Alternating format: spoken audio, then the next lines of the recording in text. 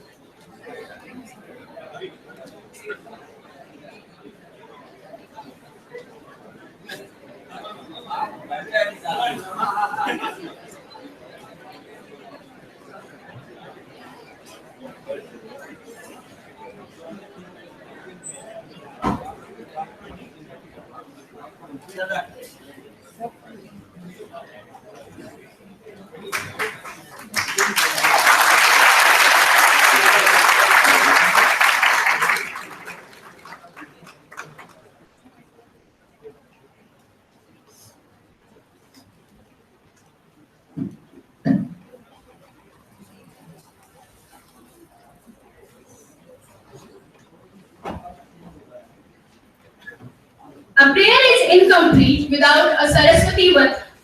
So I request Nipit Singh of PC 4th year and Neha Singh of PC 4th year, the two sisters, to enrich us with their beautiful voice.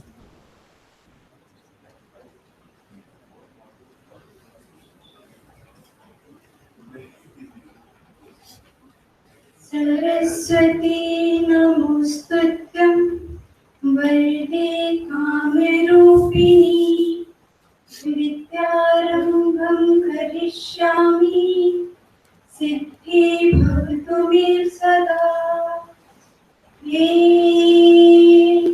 Jnanadayini Veena Ninadini Te Namah Devi Te Satitam Namah Satitam Namah Satitam Namah Devi Te सततं नमः। हे पाप पुण्य विनाशिनी, हे दिव्य ज्योति प्रकाशिनी, हे मातृ बुद्ध शक्ति, हे मातृ बुद्ध शक्ति, जगदम्बिके वरदायिनी सुखनन्दिते सततं नमः। हे देवी ते सततं नमः। हे देवी वीणावादिनी, मातः सरस्वती ज्ञानिनी, कुरुविश्व अखिलं पावनं, कुरुविश्व अखिलं पावनं, वीणानिनादय भारती विपुलार्चिते सततं नमः। हे देवी ते सततं नमः। वीणानिनादिनी ते नमः। हे देवी ते सततं नमः। सततं नमः, सततं नमः। हे देवी ते सततं नमः। I would request you all to hold your hands. I would request you all to hold your hands and seek blessings of goddesses. Thank you.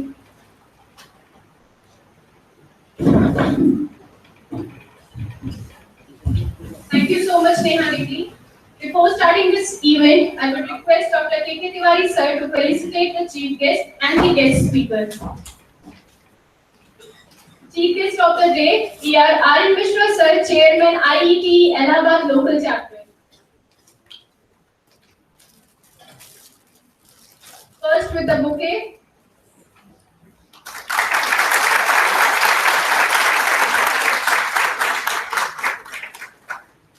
The young Vastram.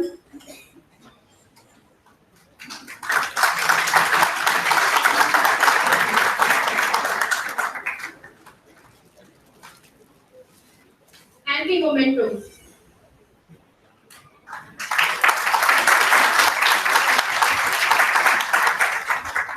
Next, I would request to felicitate our guest speaker, Dr. Satyapreet Ji sir, Professor and Head ECE IIT PHU.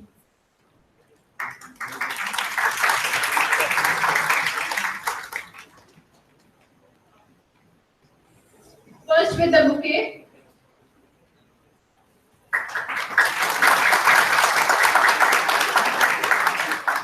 With the Angvastram.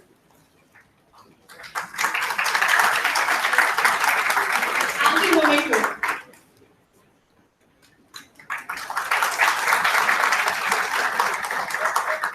Thank you so much, sir. SGI Shambhunath Group of Institution is reckoned for its academic excellence in engineering, science, and management study. The institution has delivered world-class engineers, managers, and pharmacists. The success of Shambhunath Institute of Engineering and Technology (SIET), which started with just 4 disciplines in the year 2004, but now we are having 6 branches and we are still continuing with a new chapter being added every year. Uthan Group of Institution is determined to be a university. The Department of Electronics and Communication has now conducted the 3rd chapter of Wcsd, that is Wireless Communication System Design. Wcsd held in 2016 was a 2-day seminar which had a significant impact on the students, enhancing the knowledge of rapidly changing communication technology standards and prominent research areas. Wcsd is back this year with latest topics on advanced communication and areas related to various research domains of electronics with hands-on training. The seminar aims to include the following themes and their real-time implementation: optical communication, microwave communication, wireless and mobile communication, and many more.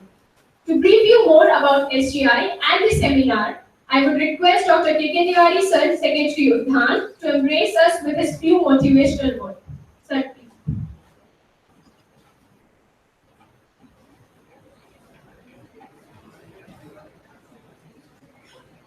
आदरणीय हमारे chief guest Aryan Mishra साहब, सत्यव्रत जी दादा जो हमारे बीचू के आपकी के department के हेड प्रोफेसर है, हमारे इस ऑर्गेनाइज करने वाले भाई झाल जी और हमारे इस आपके ही ट्रेनिंग एंड प्लेसमेंट के अधिकारी हमारे मिश्रा जी तथा मेरे बच्चों, आज आप लोगों के लिए और इस कॉलेज के लिए दोनों के लिए बहुत ही अच्छा दिन है कि आप लोगों ने अपना खुद सेमिनार अपना ऑर्गेनाइज किया। विगत वर्षों भी इसी तरह ऑर्गेनाइज होता रहा और आज भी आप लोगों ने अपने उसी पूरी ताकत के साथ हमारे भाई ने फिर इसको आज इस साल भी ऑर्गेनाइज किया और आप लोगों के सेशन में ही इसको इंट्रोड्यूस कर दिया। वो बड़ी अच्छी बात है। मैं अपने महोदय जी बताना चाहूंगा कि हमारे इस साल जो हमारा 8 सेमेस्टर का जो रिजल्ट आया है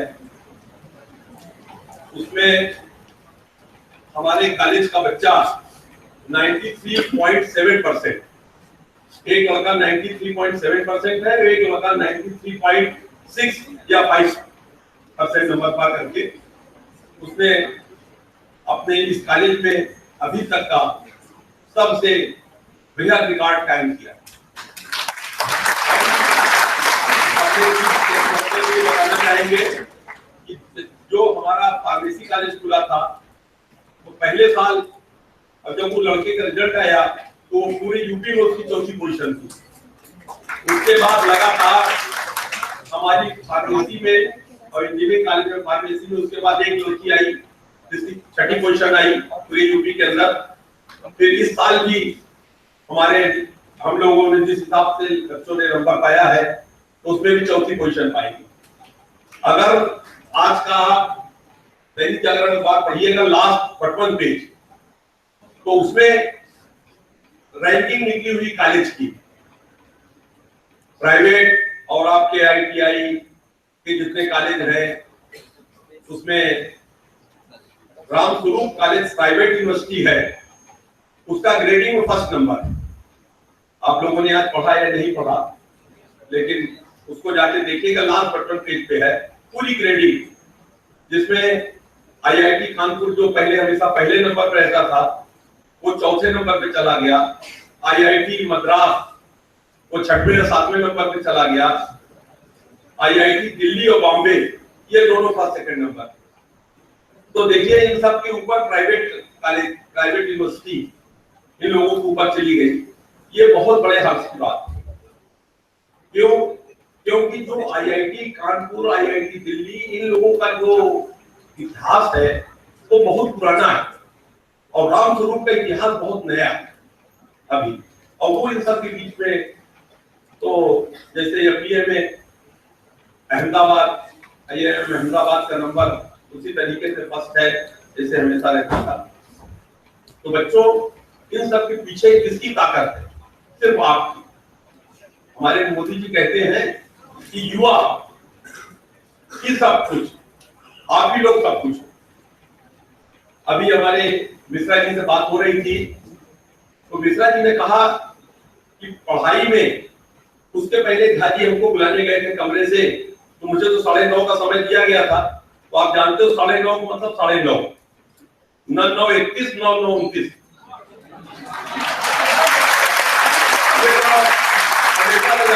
मैंने समय का सबसे ज्यादा ध्यान दिया, सबसे ज्यादा।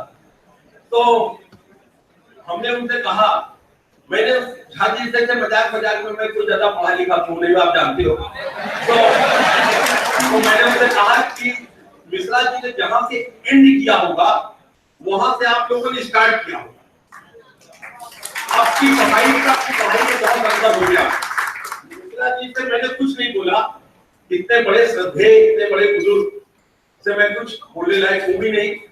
तो भाई अगर तुम मेरी बात चाहे वहां से सुन रहे हो जो कुछ कर रहे हो, तो मिश्रा जी ने मुझसे बैठते यही शब्द कहा कि तिवारी जी सब में अब में बहुत अंतर हो गया, अब के बच्चे तब के बच्चे में बहुत अंतर हो गया।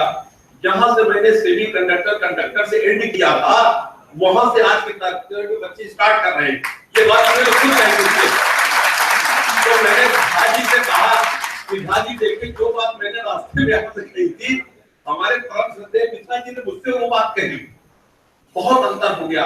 लेकिन फिर मैं कहता हूं, लेकिन जो नॉलेज, जितनी डीप नॉलेज मिश्रा जी को, जो हम लोगों की बेसिक एजुकेशन शुरू की थी कि हम लोग वह जाता है मैं जाता हूं, अंदर समझता था कि वह जाता कि अंग्रेजी होगी और मैं जाता हूं क्या अंग्रेजी।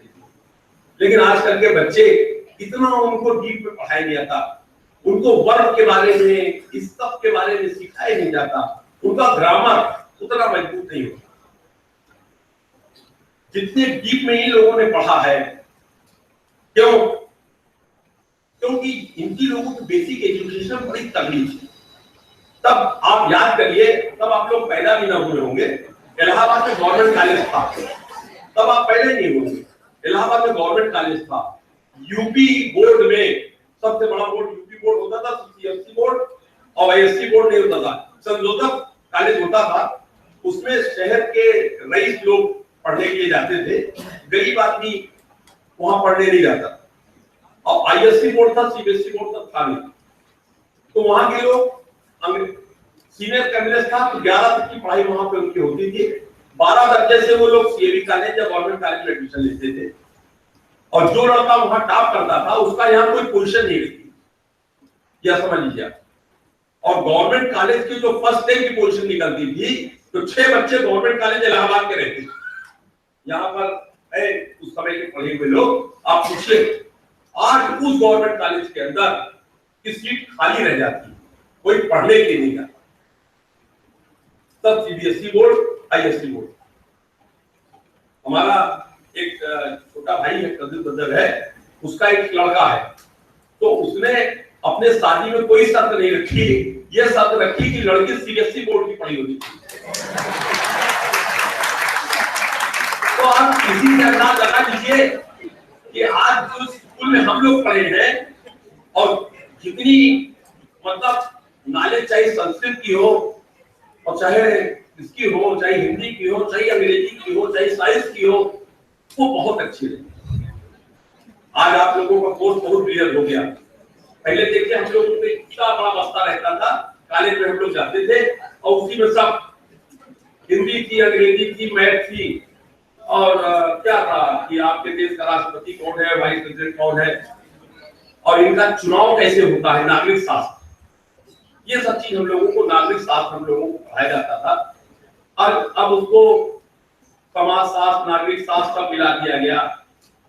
तो इस तरीके से जो है तो हम लोगों को तब पता रहता, जैसे पहाड़ा 2 से लेकर 20 तक आप, अब आप लोगों के वंजा में हो गया 2 वंजा 2 2 2 4, तो हम लोगों को 2 एकम 1 2 2 4 2 3 6 2 4 8 ये पढ़ाया जाता था, और 20 तक का पहाड़ा याद रहता।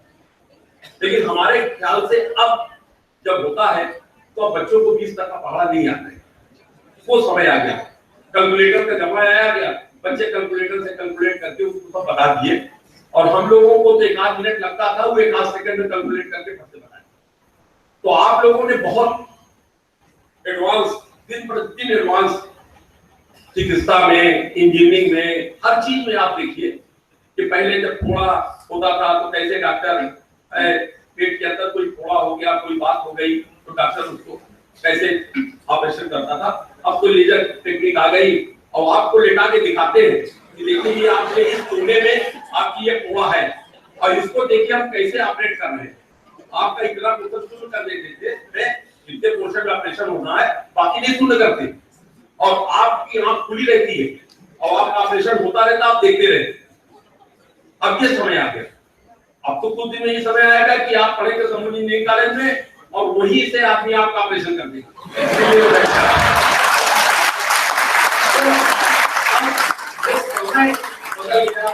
आप लोग सब हो गए, बड़े एडवांस हो गए, समझे कि नहीं? तो हम अपने मित्र जी से ये कहेंगे कि आगे की बात तो ये बताएंगे, हमारी जितनी नॉलेज थी वो मैंने आपको बता दिया।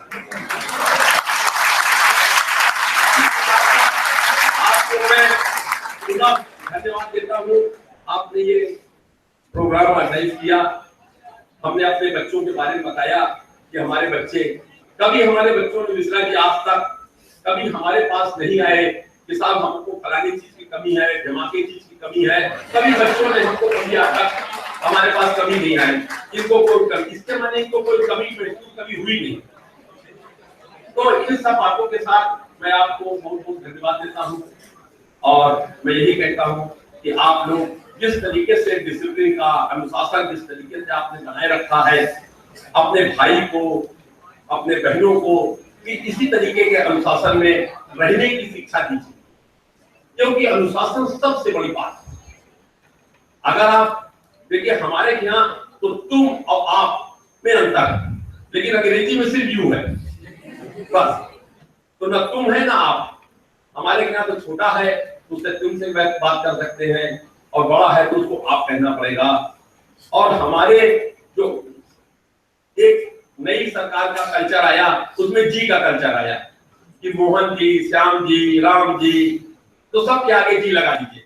ये और अच्छा कल्चर है कि हम अपने से छोटे से चाहे बात करें चाहे बड़े से बात करें, हमको जी लगा के बात करना। कोई भी टीचर है जिसको सर को आप कहते ही हैं, लेकिन आपस में भी जब आप बात करते हैं तो अब आप जी लगा करके बात करने का ट्रेंड आ गया। नए नए समय से अब बदलेगा सब चीज और सारी चीजें होंगी। इन्हीं शब्दों के साथ जय हिंद, जय Bharat.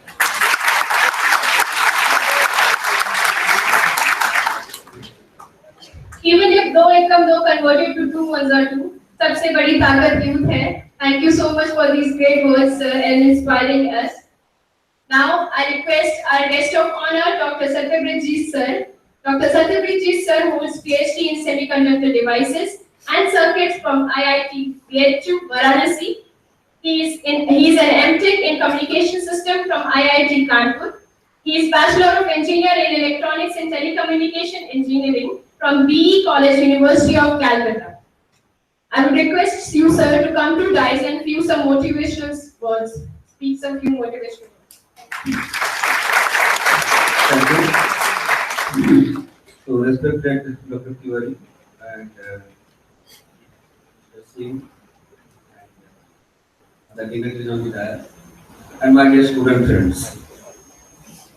So, it's really a great privilege for me to be here. And last, I think that 2 years back also, I visited once here. So, it's really a great trend which your institute has started, that to discuss something on some new topics, to enrich your knowledge. The technology has changed. That is truly correct. What Dr. Tiwari has said. I mean, whatever you are thinking today, even tomorrow, the entire concept is going to be changed. Now, the theme that is wireless communication, everything. Nowadays, people are thinking. Just last night, I was in your guest house. I could not find the remote. So the set-top box was there. To change the channel, it was very difficult for me, because every time I used to get up from the bed and then to change the channel. But it would have been possible through a very simple wireless communication by using a remote. So, even you have seen this mobile communication, it has changed the entire world. It has changed the scenario of the communication. Mobile computing, so many things have come up. Now, in true sense, everything wireless communication is possible by the radio waves, and many times actually, I was listening to a lecture of OPN Kala, and who designed this INSAT-1 satellite. He was comparing the microwaves to the God. That's truly correct. If you compare these two things, microwaves in the daily life, you can't do anything without the help of microwaves. It's truly just like God. The mythology, if you just compare, no one has seen the God. Okay, no one has seen the microwave. It is believed that everything is controlled by God. But nowadays, everything is controlled by microwave. Okay? God is present everywhere. Microwave is present everywhere. And without that, we cannot survive. You don't have mobile, you can't even imagine without a communication technology. Internet of Things are in the market where lot of things are to be integrated all together. Not only the knowledge of the computer engineering, not only the knowledge of the electronics engineering, not only the knowledge of microelectronics engineering. I mean, here there is an interdisciplinary kinds of integration is required. You may have an expertise in one area, another one is having may have an expertise in the other area. So all of us have to sit together to develop this IoT. Everything remotely, but that is suppose that you may be here, doctor may operate from somewhere else. Okay. And so many changes are about to come. Technology is really, I mean, it is going so fast. You have to maintain or keep a pace with that. Whatever you are learning as a student, my just sincere advice is that okay, you have to earn the marks. Certainly, marks is just a number. Whatever 93%, 94%, 95%, whatever may be there, that is required for your degree. Apart from that also, develop an engineering attitude. That is very, very important. Now, just going through the class materials, appearing the examination, you may earn some good marks, but that does not give you to be a good engineer. Engineer means there you have to apply your knowledge in some practical ways. That is very, very important. You are doing project, that's fine. It may not be a very innovative one, that does not matter. Just do something in practice by your hand. Okay, that is very, very important. So just, and for that only, because university has a particular course curriculum, you have to go through these things. In addition to that, you require a lot of other knowledge also. The days are coming actually. Now you cannot, in the students as an electronics engineering, you cannot think this electron and hole as a particle. Now, in the VLSI, ULSI technology, our device dimension has come to 35 nanometer technology. Presently, we are thinking of 14 nanometer technology. And under this condition, the duality theory, that is very much important. What is duality theory? I mean, whenever the charged particles actually, this electrons and all these things, we cannot visualize this one in the form of particle. We have to think as a wave. I mean, the wave mechanics will come to the picture. So, I mean, entire concept and is going to be changed. And for that, you have to be ready. You cannot be satisfied within a particular branch of engineering or a particular level of expertise. You have to develop a mentality and attitude towards learning the things related to others also. You cannot say that I am electronics, I don't need any computer. Yeah, that should be there. When in 1989, when I joined in the engineering, at that time we were having a computer lab. Big size computer. The RAM was perhaps, total hard disk was perhaps 1 MB or something like that. If you just switch it on, different kinds of sound used to be there. When we used to do the practicals, our teachers used to say, don't put this one on the keyboard. Spread the finger and put like that, because if it goes wrong, there is no one to repair it. And do you know how much cost it is? It is 2 lakhs. Long back in 1989. So nowadays it has become, so cheaper. Technology has given you a lot of freedom to you. You can use it for different purposes. And today's supercomputer will become the tomorrow's just like a simple PC.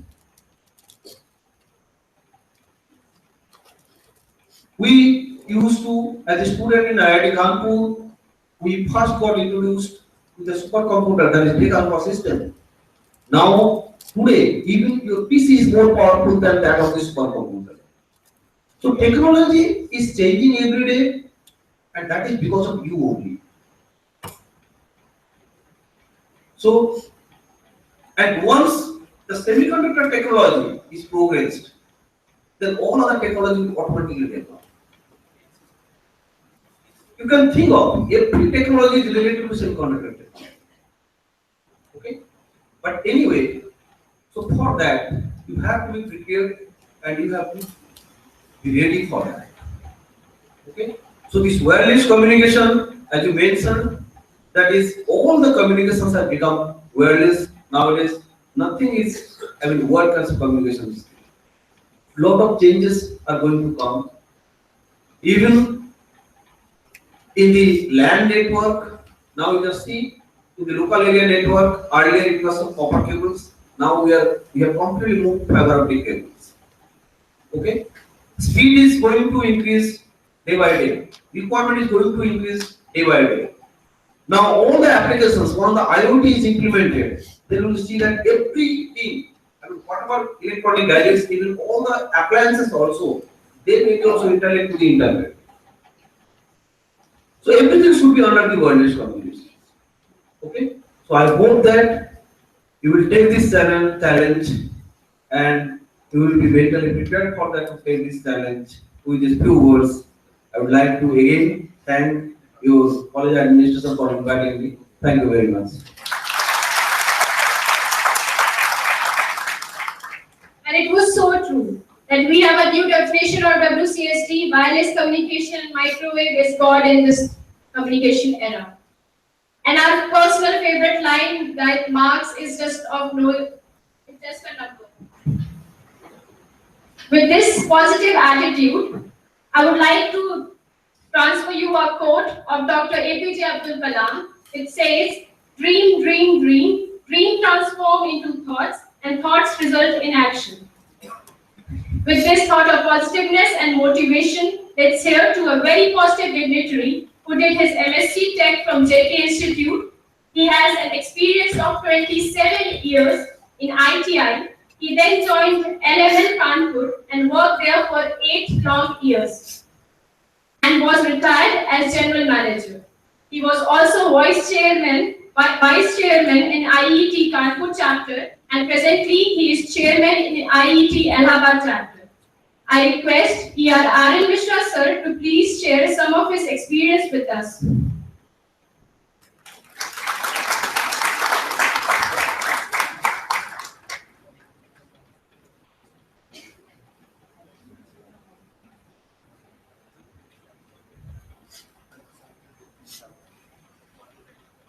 Friends, I'm feeling very elated to be in this nice spot.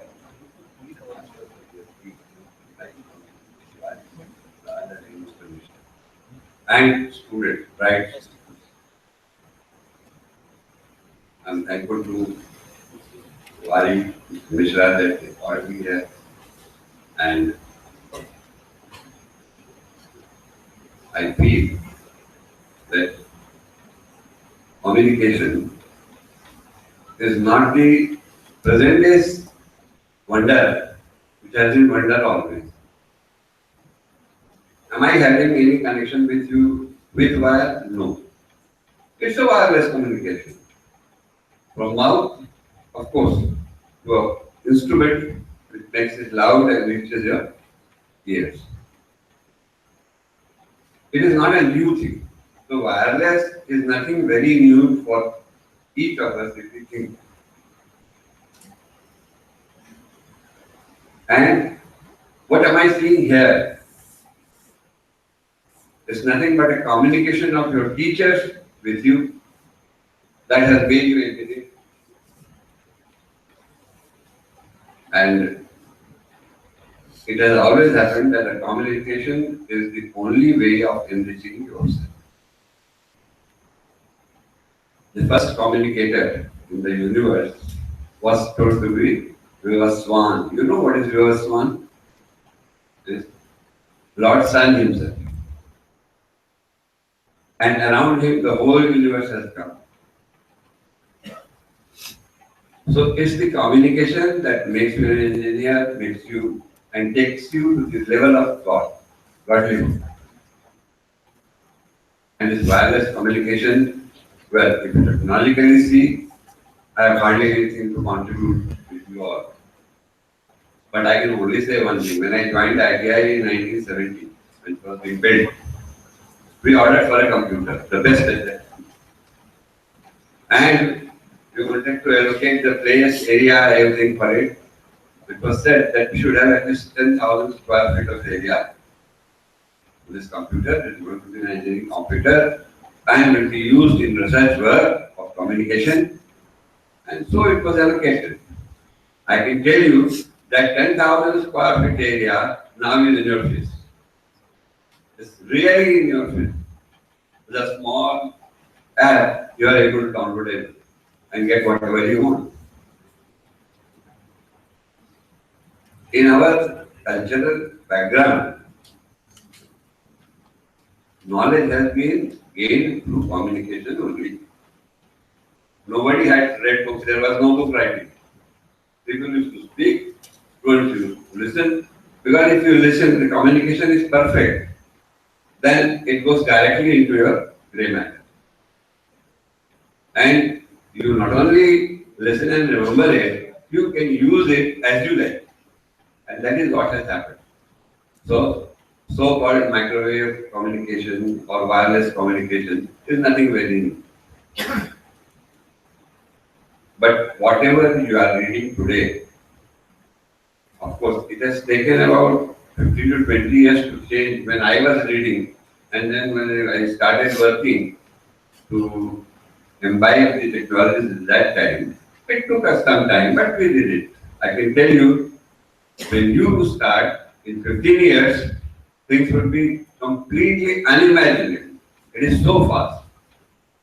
And you belong to the present era. It's a great effort by Mr. Tiwari, who has given you all this place, time, where you can read and come to that level. We are running IT chapter of Allahabad here, and we keep on interacting with students who have passed or students who have not passed so far, into first, second, third, fourth year, and have been arranging tutorials, summer trainings in the University of Allahabad.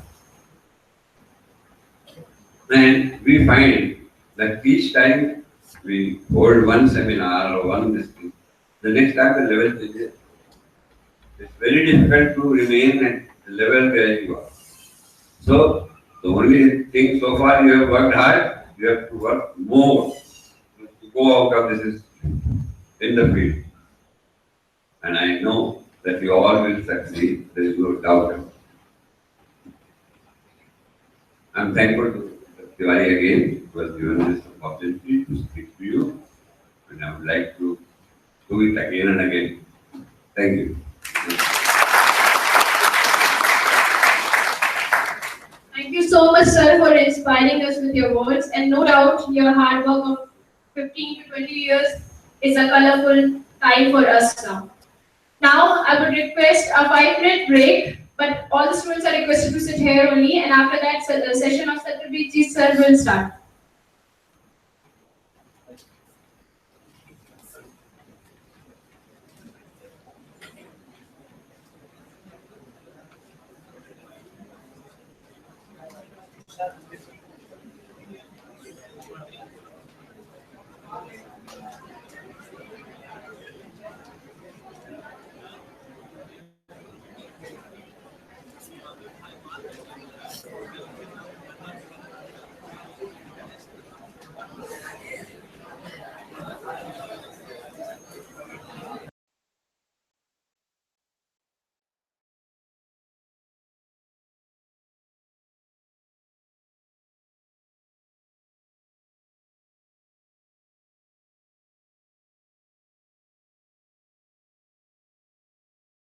इधर side करो yes sir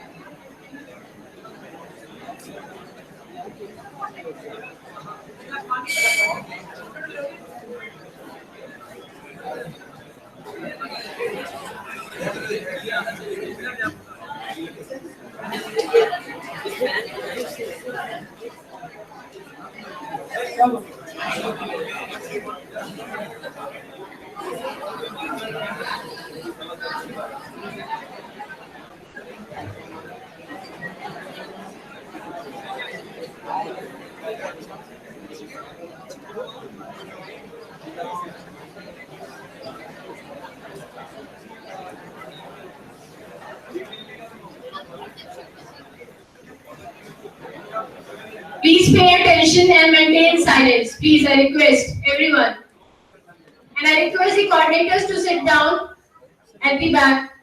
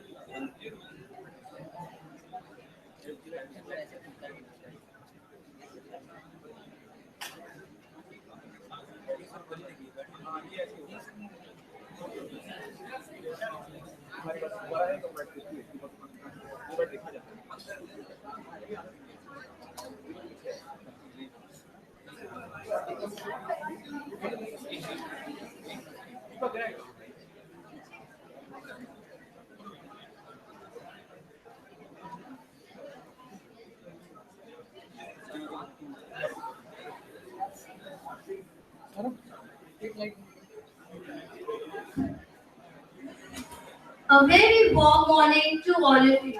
Today, I, Shardili Dubey, and I, Priyanshi Dwivedi, would like to bid a genial welcome to all of you.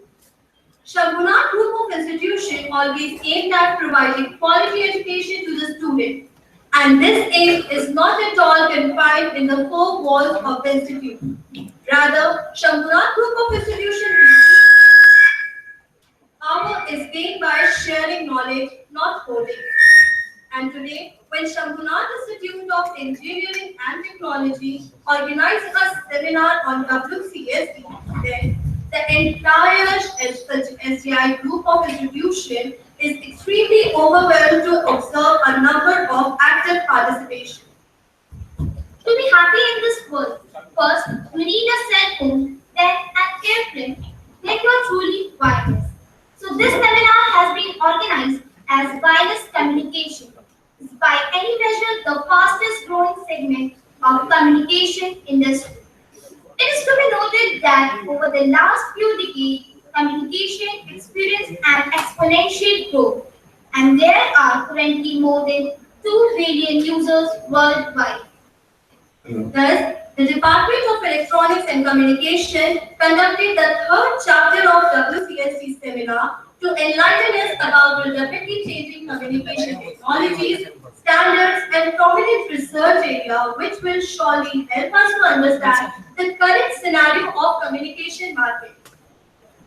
Thus, the WCSD 2017 aims at optical communication, microwave communication, signal and image processing, wireless and mobile communication, and devices related with communication.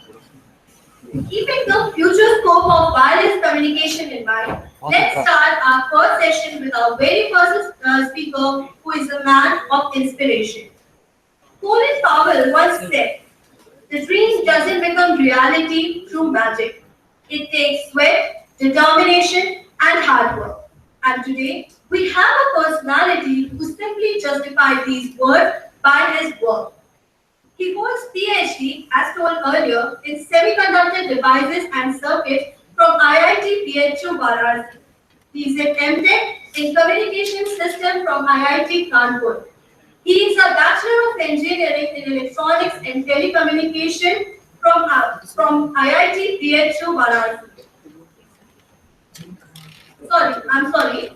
He is a Bachelor of Engineering in Electronics and Telecommunication from BE College, University of Calcutta. Talking about his work experience, and currently he is a head in the Department of Electronic Engineering, IIT PHU Varanasi. Not only this, he was awarded with Man of the Year by American Biographical Institute in the year 2012. And in the very same year, he was again awarded with Sir Isaac Newton's Scientific Award. So now, I would request all of you to join me and let's welcome this eminent personality who is none other than Dr. Satyavratji Sir, Head of Department of Electronics Engineering, IIT PHU Varanasi. Please.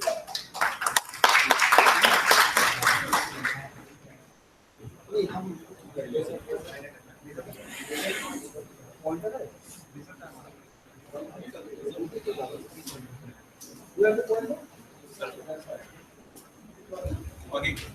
Hello. Am I audible? So actually, this is not directly related to your wireless communication. Also related and not related, but it is a very, very emerging area. And I have chosen this topic.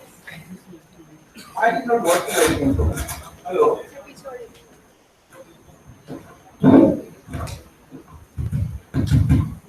Hello. Hello. Okay.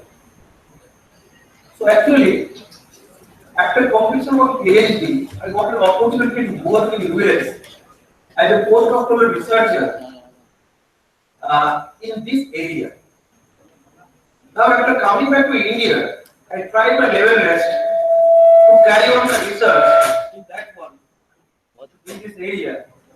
But very unfortunately, I saw that there is no scope in India. And I was working on a project of NASA in Northern State University.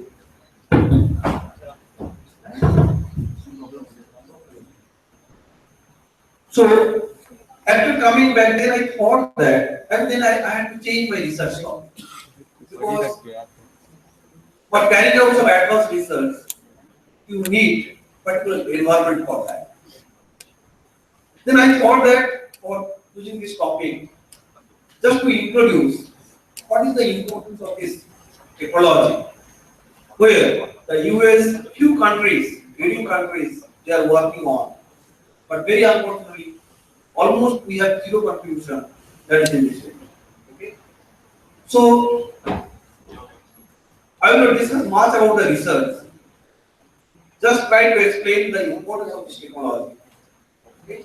And so that in the future, if very few of you get some opportunity, please carry on and contribute something towards our country. So the topic actually is the terahertz technology. Terahertz, you know, okay, that is 10 to the power 12 hertz. We just call it as the terahertz. So now the technology that we govern in that particular frequency range, we consider this one as the terahertz technology. Okay. Now before starting to that, we should salute and tribute. Okay, tribute to Sir J.C. Bose. Hello. Sir J.C. Bose.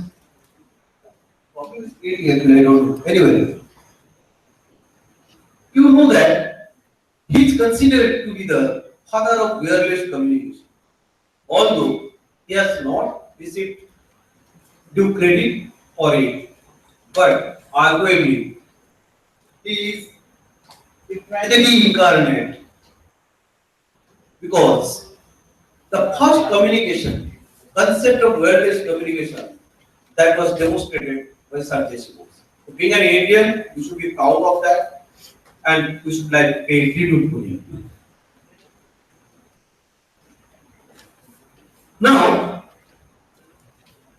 a short story is there.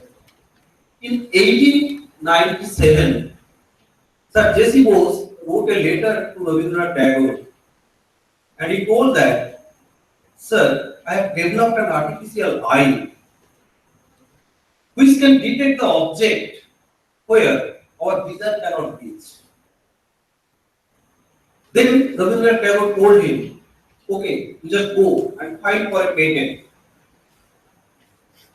Now J.C. Bose was strongly against of filing patent. The reason is that he thought that our country is a very poor country. We don't have any base of scientific development.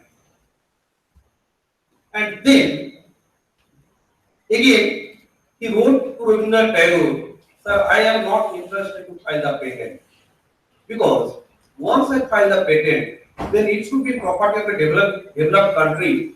So our countrymen should not have any access to it." But somehow this Swami Vivekananda came to know about this one. And then he again talked to J.C. Bose and he told that again you just go and file a patent.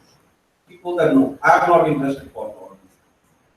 But somehow Vivekananda convinced him that if someone can file patent on his behalf, he may put his signature there. So then Vivekananda, Swami Vivekananda asked Sister Nivedita that you find someone who can write a patent on behalf of J.C. Bose. And then Sister Nivedita found this Miss Sarah Bull, who was residing in US, and he wrote the patent on his behalf, and the patent was filed. And the patent was his patent number, and the patent was awarded in 1904. And this patent, Yes, sir. I don't know, anyway. So this patent actually was awarded in 1904. And the patent number was that. What was that patent? That artificial eye that I was talking about. In that case, the J.C. Bose developed an Gallina detector. The Gallina detector basically, the structure in the sea, the total detector structure was similar to that of a human eye. Those who are familiar with the biology, you can find out similar to that of an eye. And the interesting was Here.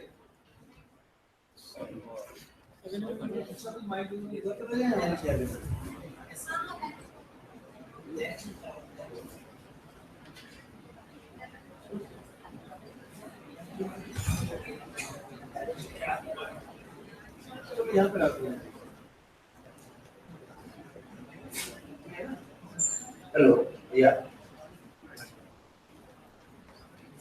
So finally, what was happening? So it was a step of this one. Now in that case, what he detected these things? Whenever any electrical hazardous and electromagnetic wave was there, that was detected by using a detector. And that was a detector that you know, which is present day is known as the point contact diode. It was a Galena detector, and you will feel proud that it is considered to be the first semiconductor device in the world history. What it did, the diode structure was so greater, and it is arguably considered to be the first semiconductor device that is as early as 1900, where there was no concept of semiconductor. The first semiconductor diode that came into existence, that is around 1950. But Sir J.C. Bose used and developed it in 1890, even before that also.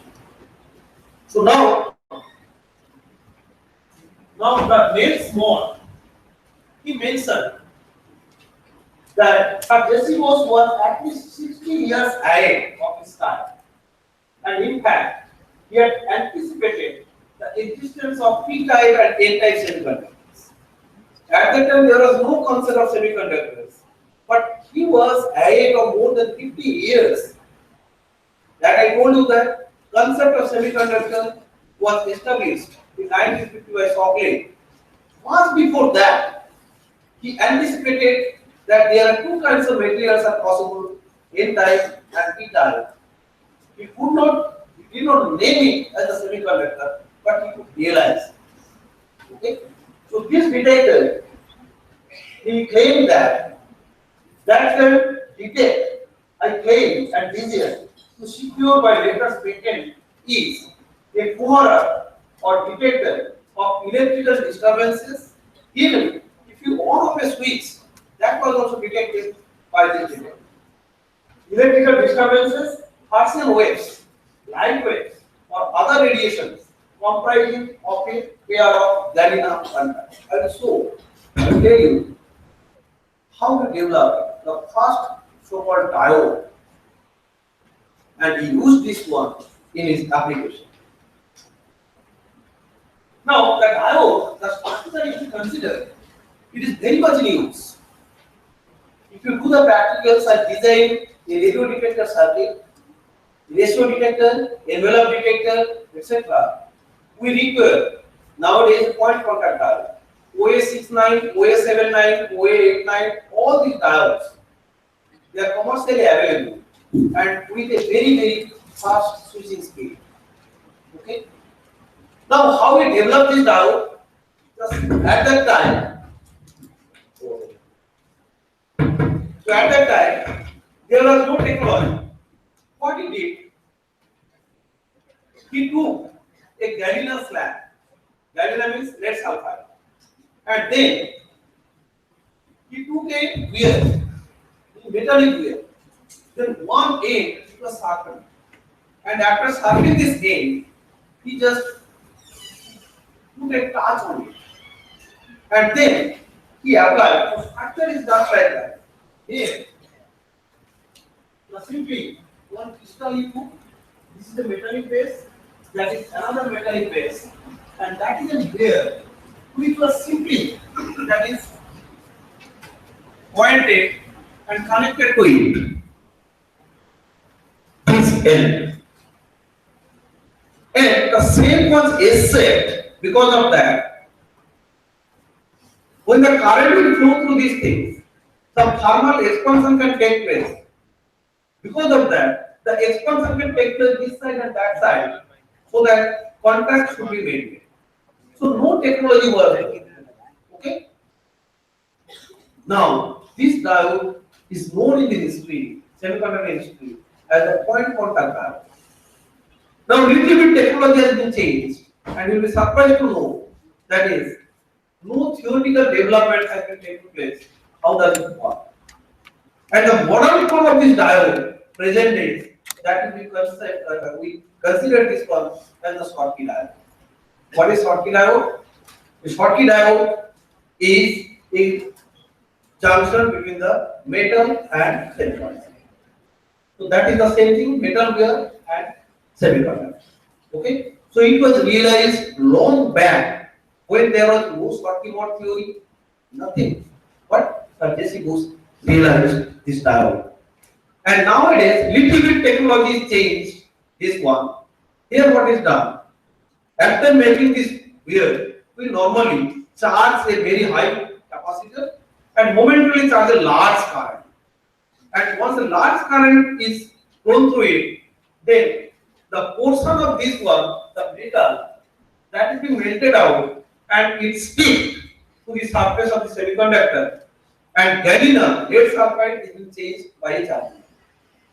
Okay, so that is the great visionary scientist contribution from our Shambhunath.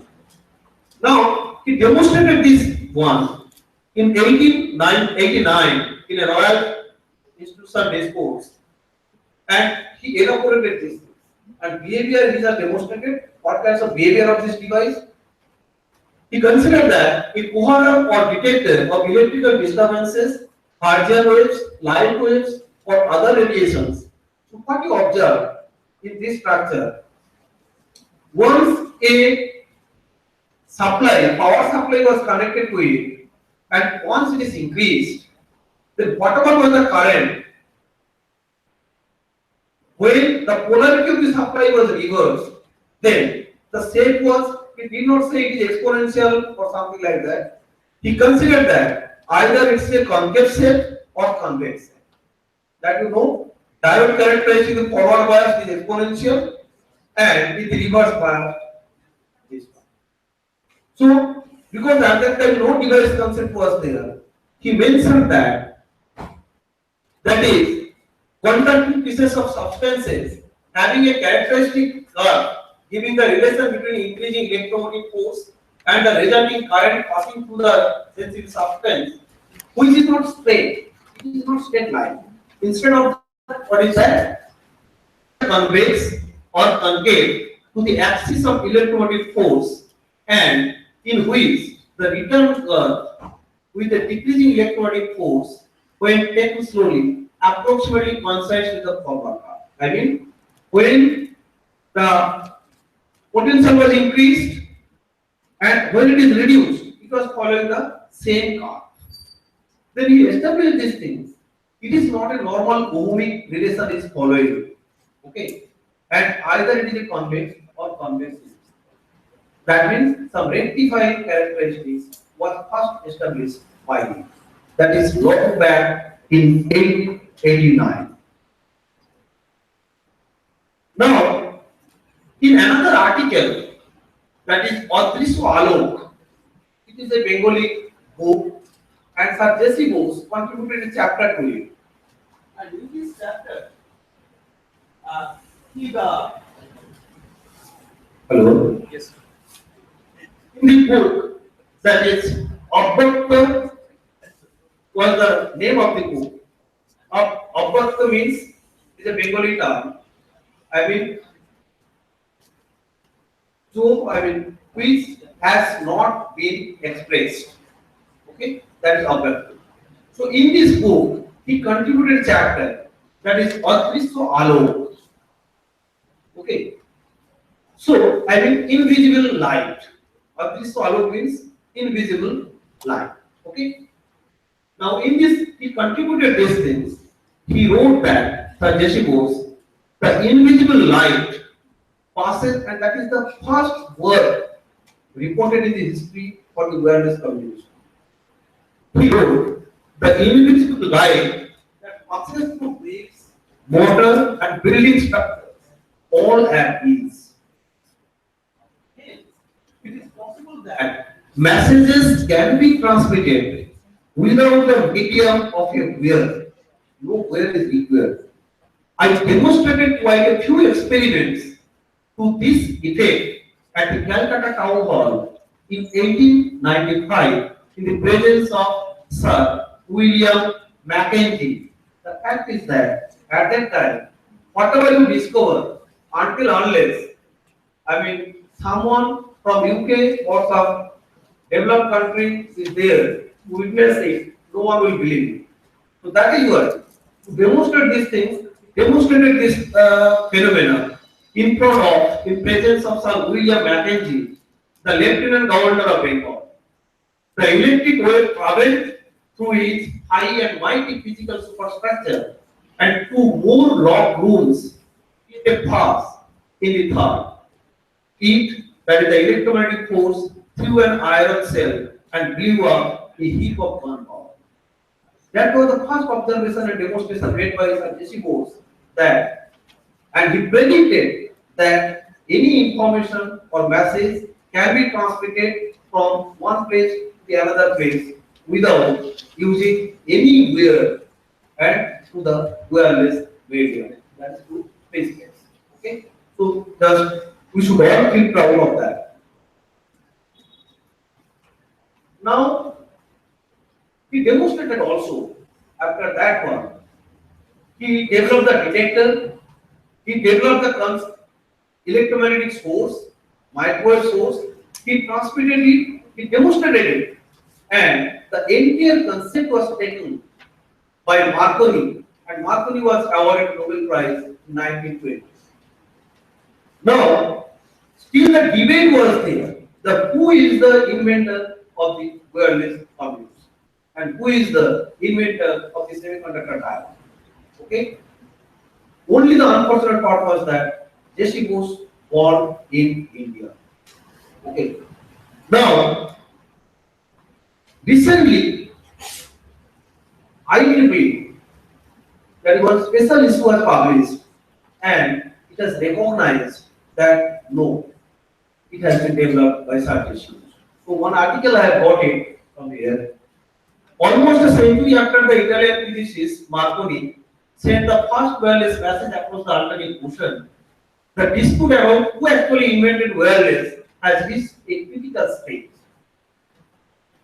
Early this year, that's 2008, a special issue of the proceedings of the New York-based IEEE, which marked the 100th anniversary of the diode and 50th anniversary of the transistor, made out a definitive case for Sir Jagdish Chandra Bose. It has accepted that Sir J.C. Bose has developed.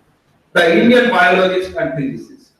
In a seminal paper presented at the Royal Society in London in 1889, Bose had announced the invention of a sensitive device that would go on to become the key to long-distance wireless communication. So we should feel proud and that the wireless communication, the concept was given by an Indian scientist, that is Sir J.C. Bose. So now, I am just coming to these things. So the wireless communications, different forms of communications have been there, and the electromagnetic spectrum has been allocated for different kinds of communication applications.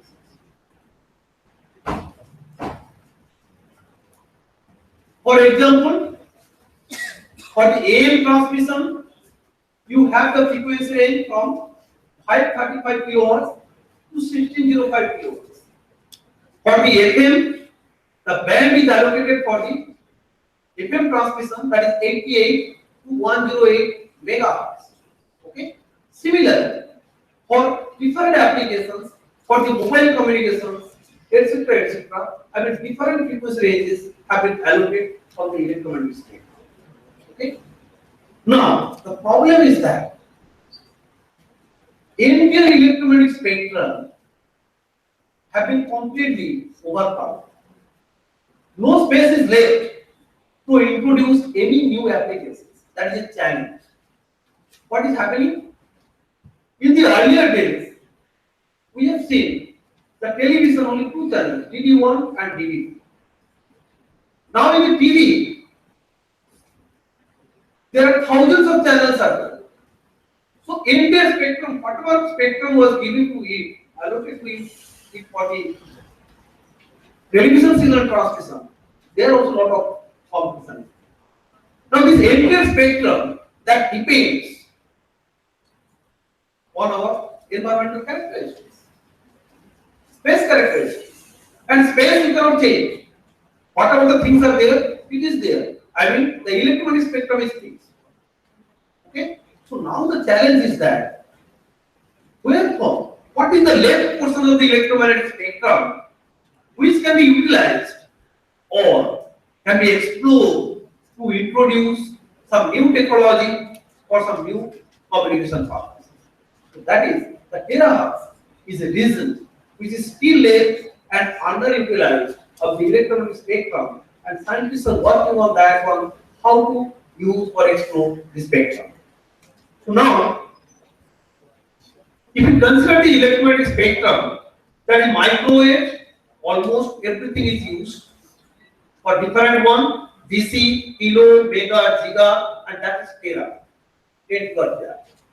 And now beta, etc. So the light optical communication photonics applications are there. This one electronics applications are there. But this is the gap around of the order of 10 to the 12 Hertz. This domain is unutilized. Okay. So now, can you explore this one for different applications? That is the challenge. So that is why I am using this topic just to introduce what is the importance of this electromagnetic spectrum. Now, the definition wise, terahertz radiation, also called sub-millimeter radiation, terahertz waves, tremendously high frequency, T rays, T waves, T light, T large, or simply terahertz. Now, according to the definitions of the ITU, International Telecom Union, the terahertz frequency actually is defined as 0.3 terahertz to 3 terahertz, that is 3 into 10 to the power 11 to 3 into 10 to the power 12 hertz. And corresponding wavelength in Earth. But the general convention as per the IEEE journal, IEEE Transactions on Terahertz Science and Technology, the terahertz frequency lies in between 1 terahertz to 10 terahertz. Okay, so this is the terahertz range of wavelength. If you just consider 30 micrometers to 300 micrometers, that is called the terahertz domain. And this domain has not been properly explored for any kinds of communication applications. Now again, I have just summarized these things here. So this is the radiation, radio and TV waves, microwaves. This is the domain, that is electronics, optics. In between this one, a gap is there. So objective is that how to explore this electromagnetic spectrum gap in the terahertz domain for our different applications. Now, so there are big questions here. For this one, it is well known. We can use the radio, we can use the mobile communications, etc. Wi-Fi, television, everything is there. That is overcrowded in the application of that particular spectrum. For this one, we have optical communications, infrared remote, many applications are there. In the UV light, we have X-ray, different applications are there. But this is the range in terahertz. Now, here a big question mark is there. Can you explore this region? Okay, that is the challenge before us. How to explore it? So, in the same way, I have just again considered these things. So, this terahertz domain, now we can explore for some terahertz imaging, particularly bioimaging, and for some security applications. Not only that, recently many new applications also have been considered and have been implemented.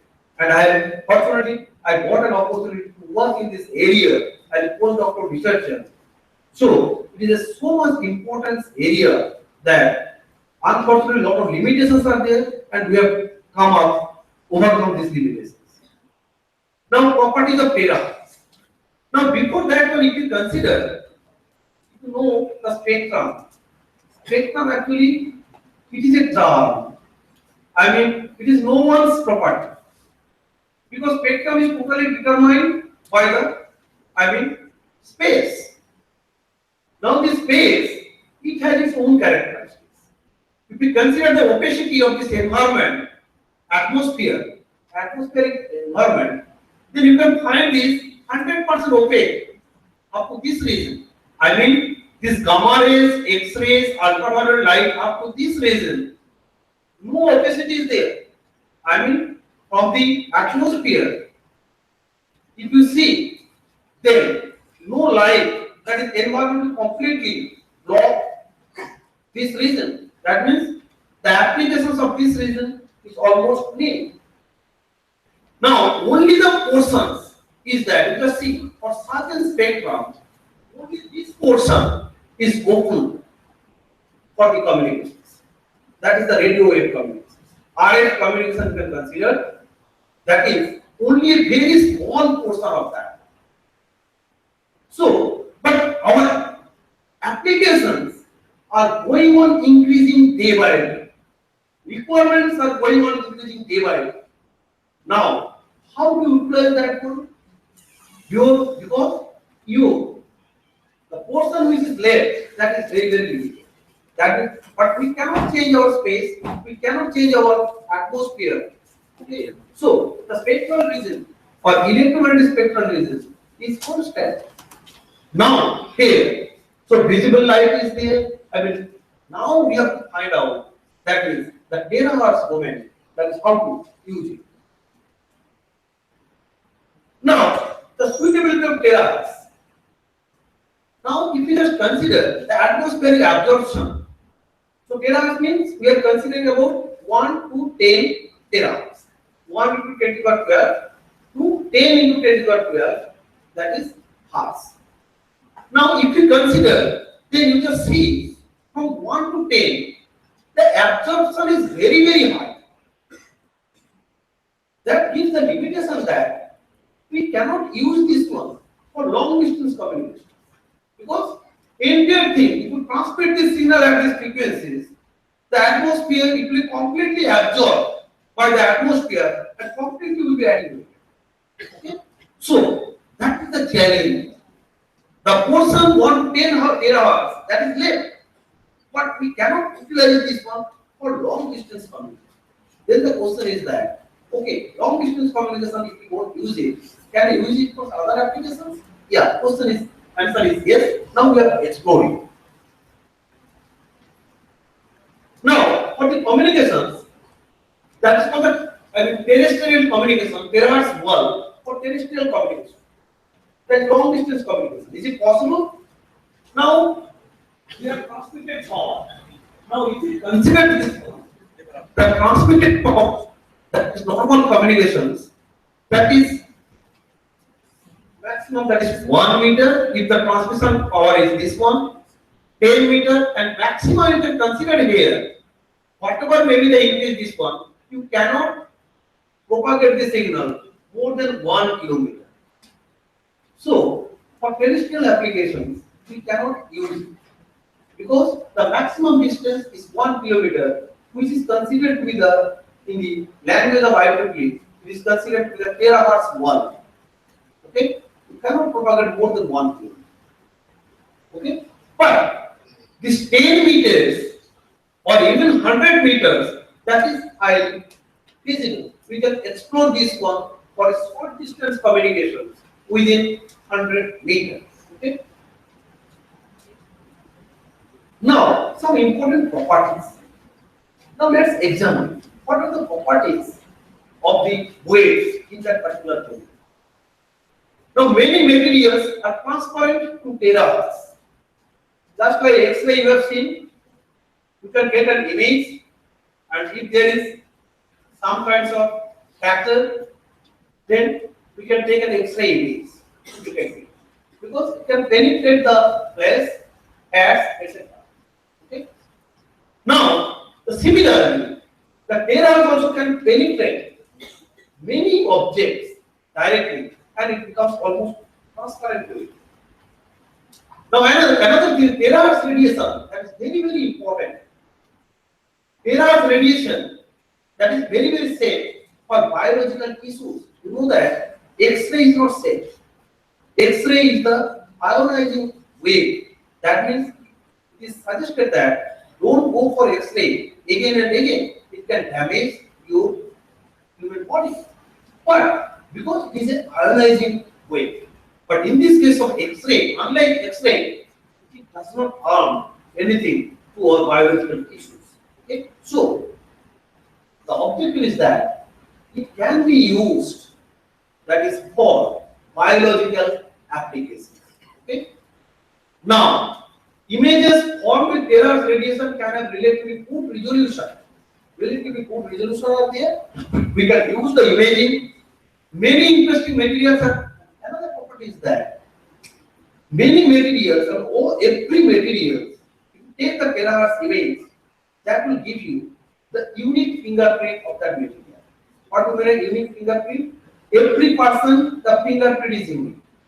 Now, similarly, the terahertz image of different materials are unique. It means we can identify different materials with the help of that terahertz spectroscopy.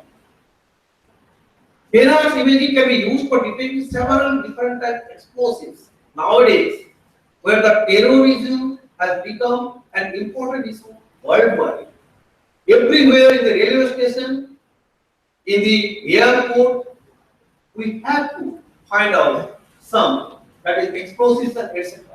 Okay? So that can be detected very easily by using the terahertz imaging.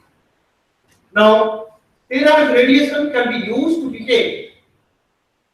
Nowadays, whatever medicine you are taking, you don't know whether the medicine is actual or some duplicate medicine. Now, it is a very important one, although US and other countries are completely deployed it, but in India, unfortunately, we don't have any control over it. Now, the terahertz imaging spectroscopy can be used. I mean, if, as we mentioned, every material has a unique fingerprint. If a medicine with some certain chemical equations, chemical formula, it has a unique fingerprint. If someone is having a duplicate medicine, you can match these two one, and you can identify that is whether it is the original or it is a duplicate. So that can be explored for the pharmaceutical applications. Now, many materials are transferred to terahertz radiations, so it can be used. I mean, someone is taking something hidden in a bag. That can be because the terahertz can penetrate over certain objects, so you can detect what is there inside, okay, without opening it. So these are many interesting properties that you can use. Now, the measurements capability shares many similarities with the pulse ultrasonic systems. I mean, we just go to the USG ultrasonography, and in the ultrasonography, many of the things we can detect through it, that image. Now, it is believed that the terahertz also imaging can be utilized for that purpose.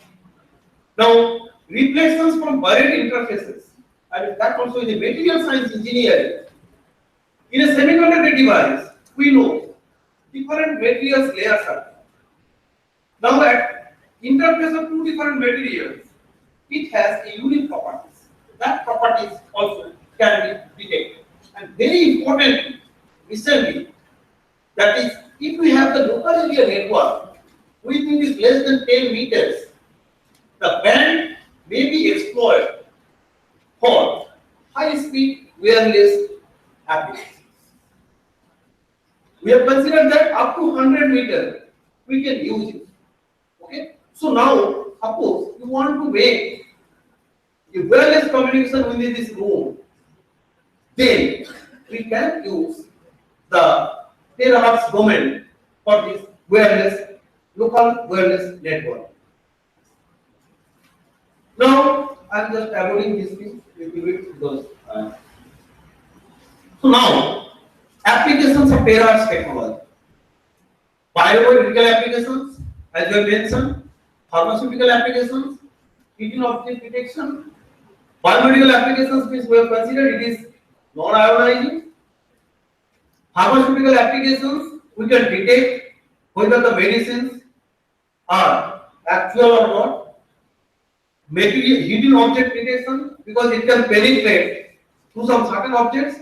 So if you are kept something in hidden without physical searching, we can detect whether the object is there or not. Material property detection, because every material has the unique fingerprint, we can detect this thing for material science engineering. Environmental applications also we can apply. Satellite to satellite communication, that is very, very important one. NASA has started it. Now the question is that why the terrestrial applications communication is not possible using this terahertz domain? The main culprit is that the voice. The total absorption in the lower atmospheric region, there are a lot of water molecules, they absorb it. But if we apply for the satellite to satellite communications where there is no water molecules, so it can be used for several thousand kilometers. So the satellite to satellite communications, that is terahertz domain, can be explored. Now another one, astronomical applications. That is the high domain of applications, that is astronomical applications. I will just give you some of the. Now biological applications, as I mentioned, unlike X-rays, terahertz radiation has a relatively low photon energy for damaging tissues and DNA. DNA and biological tissues are not damaged. Some frequencies of tera radiation can penetrate several millimeters of tissue with low water content, that is fatty tissue, and can reflect that. The terahertz radiation can detect differences in water content and density of tissue. It can identify which one is water and which one is tissue. Okay. And so, even nowadays, the tooth cancer, that can be by using the 3D terahertz imaging, we can easily detect much earlier stage, at the very preliminary stage, we can detect. So now, some of the medical applications we just consider, just see diagnosed skin cancer, it can detect these things, and that is tooth cancer, I mean hair also, much earlier than X-ray. What the X-ray cannot detect it, but by using the terahertz spectroscopy, that is, we can detect. Now, one of the most important applications which is being explored by the developed countries, that is the detection of cancer. All kinds of cancers, the terahertz imaging is widely used. The major application, that skin cancer, if you go get a clinical photograph and taken from this journal, it will appear like that. It will appear just like something has taken place. But here, if we get to the histology, then you can find out clearly that some abnormal growth of the cells are there, and the normal, no other image can give you this idea that whether some cancer or abnormal growth of the cells have been taking place or not. So cancer detection can be made at a very, very early stage than any other existing technologies so far in the medical science. So, I mean, it is considered to be one of the most important applications is there.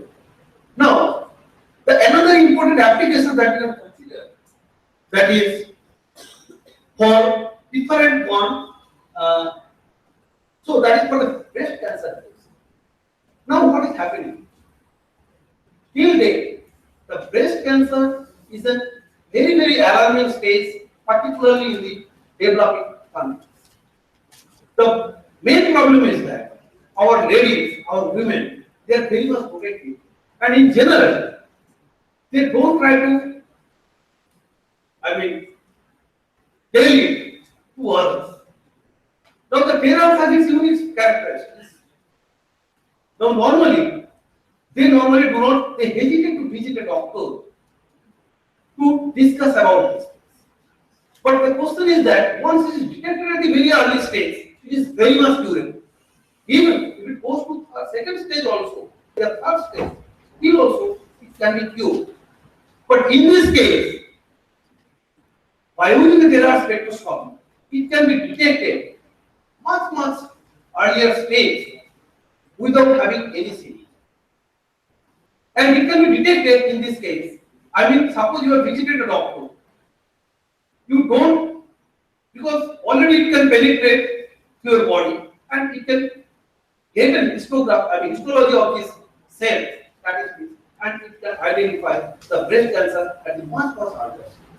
Okay. So, many places in the developed countries, it is being widely explored to detect the breast cancer at a very early stage. Now again, in India, that is two diseases are very important. For the men, it is prostate cancer, and for the women, it is the breast cancer. So they are growing just like anything, and we are at alarming stage. What is happening? Once we visit the doctor, either in the third stage, much advanced stage, we never visit the doctor earlier because the cancer. You might have read one of the paper which is published in Science Journal just 2 days back. I think that 15 days back. Here it is considered that the cancer 60% depends on the lung. There is no specific reason of the cancer. 60%, it is published in Science Journal. 60% depends on the lung. How? They have demonstrated this thing. You know, when the cell division takes place, then the 23 pairs of chromosomes, they are divided, and in this way the cell division takes place. Now by any means, and DNA also are divided, by any means, some kinds of changes takes place, then abnormal cell division takes place, and this abnormal cell division means the cancer takes place. Now what is the reason for that? It is not very much clear. Only 5% depends on the food habit, and 18% depends on the environment, and again around 5% that depends on the genetic disease. Okay. So now we have 60% depends on lung. You do not know when it will be there. So it is suggested that is you should check it frequently. But main problem is that particularly the developing countries, until unless we become very sick, we never visit the doctor. Okay, because of lot of socio-economic conditions and other restrictions. Okay, that is why. Now another one, that is prostate cancer, that can also be detected at a very earlier stage. I can tell you that no other technology can detect this breast cancer and the prostate cancer earlier than this terahertz imaging. Okay. Not only it can detect, it can easily show these things at which locations the abnormal cell growth is taking place. So now, here, that is monitoring the progress of cancer tissue. The breast cancer, different tissues can be analyzed, and it can detect that whether there is any abnormal growth of the tissues or not. Similarly, different regions of the cell. By using the terahertz imaging, we can detect. Okay. So that is a very important application in the medical science particularly. Now again the same thing. Now the problem तो हमेशा ही है. Until unless we feel the pain, we never go to the doctor. Okay. So the same thing, and that is why the teeth cancer, cavities, etc. that also takes place. And once you visit the doctor, they will say that either you remove it or some implantation, etc. And if it is a cancerous one, then it is again dangerous. But it can be detected whether a cavity has been there or not at a very earlier stage. Now, the future one, you can think that preventive healthcare, you can take the labs, samples are there, it can analyze antigen, antibody, etc. And you can find out whether what is antigen and antibody. Whenever some virus Suppose it has injected in your body. Now to protect, to counterbalance the attack of the virus, the antibody will be killed. Now you can find out, and it takes some certain time. Okay. So now, suppose you have a typhoid. So the bacteria has been injected in your body. Now the bacteria, it is not like the bacteria is injected today and tomorrow you will feel sick for the typhoid. It takes a long time for that. Okay. But if you monitor continuously there, you can immediately find out whenever a virus or bacteria is injected in your body, then whether antibody has been started or not. That means you can take a preventive measure for that. Yeah, this virus has been there, so I have to counterbalance it. Now similarly, here the medicine, different tablets, we can check it easily whether it is original or duplicate. Okay, by using the terahertz technology. Now here it is an important one. What Dr. Tiwari was telling. The doctor, patient is there. Now entire image is here. He is observing these things by using the terahertz source is there, terahertz camera is there, entire image is there, and he can find out exactly at what position. Some damage is taking place, where to operate it, and entire one that is he can control from this image. Now similarly, that is for other applications also, some gas pipes, some leakage can be detected easily. Now here, terahertz spectroscopy that we have mentioned, the terahertz in physics, terahertz time domain spectroscopy, that is TDS, is a spectroscopic technique that is in which the properties of a material, any spectroscopy, Raman spectroscopy, photoluminescence spectroscopy, any spectroscopy used particularly for the material characteristics. Okay, so the terahertz time domain spectroscopy can be also used for material science applications. Now here, if you just find out that I consider the unique fingerprint, sugar, sugar and glutamic acid. Every three materials have the unique characteristics. Similarly, the alpha monohydrate, alpha anhydrate, and beta anhydrate, these three vitamins have the unique characteristics. Okay, so now if you have got a vitamin from this market, now you can find out whether this vitamin is actual or some any other unvisual substances are there or not by using the terahertz spectroscopy. Now here for the disease used in US airports, that is for the genius spectrometer. It is capable of penetrating most materials, including wood. You are carrying something within a wooden box, even leather, cloth, ceramics, plastic, and paper. Something is hidden with that one. You don't need to open it. Now, what you just take it out? What is that? What is this?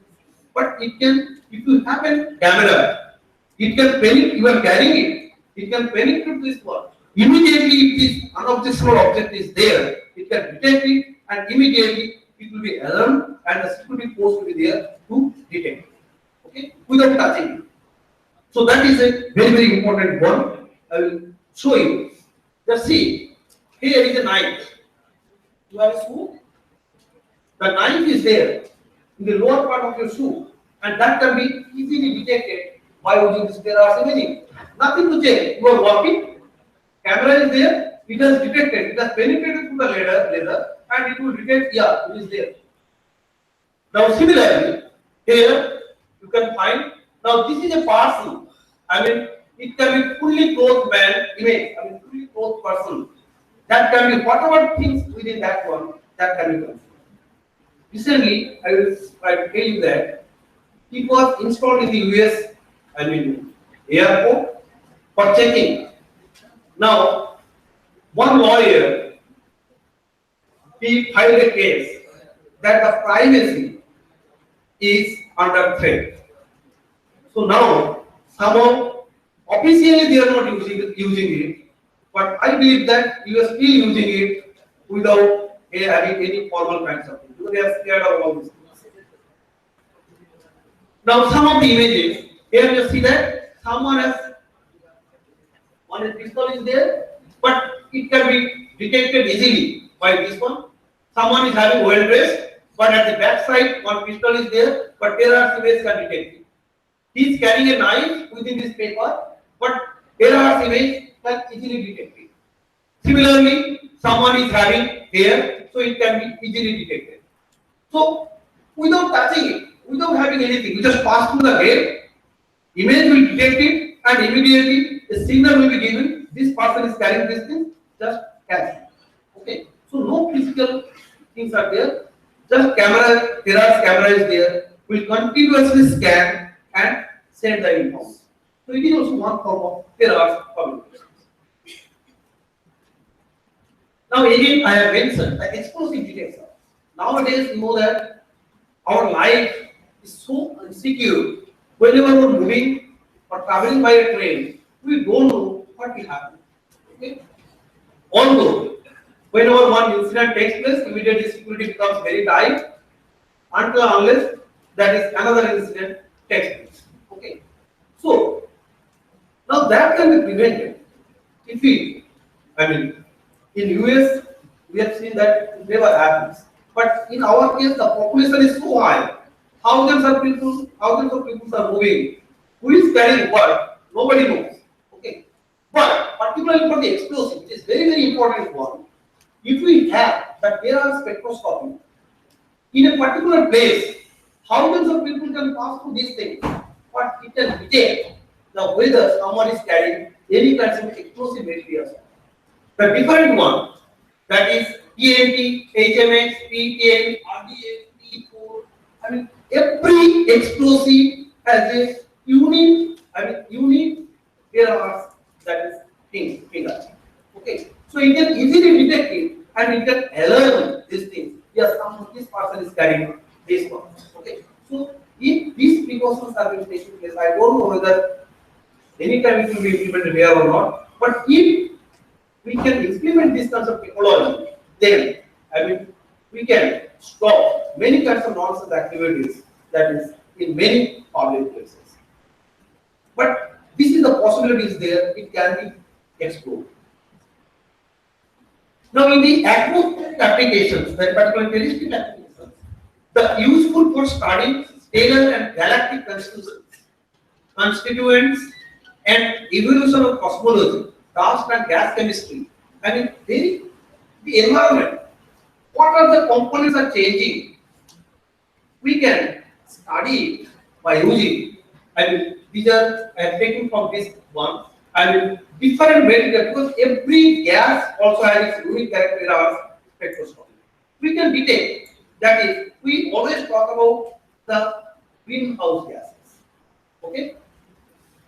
That is global warming, that has become a commercial term. We talk about every day. But question is that we don't have any physical measure for that. Which component is increasing the environment, which is not, we just carry out some certain experiments, but physically, in an accurate manner, we do not. Someone says that today, temperature is suppose 45 degrees centigrade. We say that it is because of the global warming. But simultaneously we also say that it has broken the record of 50 years. It means before 50 years the same temperature was there. If it is due to the global warming, then how this temperature was there due to 50 years? Okay, so now there is another question. So every day the things are changing. Okay, but without having any proper evidence to us. A systematic study is required of our environmental information, environmental conditions to come to any conclusion. Now that is another one that is called the GRAPE, the instrument name, the full name is German Receiver for Astronomy at Terra. They are used for the astronomical applications, and here that is the environmental condition is studied, that is the one Sophia, that is one satellite kinds of an observer, that is the only one which has been deployed by the US to monitor the stratospheric conditions, that is environmental conditions. That is why every time you see that America puts lot of conditions, that is India is polluting the environment the most. So we don't have any data. whatever they will suggest, we have to accept. So this Sophia, they are exploring it in the environment. So that is the Sophia NASA has placed these things just to monitor the environmental conditions by using the terahertz imaging technology. These are the practical applications. Now, these astronomical applications, here the terahertz imaging provides unique access to the process around forming stars. Different stars, how they have been forming in the, our universe. Okay, so that can be studied by using the terahertz imaging. That is basically simulation result that I have shown it here. Similarly, here the molecular clouds. Okay, so that actually the raw material from the object form. So the process of star and planet formations that can be explained by using this terahertz imaging. So lot of terrestrial applications. In the electronic application, if you just consider here, we have an IC that is 7415.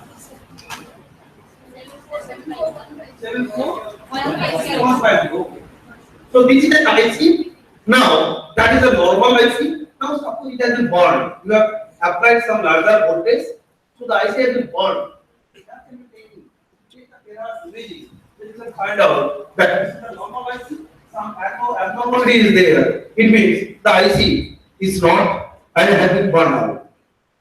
Now similarly, here that is this is X-ray image, this is optical image, and this one is the terahertz image that can identify these things. That is whether if you have the actual IC image and if you have something that is not working, you can compare. That is whether, and even not only that, different sections, what materials are there in the IC, that also you can uniquely characterize. Now pharmacological applications we have mentioned, that is every medicine has some certain based on a certain chemical formula, and that can be uniquely detected if this formula is added this form. It means every medicine, once its constituent elements are there, every element has some unique characteristics. If any abnormal or other elements or constituents are there, that can be uniquely identified by using this terahertz. This one. So terahertz has a very important applications in pharmaceutical applications. Similarly, different vitamins and all these things are having the similar kinds of structures. Now in the terahertz, sorry.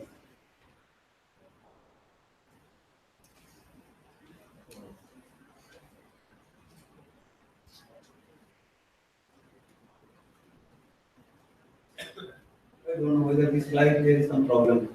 So for the satellite to satellite communication also, that is here. Nowadays what is happening? Now every satellite is independent. Now if you want to control the operation of one satellite by the other satellite, that can be done by using the terahertz signal. Because you know that geostationary satellites that we put for the different communication applications, that is around 36,000 kilometers above, where there is atmospheric condition, there is no water molecules.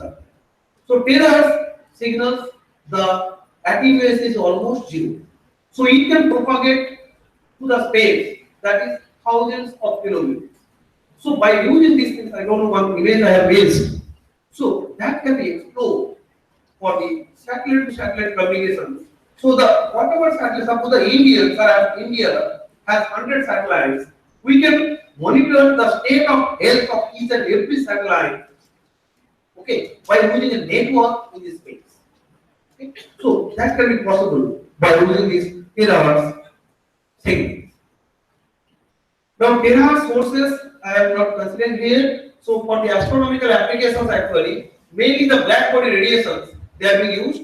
There are different telescopes, James Clark Maxwell Telescope, Caltech multimeter, sub-millimeter observatory, different high level of telescopes are observed to monitor the formation of stars, galactic constituents, environmental constituents, etc. And all of them work in the terahertz domain. I'm just avoiding this thing. So the sources actually, the gyrotron and suppose the TWT and etc. etc. So now gyrotron also can be used as a terahertz source, and backward wave oscillator, high infrared laser, circuit out amplifier, multiplier, background. Now, one of the revolution is that this quantum cascade laser, that is a blessings for new technology, quantum confined laser. So that is one of the unique source which can operate at around 1 to 10 terahertz. No other physical source for the terahertz application are available in the real sense at the terahertz domain. Now,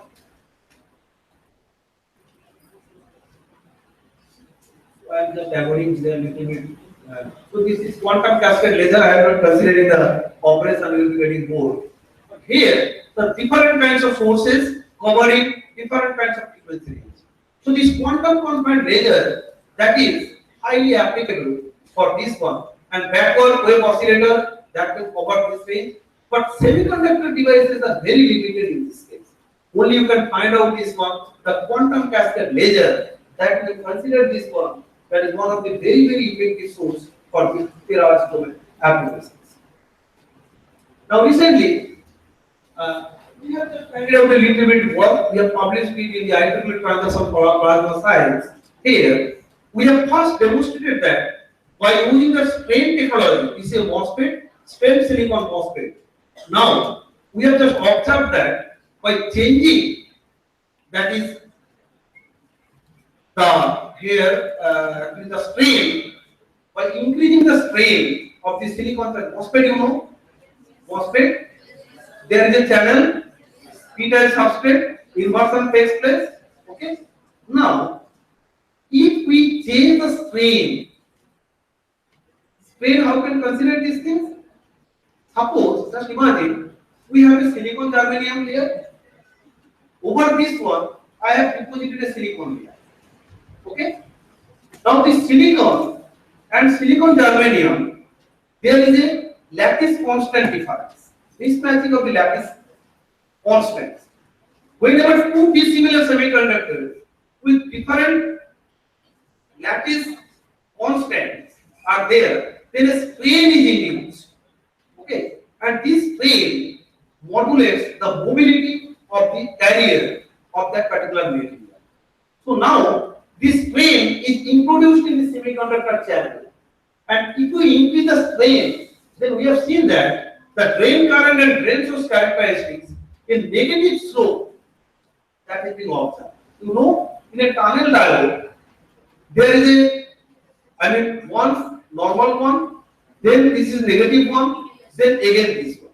So this negative region, we consider these things that is used for the power generation. Okay, the positive slope means positive resistance, and that is negative resistance of negative conductance. The negative conductance, if we find in any device, that can be explored for the generation of the power. Okay. Now we have explored this negative flow. Normal MOSFET, what will happen? After having active region, we get a saturation. Okay. But in this case, for the normal case, you will get this one, that constant condition. Once strain is introduced, then we observe a negative strain is there. Now this negative slope can be explored for generation of the terahertz signals, and we have been able to generate a 4 terahertz signals by using this strain technology. Okay, so that paper published in IEEE Transactions of Plasma Science recently in 2016. Now photodetectors. Basically, terahertz photodetectors, I will not discuss much about these things. So that is one quantum based terahertz photodetectors, 3 carrier absorption. Now, I am just avoiding these things because you will be getting bored. Now, little bit about this one. The detector mechanism is very simple. You are electronic students. Now here, you know, one semiconductor. If we use the doping, suppose N-type semiconductor, we are increasing doping. What will the position of the Fermi level? Fermi level will go up. Okay. Now you are again increasing the doping. Then what will happen? One stage will be there when the Fermi level will cause the conduction. Okay. Now there will be a competition is there. Once the Fermi level, we consider this semiconductor as the degenerate semiconductor. Okay, that means when the doping level is larger than the density of states, equivalent density of states of conduction band or valence band, we say this semiconductors are the degenerate semiconductor. Now, once the doping level is more than the degenerate semiconductors, then it happens that every semiconductor, and there is a level of the doping which is called the Mott transition level, MOTT, Mott transition level. If the doping level is more than the Mott transition level, then every semiconductor starts to behave just like the metal. Okay? So now the question is here. Now here suppose three semiconductors. This is also silicon, this is silicon, this is silicon. Material is same. Now these portions were heavily doped, and once the doping level is beyond the Mott transition level, you know that every semiconductor has a band gap energy. We assume this one is constant. But once the doping level is more than the equivalent density of states, then the band gap energy does not remain constant. The band gap is reduced. Okay, band gap is reduced. So that is very, very important information which is used in this concept. What is done? Now, once the doping is normal, this is silicon, this is n-type, this is n-type, and this is also n-type.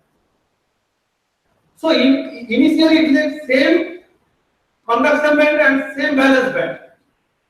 Now this portion I have doped heavily, that is more than the Mott transition level. Then what will happen? The band gap of this semiconductor will be reduced. Band gap of this semiconductor will be reduced. Okay. Now these two semiconductors will behave as if they are two different semiconductors. The same semiconductor was there, but since the band gap energy is changing, we know that every material has a unique band gap. Now, if they have different band gap energy, okay, so now they can be changed. So now here is something that I consider immediately two of the region conduction band and valence band. So once it is heavily doped, now conduction band has come down here and valence band has gone up there. Now the band gap is from this to this. Similarly, band gap is from this to this. But in the middle region, suppose there is no change in the doping, then what will happen? So we have, that is a barrier. Now what will happen? Once the light is incident of that, or Gerard signal is incident of that, then barrier from be emitted from this to here, and by applying an electric field, that is, we can detect the signals. So there are different kinds of detectors. I am not considering this thing. I will ask to finish it.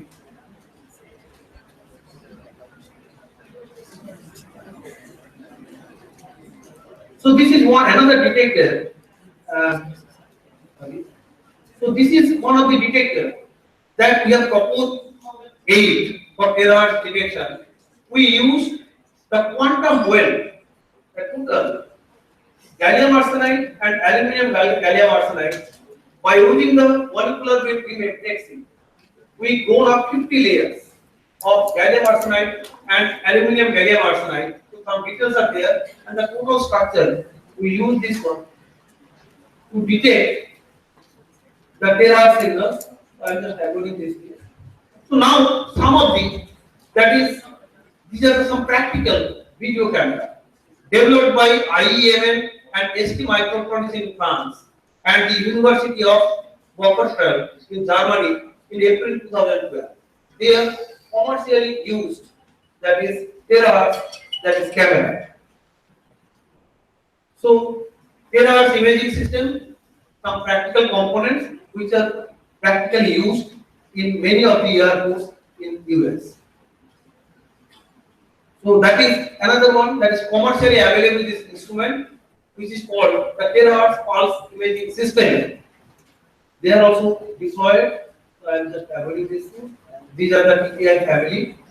So now conclusion, we can consider these things. So terahertz is considered this one. That is, it is one of the very important technologies which can be explored for many applications. The first application you can think of for the local area network, for the wireless communications, but within a very short distance, possibly less than 10 meters. Recently, the Georgia Institute of Technology has developed a graphene-based antenna for transmitting and receiving signals at the terahertz level. Okay? So that can be used for the short distance wireless communication. Another application that you can consider, that is for the detection of explosives in important public places, particularly in the railways and airports, etc. Third one, we can use this one for detecting the hidden object. Okay. Fourth one, we can think of for the application of the terahertz technology, that is for astronomical applications, for pharmacological applications, and for biomedical applications, particularly for the detection of the breast cancer and skin cancer at the very early stage. But again, I am sorry to say, many countries except US, no other countries have any significant component contribution towards technology. And as a country, India, we have almost no contribution, but little bit contribution has been started by the DRDO in the form of development of the gyrotron tubes. So we hope that to the next generation to come forward to take this challenge and something we will contribute, that is from the Indian side in the future. So I would like to first Professor D.G. Unil Pereira, Optoelectronic Research Laboratory, Georgia State University, Atlanta, and for providing me to give me an opportunity to work with him in a NASA project for developing of the detectors for the terahertz signals.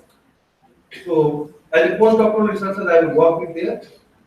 So we would like to hope that the scientists, researchers, academics of India must put their significant contribution in this important field of research in the near future. Thank you very much.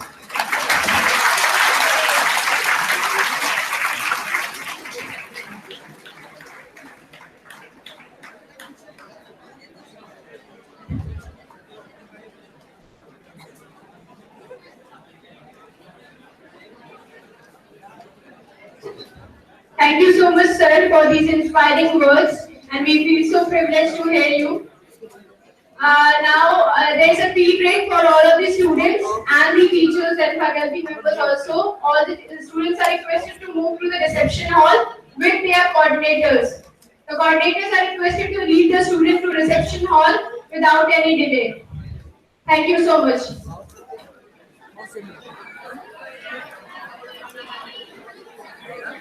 Keep sitting. Students, keep sitting.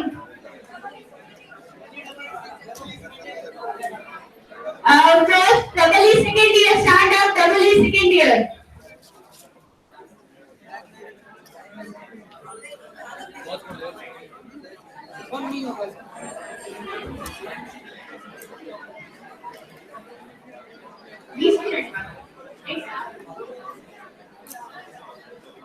Audio बंद कर देते हैं, camera बंद कर देते हैं, उससे blind होती रहेगी, तो यही एक ही रिकॉर्ड करना रहेगा।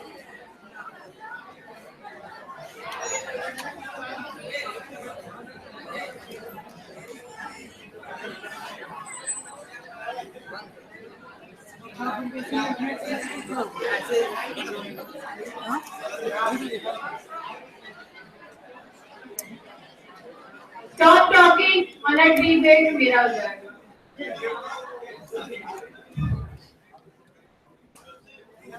गाना सुनाओ गाना। ऑडियो बंद कर देते हैं sir.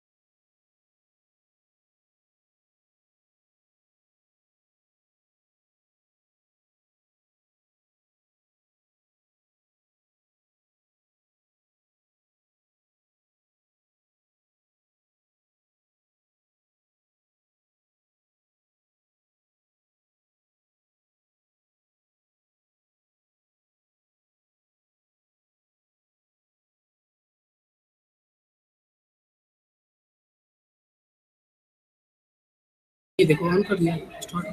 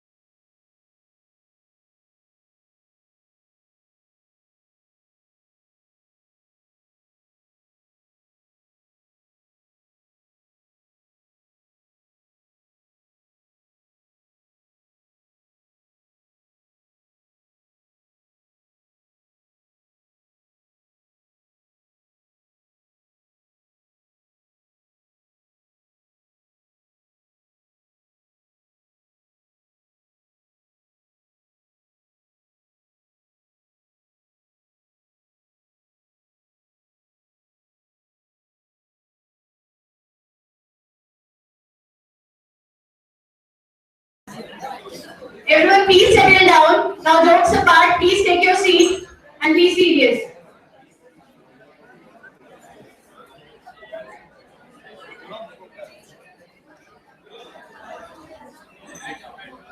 Can't you listen to me? Is it third year, second year, especially second year?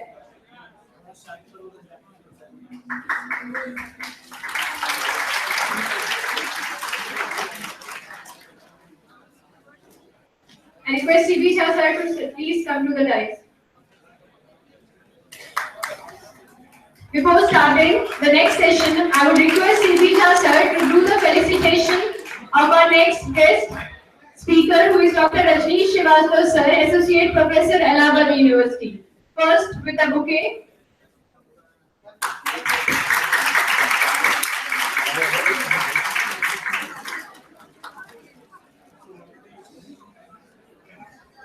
Next, with the young person.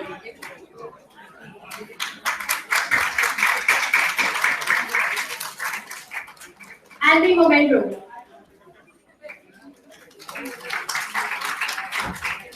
Thank you so much, sir.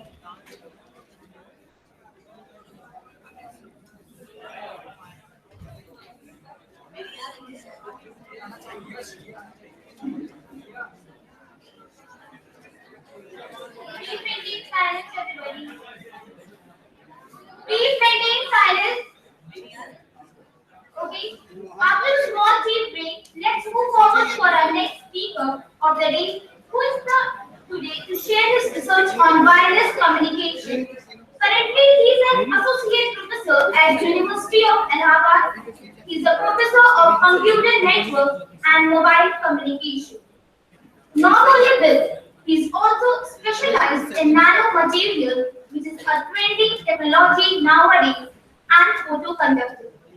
I remember I read somewhere that the mediocre teacher tells, the great teacher explains, and the superior teacher inspires, and the great teacher inspires. And today I can see that great teacher, who is none other than Dr. Rajneesh Srivastava sir, Associate Professor, AU Allahabad. Please, sir.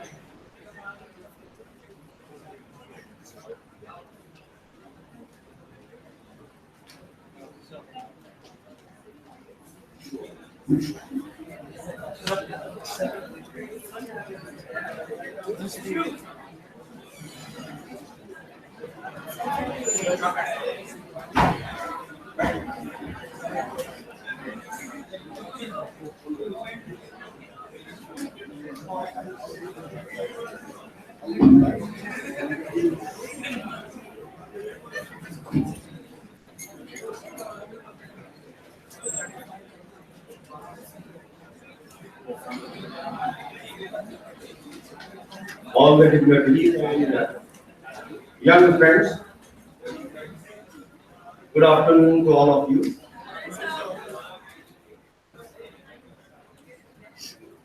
The topic of today's talk is radio frequency identification technology, RFID.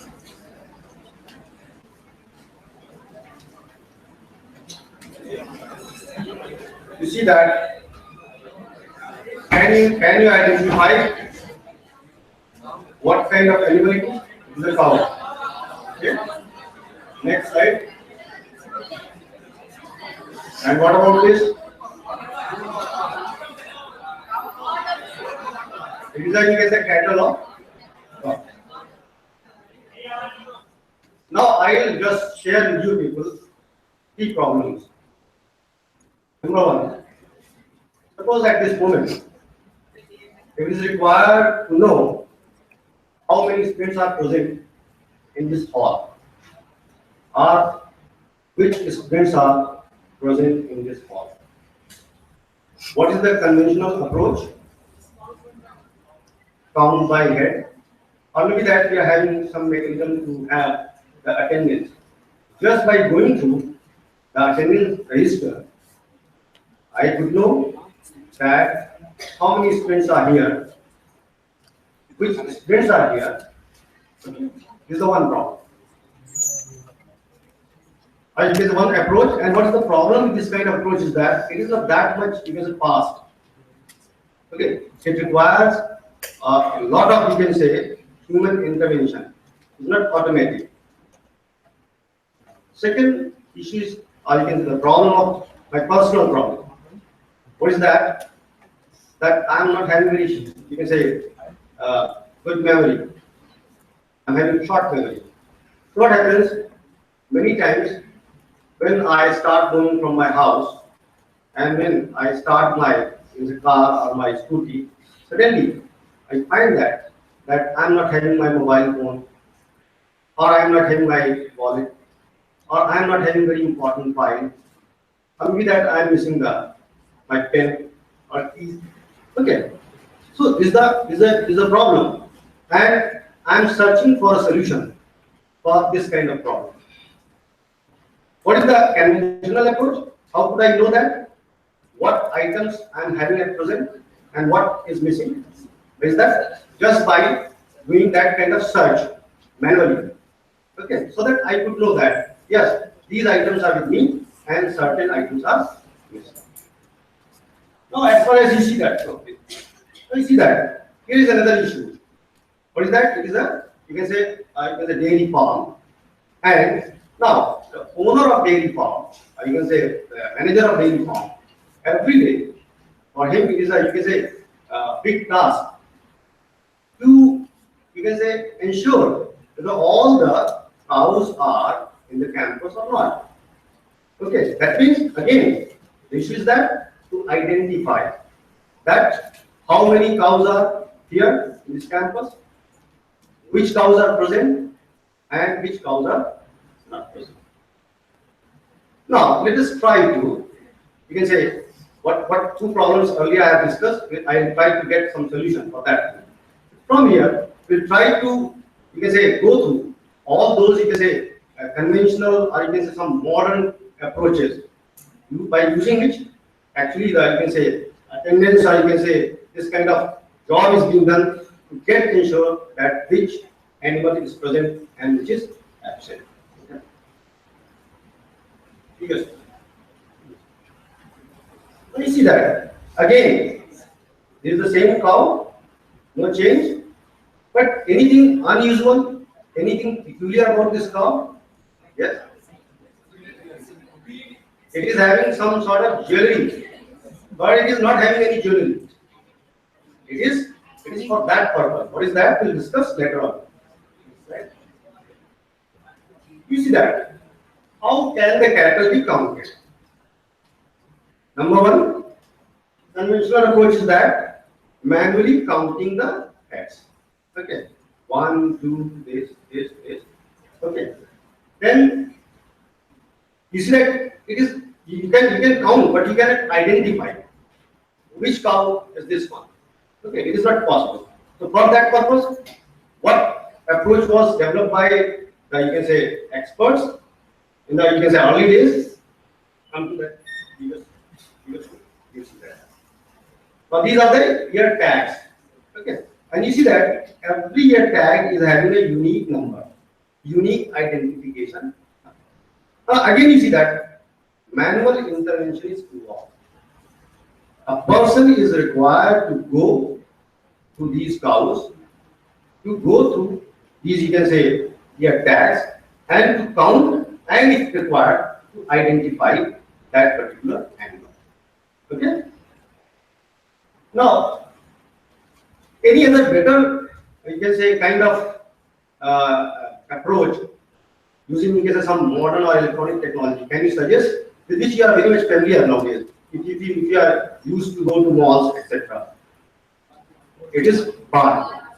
That is, now you see that the electronic approach, the technology is going to be used, and it is being very, very popular. It's very common.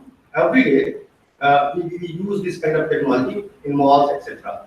So then, what will happen? These ear tags will be replaced by barcodes.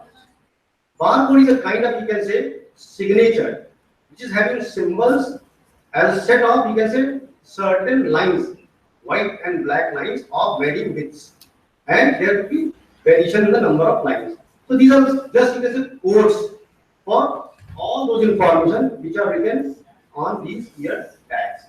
The advantage what? What is the advantage of barcode? What is the advantage of barcode over conventional methods? It is actually, you can say it is some sort of automatic kind of counting and identification. Okay, lesser human intervention is involved. Okay, now you can say counting will become faster, more accurate, and with the help of computer system, what is the possibility that you can have access to, you can say, much bigger database, which could be very useful as far as other aspects of, you can say, all this management and administration is concerned. Now, what is the limitation? You see that technology always it moves ahead, because every technology is having, it always offers certain, you can say, advantages, and every technology is having certain limitations also. Okay, so I always there is a growing demand from the user side. What happens at this moment? Suppose there is a new technology, there is advanced technology, but very soon it becomes not that much advanced, because now more and more is being expected from the user side. Okay, so here you see that as far as this barcode is concerned, can you you can say suggest any kind of, you can say, limitation of this barcode? It needs scanning. So it's not that much easy job, because the scan is required to be in the, you can say, proximity or vicinity of that particular barcode. There should be, you can say, proper alignment also, because there are certain limitations of those components or those devices which are involved in barcode technology. So barcode reader and barcode, it needs proper proximity as well as proper alignment. Okay, otherwise then there could be malfunctioning also. Now you see that what is missing in barcode, actually electronically it is being done. But what further can we do so that this kind of, you can say, approach could be more user friendly, more fast, okay, more efficient? There is that technology which is known as radio frequency identification. All of you are very much familiar with radio frequency. You can say with radio frequency, what is the possibility that it is wireless? Then now it eliminates that requirement of proper proximity, proper alignment, which was the, you can say, limitation of barcode technology. Now what is this RFID? A technology that employs a microchip with an antenna that broadcasts its unique identifier and location to the receiver. Now what would happen is here? Just imagine that ear tag was replaced by barcode, and now if that barcode is being replaced by RFID tags, then we'll have certain advantages. RFID employs a microchip called a smart tag. Now it is not ear tag, now it is not barcode tag, it is actually a smart tag which broadcasts unique 96-bit identifier to the receiver or the reader. Okay. And then what would happen? Once the receiver receives this code, okay, or reader receives this code, then this could be relayed to the computer, and then that we can say this data can be processed and we can use this data. Now we'll try to get some, you can say, comparison of RFID barcode technology. So you can say those points which are very much obvious. These are does not require, RFID does not require human to manually pass item over scanner. It is not required. It is required in barcode.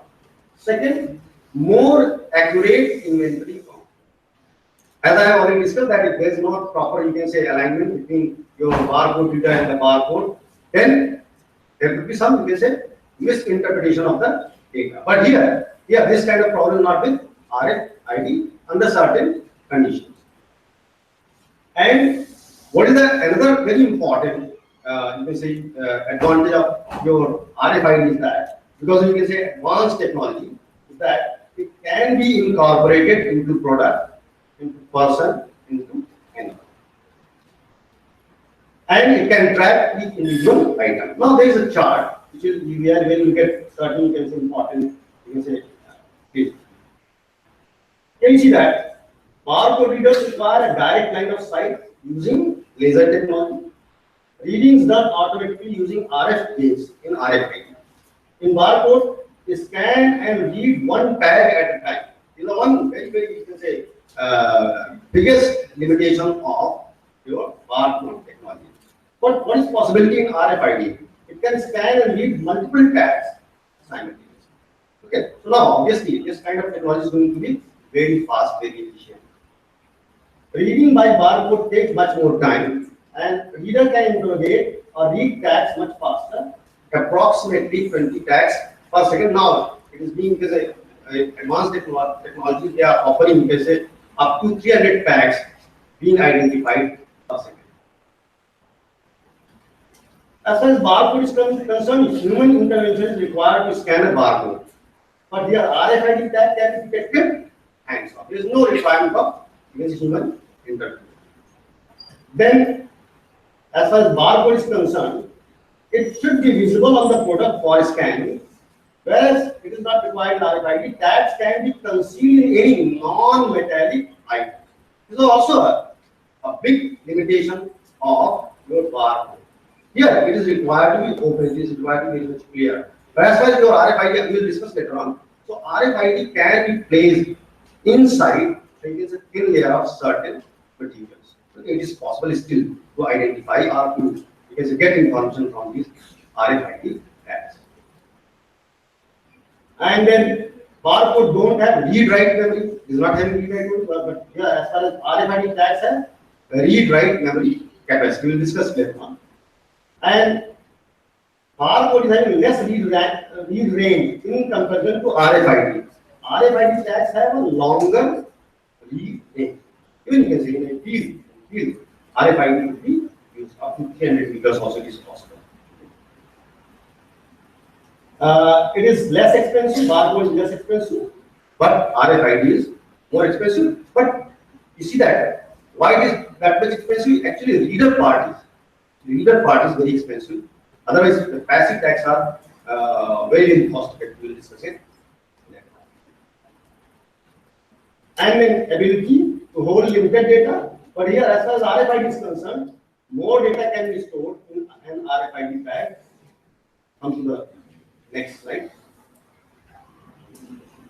Now, what is the, you can say, working model of the RFID system? Here you see that. This is your RFID tag, which is having some antenna and some electronic chip.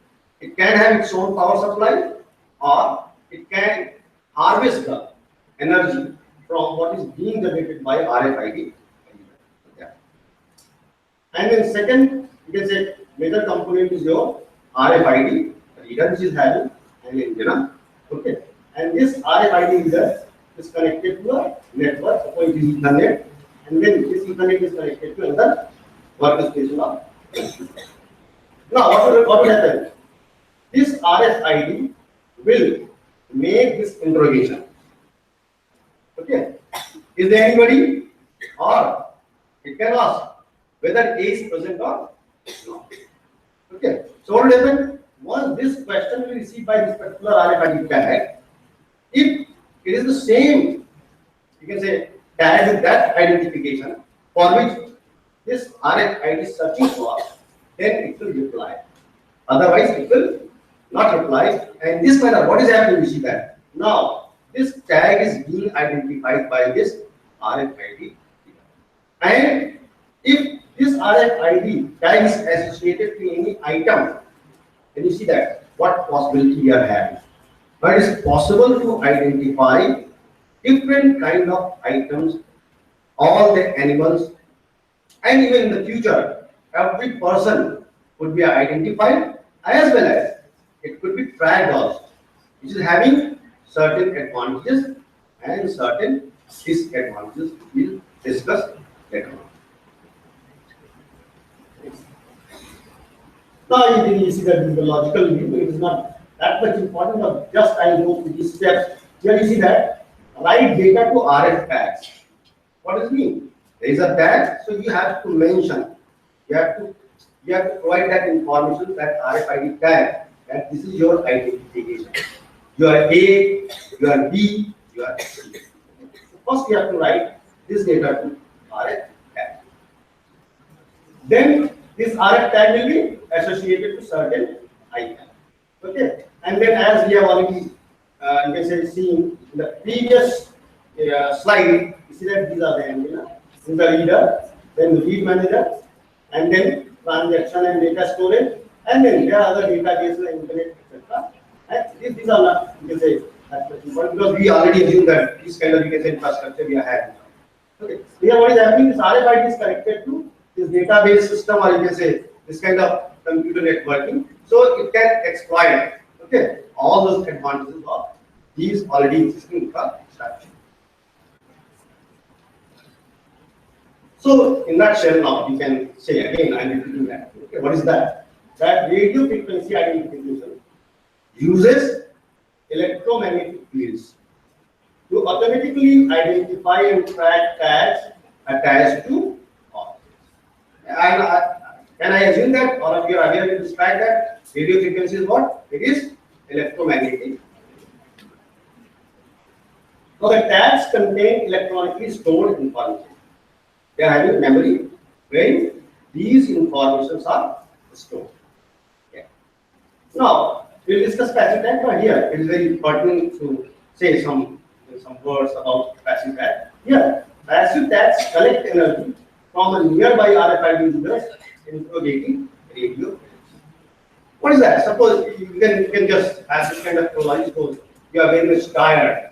Okay, you are very much tired, and suppose there is some person who is a kind of inspiration for you, and as soon as you listen the voice of that particular man, that particular, you can say, inspiration, what happens? It gives you a kind of energy. You are harvesting that energy, and then again you get that energy and you start doing some work. Similar kind of thing happens here with passive tag. Passive tags are not, we will discuss that thing. What is that? Come to that. Next. Here, I go through, I try to give you some, you can say, idea about RFIDs. You see that most of the technologies, they come from military domain. Okay. They start in the military domain earlier, and then they come to the civilian domain there. So similar thing happens with RFID also. Here, I'll read these statements because I do not remember all these facts and data. So radio frequency technology has come far from its use at the beginning of the 20th century. Russian physicist Leon Theremin is commonly attributed as having created the first RFID device in 1940. Very old technology. It's not new, but how it is very much defined. While Theremin may be recognized for the first successful application of the technology, RFID has earlier roots. What is that? RFID is a combination of radar and radio broadcast technology. And radar was developed in the 1920s. You see that? From here you can see that the RFID is having its roots somewhere here in 1920s. When radar was designed and developed, and when it was, you can say, it was combined with this radio broadcast technology, then it is a bigger size RFID. But because very, you can say, crude kind of RFID technology was being used at that time in the 1920s, and it got its first application by physicist Leon Theremin in 1940s. At that time, the scholars noted the relationship between electricity and magnetism, which is the foundation of radio broadcasting at the beginning of the 19th century. Harry Stockman wrote a seminal paper in 1948 about what? Identifying the vast amount of research and development is still needed before reflected power communication. Reflected power communication. What does it mean? This kind of mechanism. I'm asking and you are harvesting that and now you are reflecting the answer. So that kind of technology, reflected power communications, could be used in applications. It was the vision of Harry Stockman. what challenges were at that time. It was discussed in this seminal paper in 1940. Now we are having some, you can say, important information and chronology regarding evolution of RFID technology. What is that? In 1920s, foundation established, as we have already discussed. Radar was developed as a technology in the US. RFID, a combination of radio broadcast technology and radar, was developed soon after. We have discussed. Next. Then in 1930s, what progress was done? Britain used the related technology and IFF transponder to distinguish enemy aircraft during World War. How to distinguish the enemy aircraft? Because it was a big challenge at that time. Okay, and this kind of mechanism, that means the combination of your radio broadcast technology and radar, that was being used to distinguish the enemy aircraft. When 1940s RFID was invented, as we have already discussed in the previous slide. 1950s time of research and development. Technologies related to RFID were explored in laboratories. Designs developed for long-range transporter systems for aircraft. It was being now you see that aircrafts were being identified at that time. Bigger objects. They were having other characteristics. And later on, when this technology was refined, now it is possible to identify very small objects also in our GPU. In 1960s, applications abound. What applications? They started coming out of the laboratories. During the 1960s, inventors began applying radio frequency technology to devices aimed at markets beyond the military. Now, this RFID technology was taken out of the military domain and introduced in your civilian. Companies like Sensomatic, Checkpoint, and Globo developed theft prevention production for public consumption using electronic article surveillance (EAS) at that time. EAS represents the first and to date most popular use of RFID technology for the technology of 1960s. Next. Now, you see that in 1980s commercial expansion was done.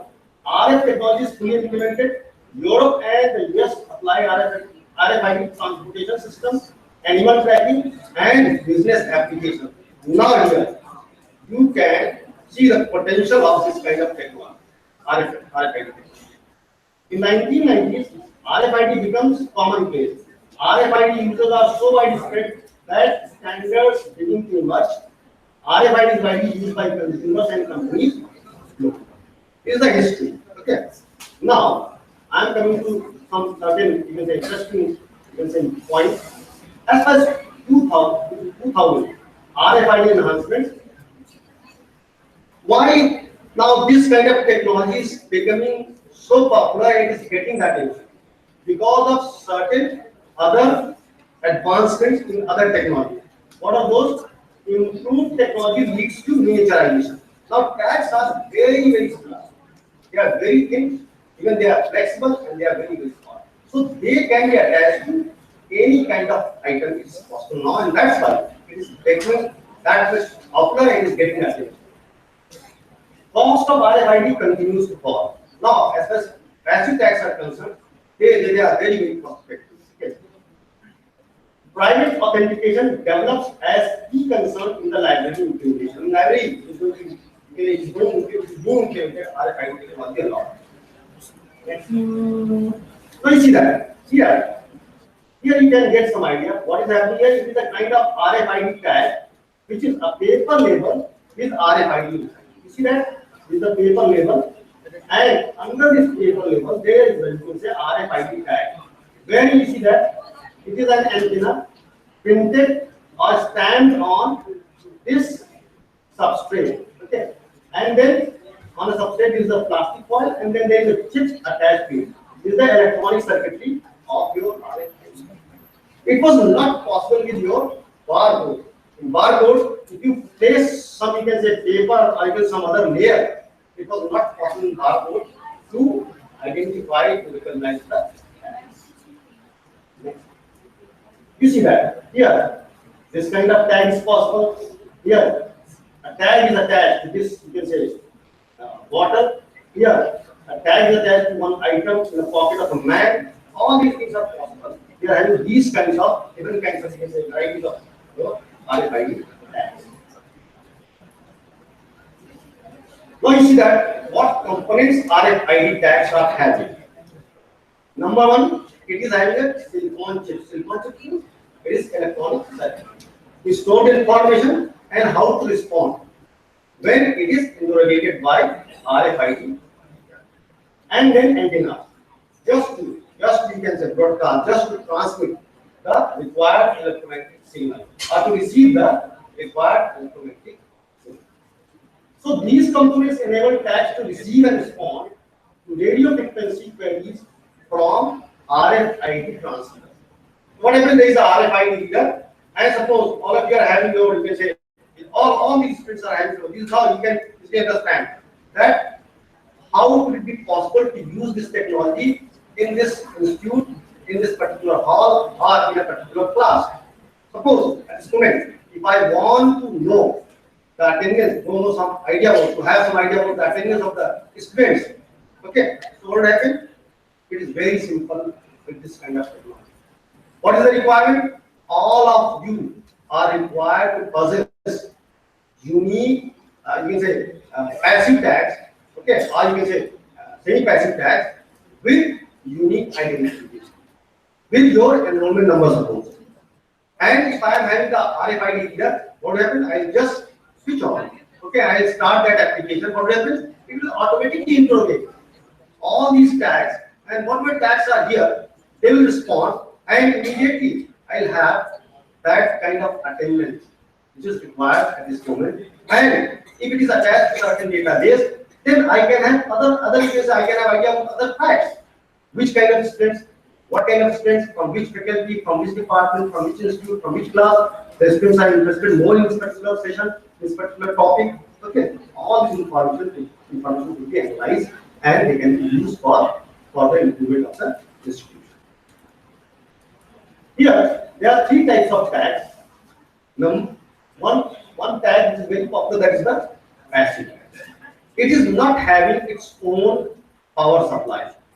So if it is not having its own power supply, then how can it respond? Yes?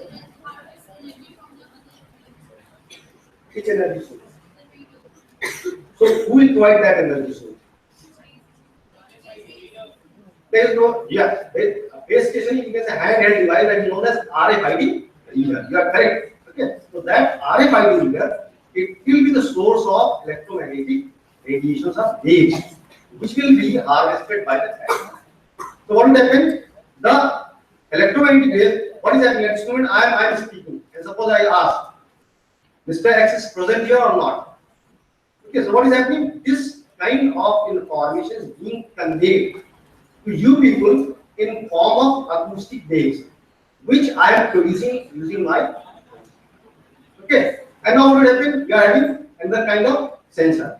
With that sensor, we are listening, and suppose you can, it is possible that you can convert that acoustic signal in convert it into sufficient energy, which will give you that kind of energy, so that you can at least say, yes, sir, I am present. That kind of, you can say, technology is here with passive tags. Passive tag is not having any power supply, but whenever it's queried, it harvests its energy, its power from the electromagnetic waves, RF waves, being generated by your RFID. Then there is the active tag and the passive tag. Okay, same passive tag. In active tag, it is having sufficient power. It is having sufficient energy.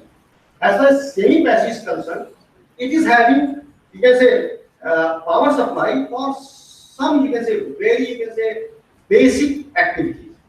But for some other activities, it will again harvest energy from the RFID. Now we see that what is the cost of passive tag? It costs around 25 cents to few dollars. You can say old data is not very updated data. And as far as semi-passive is concerned, it is bigger, longer range, and limited life. What about the active tag? Battery power have their own internal power source, higher storage capacity up to 512 kilobytes, longer read range, 300 feet. And it is still possible if you provide, you can say, a power supply with a bigger power supply, then it is possible to extend the range of this RFID technology. And typically can be rewritten by RF interrogator. This is important thing.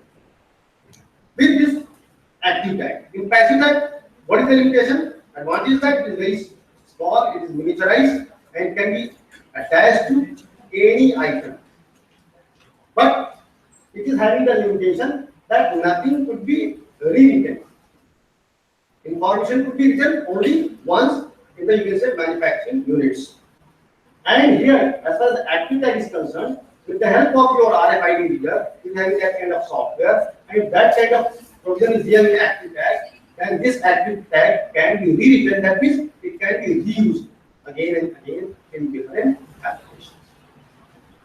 And cost is around $50 to $150, so you can see, you can say, get this idea about that how much costlier this active tag is as compared to passive tag, and so it cannot be used in this kind of, you can say, trivial applications, this kind of trivial scenario. It can be used only for the commercial. This is the block diagram of your RFID. Here you see that there is the antenna. Okay. Now, if the power supply in passive tag, this power supply will be absent. Okay. Then is the transmitter, or you can say modulator. This is the receiver, demodulator. There is the control logic or your electronic circuitry. Combine these two, finite state machine, and in the memory cell, where you can store the coordinate information in your RFID tags. Now, there are different kinds of RFID tags. One category is read-only tags. Tag ID is assigned at the factory during manufacturing. Can never be changed. No additional data can be assigned to the tag. Second kind of RFID tag is write once, read many tags. Data written once. For example, during packing or manufacturing, tag is locked once data is written, similar to a compact disk or DVD. It is not that difficult. Suppose very it is required that the manufacturer should not be given that job to read anything in the that particular RFID tag. Many times it is required that at least the user should be given at least one chance to write the information in RFID tag. So this type of RFID tag is being used for that. And then very versatile kind of RFID tag is we can write. Tag data can be changed over time. Part or all of the data section can be logged. It is the provision in this kind of read-write tags where certain you can say critical information they will be logged, they will not be allowed to be changed. But other you can say portions will be changed whenever as and when it is required. Now this is your RFID reader. Okay. And with the help of this RFID reader on that a certain program is being executed. Okay. And you press you can say start button. Okay. So what will happen? It will start making interrogations. Okay. And in the vicinity of, in the range of this particular RFID reader, all the tags will try to respond according to certain algorithms to avoid different issues. There is an issue of collisions also. Okay.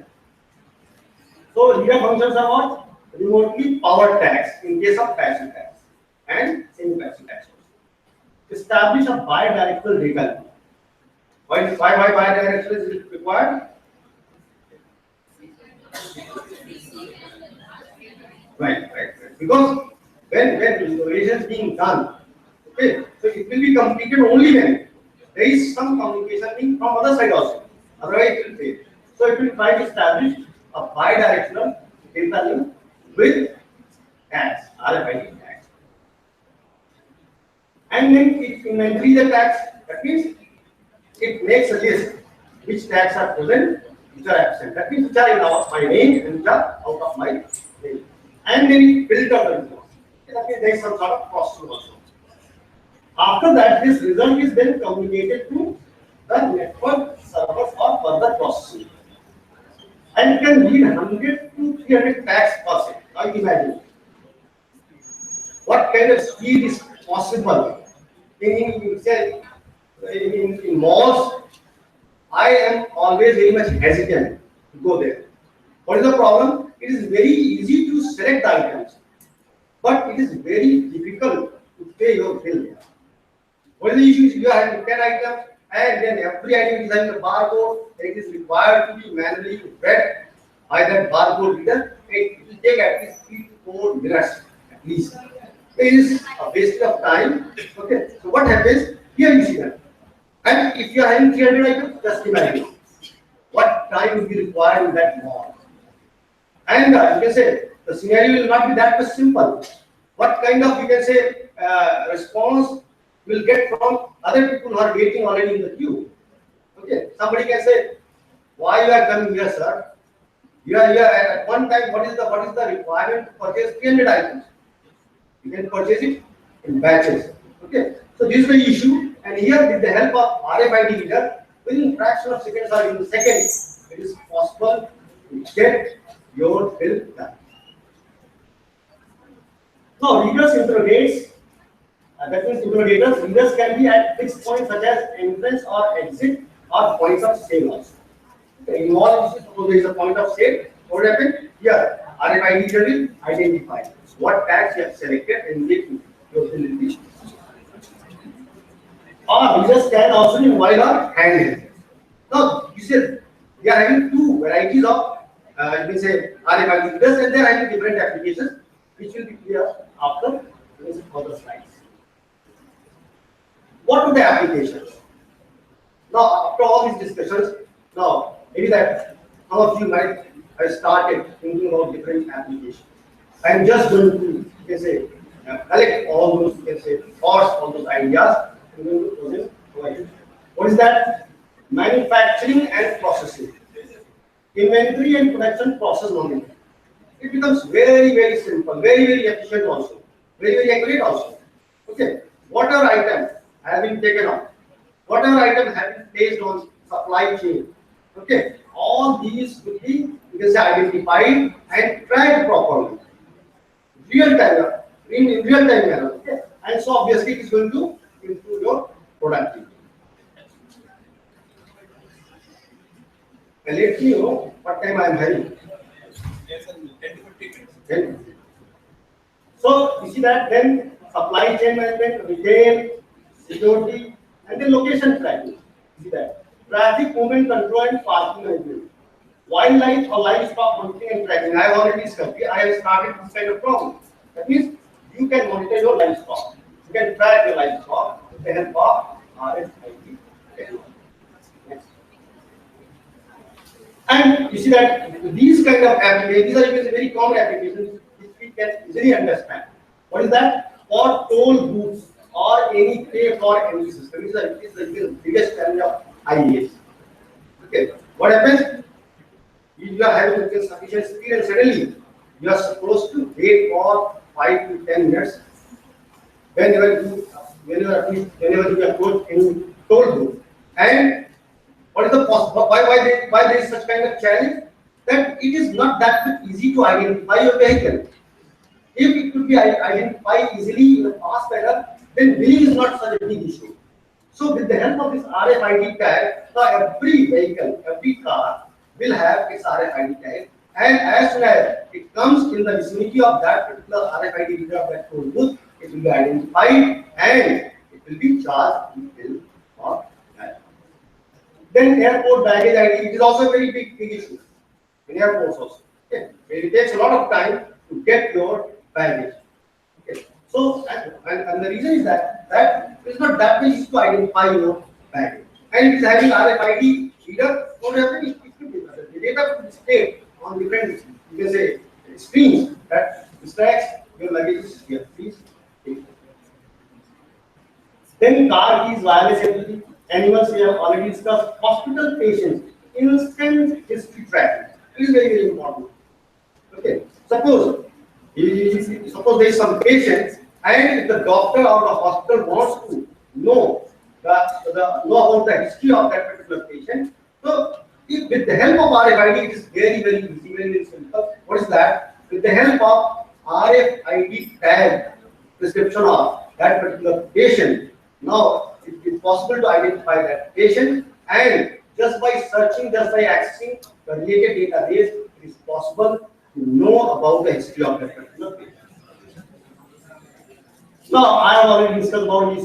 You see that with the assembly line, every item on the assembly line will be identified by this RFID reader, and the concerned information will be further communicated to certain server to take further action. Here you see that and application. Here it is fixed, and here RFID is handed. With the help of this RFID, what is that? This person can easily identify what product it is. Okay, or what purpose this product is here. How is it possible? You just use the RF frequencies to interrogate this particular item, and the tag associated with this item will respond to this and this RFID. Next. Smart groceries. Here, I have already discussed that solution. What is that solution? Add an RFID to take tag to all items in the grocery. As the card leaves the store, it passes to an RFID transceiver. The card is rung up in seconds. The bill will be paid in seconds. If every item, this item, they are not having barcode, they are having the RFID tags. Okay, and as soon as they come in the vicinity of RFID transceiver or reader, you have to immediately get interrogated, and then with the help of that associated database, the bill will be done of these items. Next. And then smart grocery enhanced. Rather, you can say the entire production and you can say consumption chain will be tracked using RFID tags. Next.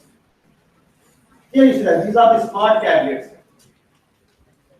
These are the bottles taken out from this cabinet and is being there with this cabinet. Okay. So what will happen? Everything will be identified. All the products will be items will be identified. What items have been taken out of this cabinet and what items are being placed in this cabinet. All these will be informed to concerned database and to the concerned server. Come to the previous slide. Here what will happen? Smart fridge. Now your fridge is going to be smart. What does it mean? That suppose you are fond of eggs and you feel some sort of panic if you are having less than 6 eggs at a time in your fridge. So what will happen? If your fridge is very smart and every egg is having RFID tag. So as soon as the number of eggs reaches to 6 after consumption of other eggs, immediately it is possible with this kind of technology that the grocery will be informed automatically by your fridge that I require additional eggs. Number 1. Number 2, it is a very interesting application. What is that application? In your fridge, you are having certain items. Okay, that means item number 1, item number 2, item number 3. And the fridge can suggest you certain kind of recipe for which these items are sufficient.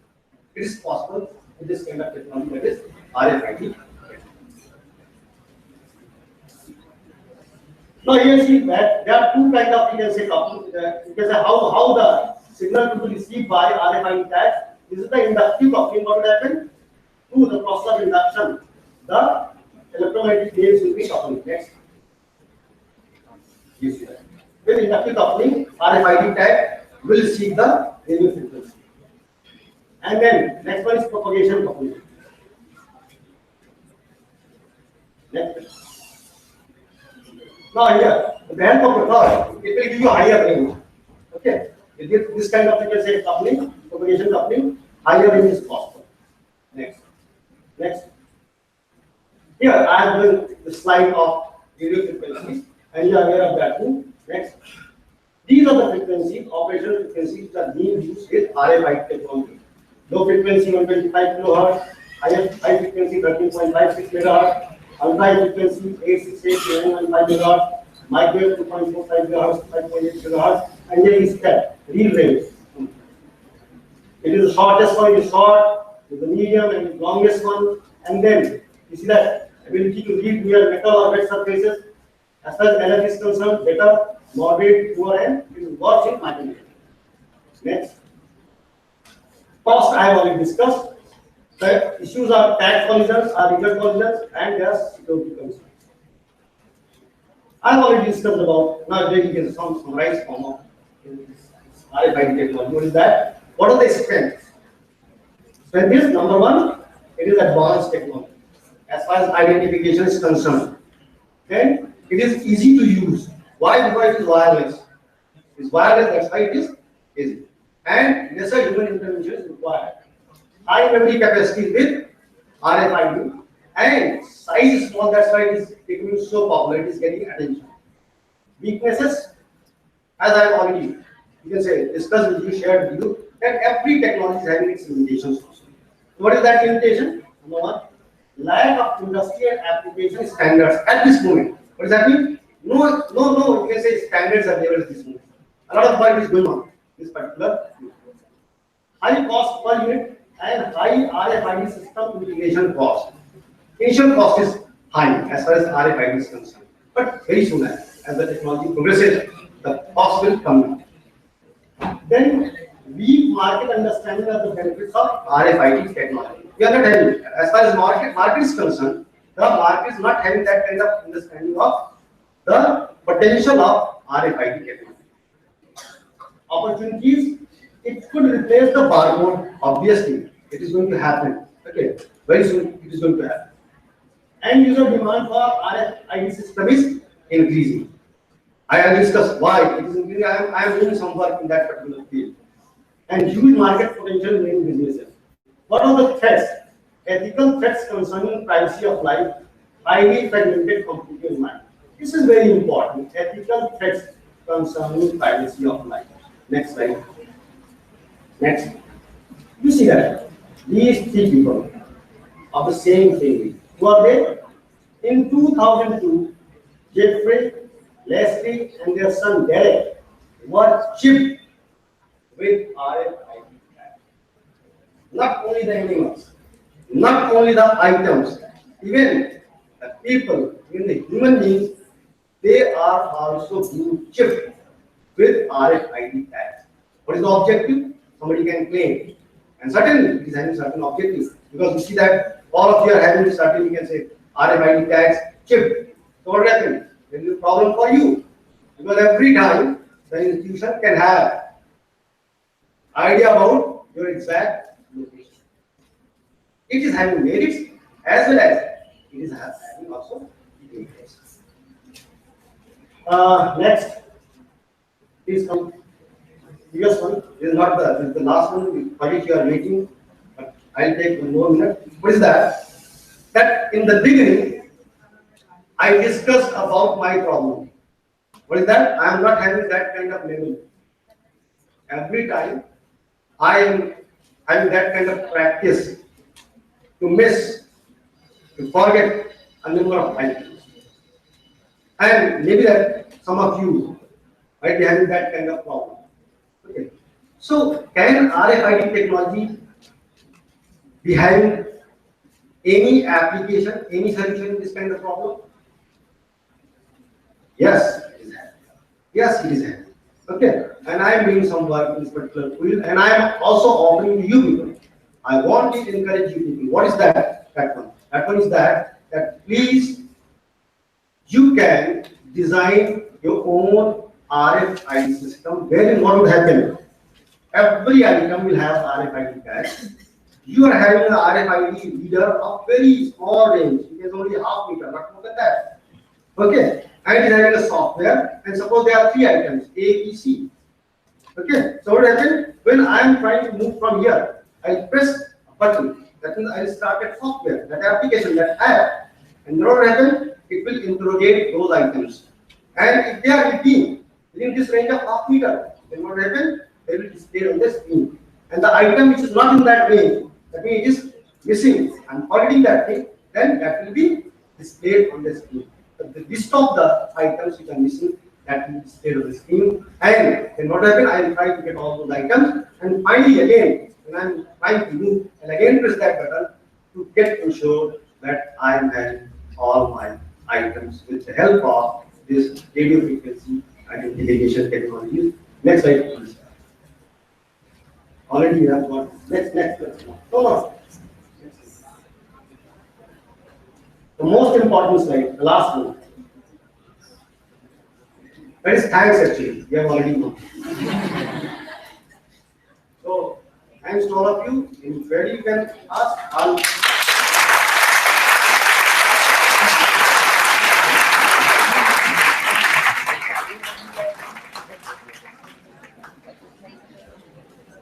Thank you so much, sir, for briefing us about the RFID technology. Surely it will help us, especially in shopping markets and toll booths. Now there is a notification for all of you. There is a lunch break of 45 minutes. Students are requested to have their lunch. And after 45 minutes, you all are requested to assemble over here. Thank you.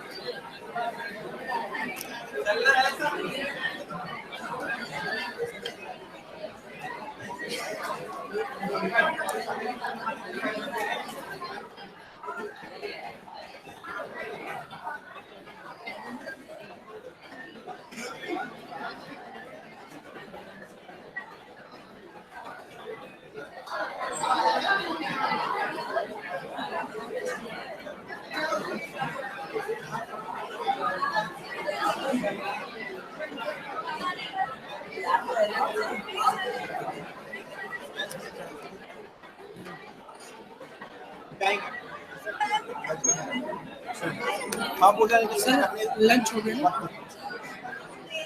Sir lunch break लगा दीजिए lunch break सही है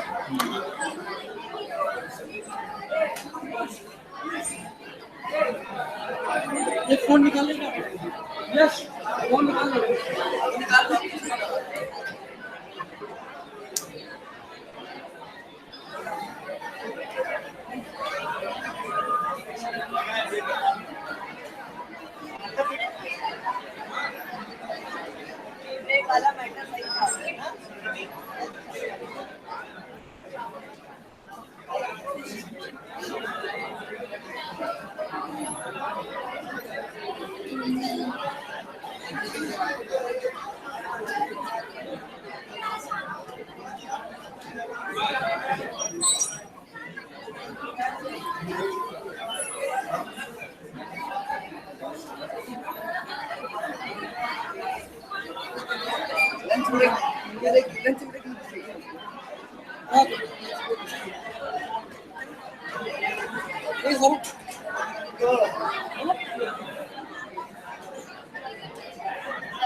और कुछ font भी ठीक है density मतलब ये बात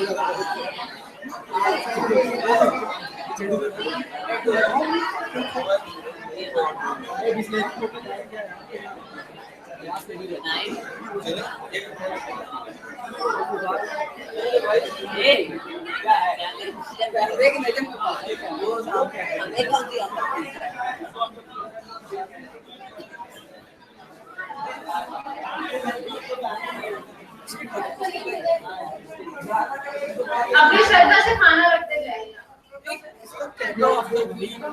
इसी फोर्थ ईयर के लिए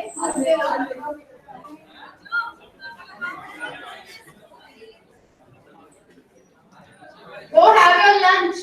There was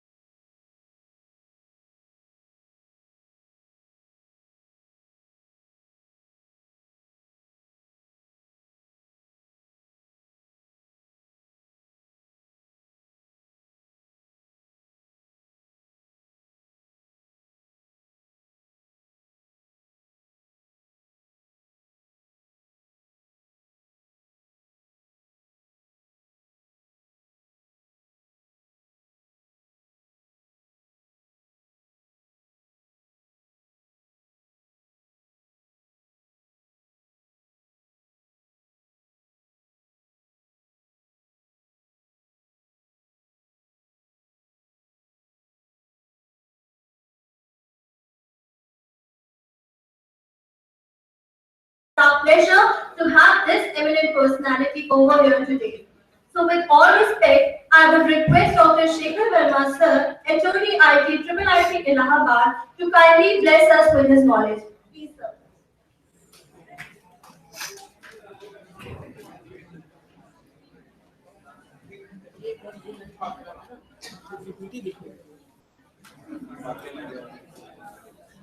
Good afternoon, everyone.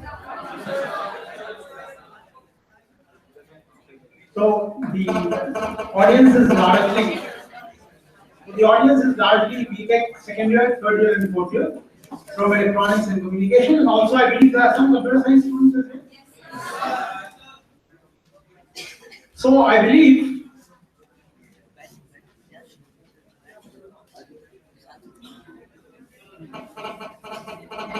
so there are certain assumptions that I'm going to make, and the assumptions are that you already know about wireless networks. That's the prime assumption that I'm going to make. It will be a story in which I believe it will be more of a story than a lecture. We'll be talking about what are the achievements. I will not be talking about the technologies.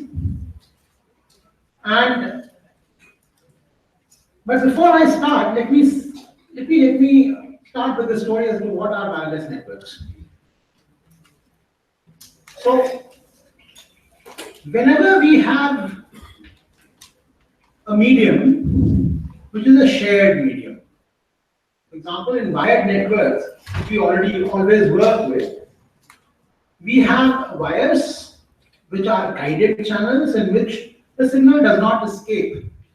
And if I have a wire from one place to another place, that means only the people who are connected to that particular wire or channel will be able to communicate.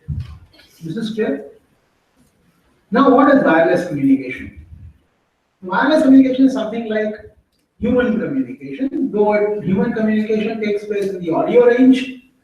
What we are talking about wireless generally takes place in the electromagnetic range. So, here the characteristics and what differentiates a wired network from a wireless network is that the medium is a shared medium, number one. Number two, the signal attenuates very quickly. Number three, the error is very high. So, what do you mean by a shared medium? Shared medium is a medium which different people can share but not at the same time. Let's understand this. For example, and there is a shareable medium also. So for example, there is a shareable resource. For example, newspaper is a shareable resource. Many people can read at the same time. If you go to a railway station platform, you will find one person has opened the newspaper and multiple people are reading from it. However, when we are talking about printer, many people can use the printer, but two people cannot print at the same time. So that's a shared resource. In wireless also, whenever there is a transmission, multiple people can hear whatever is being transmitted. So if I say something, the entire class is listening. But only one entity, for example, in this case, me, can transmit but at a particular time. Is this okay? So the idea is that we have a wireless network. A wireless network is characterized by the fact that the medium of communication of the channel is wireless, which is a shared medium, shared broadcast medium, in which when you have to speak, whatever you speak will be broadcast to all. Everybody can hear whatever is being transmitted. However, only one person can transmit at the same time. Is this okay? And the problem is, it's like land. You cannot manufacture that in the industry. It's not a piece of shirt or a car which can have more factories which can manufacture more and more. God has given us this shared medium. It's like land. You cannot manufacture land. You cannot manufacture wireless channel. If you want to communicate over a wired channel, I can put one optical fiber here, another optical fiber here, another optical fiber here. But wireless, you just have one shared medium. So how do we really communicate? First question, how do we communicate in this particular medium? Where it's a broadcast medium, one person speaks at one time, no other person can transmit at that particular time, number one. Number two, whatever you transmit is heard by all. So if there is more than one transmitter transmitting at the same time, then you will not be able to find out what is being transmitted. Is this clear? If two people, there's one more speaker who starts speaking, then you'll not be able to find out or make out what is being spoken. But since the wireless channel is limited, you cannot make more. Whatever has been given by God. Our aim is first to be able to use this particular medium for transmission, communication, and number two, to be able to transmit as much possible in this particular wireless shared broadcast wireless medium. Why do you wish to transmit as much as possible? Because somebody wants to transmit video, somebody wants to use WhatsApp, somebody wants to use Facebook, somebody wants to just simply use a phone, and we want large number of people to be able to use a wireless phone. So what is happening? Large number of people are using wireless communication, and everybody is trying to use multimedia communication, which requires large number of bits. This is clear. And the third thing which is important is, why do we want to use wireless? Why not wired? Because wireless allows us mobility. I can move from one place to another without thinking whether the channel will be available or not. If you are in your lab, you have an optical fiber connectivity or Ethernet connectivity there. But as soon as you move out, what you want is a geo connectivity, because you don't have to establish the channel, you don't have to draw a wire. So why do we want wireless? Because it's cheap, you don't have to pay for it, for setting up the channel. It is available everywhere, you don't have to set up the channel. It allows us mobility. However, it's a shared broadcast medium, only one person can use it at the same time. Its bit rate, the rate at which it can transmit, is small because of small range of transmission. And there is another property which says that only if one person is speaking, not others can speak. Nobody else is allowed to speak. With this brief introduction, let's talk about wireless networks. So,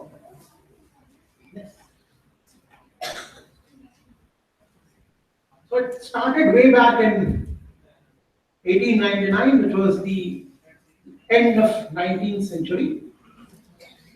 This is one case, those who have read, those in second year, this was one case where theory came first, practice came later on. The Maxwell, if you have studied electromagnetics, predicted that there are electromagnetic waves before Hertz could demonstrate a transmitter, and before Marconi could do a transmission across Atlantic, showing that we can transmit and receive electromagnetic waves. And then later it was found that all waves, except mechanical sound waves, are most of them heat, light, all of them are electromagnetic waves. So now how do we use this particular electromagnetic wave? Very simple. We have an antenna, we transmit, we have a receiver antenna, which can receive, and hence transmission and reception are possible.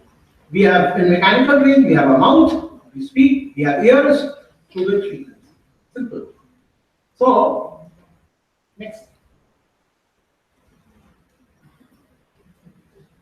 Now, what we had initially, if you remember, I think most of you were not born then, in 90s, early 90s, we started having some wireless. And it was only possible because we had some police wireless and mobile communication was just starting. And there were two different developments taking place. Number one, the development of wireless, and number two, the development of internet. Internet was allowing us to do sharing of resources. So what is the internet? Internet is a heterogeneous database. Heterogeneous in the sense it has different kinds of data, and you wanted to access that particular data, and it's a heterogeneous distributed database. And through something like Google, which is an interface, we were allowed to access this particular search and access this particular database. Mobile allowed us to communicate by moving from one place to another. However, as I told you, it did not have the bit rate or bandwidth. It did not have error-free communication to allow us to access the internet. So what we wanted was, we wanted to have internet on the move, or we wanted to have mobile internet. Again, the protocols which were used by internet, were TCP/IP protocol suite. This TCP/IP protocol suite powered the internet. However, the protocol suite or the protocol which were used by mobile were vastly different and could not be used on the internet. So what we wanted to marry the two worlds, the world of mobile, the world of internet. The world of internet was ruled by computer engineers, the world of mobile was ruled by electronics and communication people. And there was a huge fight. And internet people, they said, no, we want TCP/IP everywhere. Electronics people said, no, we want this wireless thing to be everywhere. And what happened today was, we have TCP/IP everywhere, but so computer people think that they have won the war. But if you look at TCP/IP, you will feel and know that most of the technologies, what has happened is TCP/IP has been changed to adopt most of the wireless technologies. So whatever electronics and communication people wanted is there and has been incorporated in TCP/IP. So it's known as TCP/IP, but most of the protocols in TCP/IP are now wireless powered, and these are the networks or protocols which are being developed by electronics and communication people. So let's have a look. What happened? Let's go through a brief history. And as I told you today, I'll be talking mostly about history only. So let's see. So if you want to access internet, and what do you want to access internet for? You want to access internet for video, you want to access internet for YouTube, you want to access internet for streaming video, you want to access internet for games. I want to access internet for some research papers. My daughter wants to access internet to see Death Note, for example. So everybody has different requirements. My requirement is some data requirement. What is data? But data is something, so everybody has requirements which are different, And these requirements constitute what is known as multimedia. So what is multimedia now? So we say multimedia is data, video, image, and graphics. But you say everything is stored in the form of bits. Why differentiate?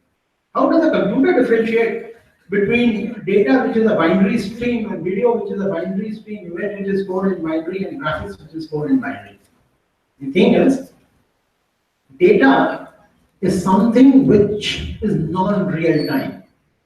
If I want data, I can have data 1 hour later, doesn't make a difference. If I want to download a file, I can download just now, 10 minutes later.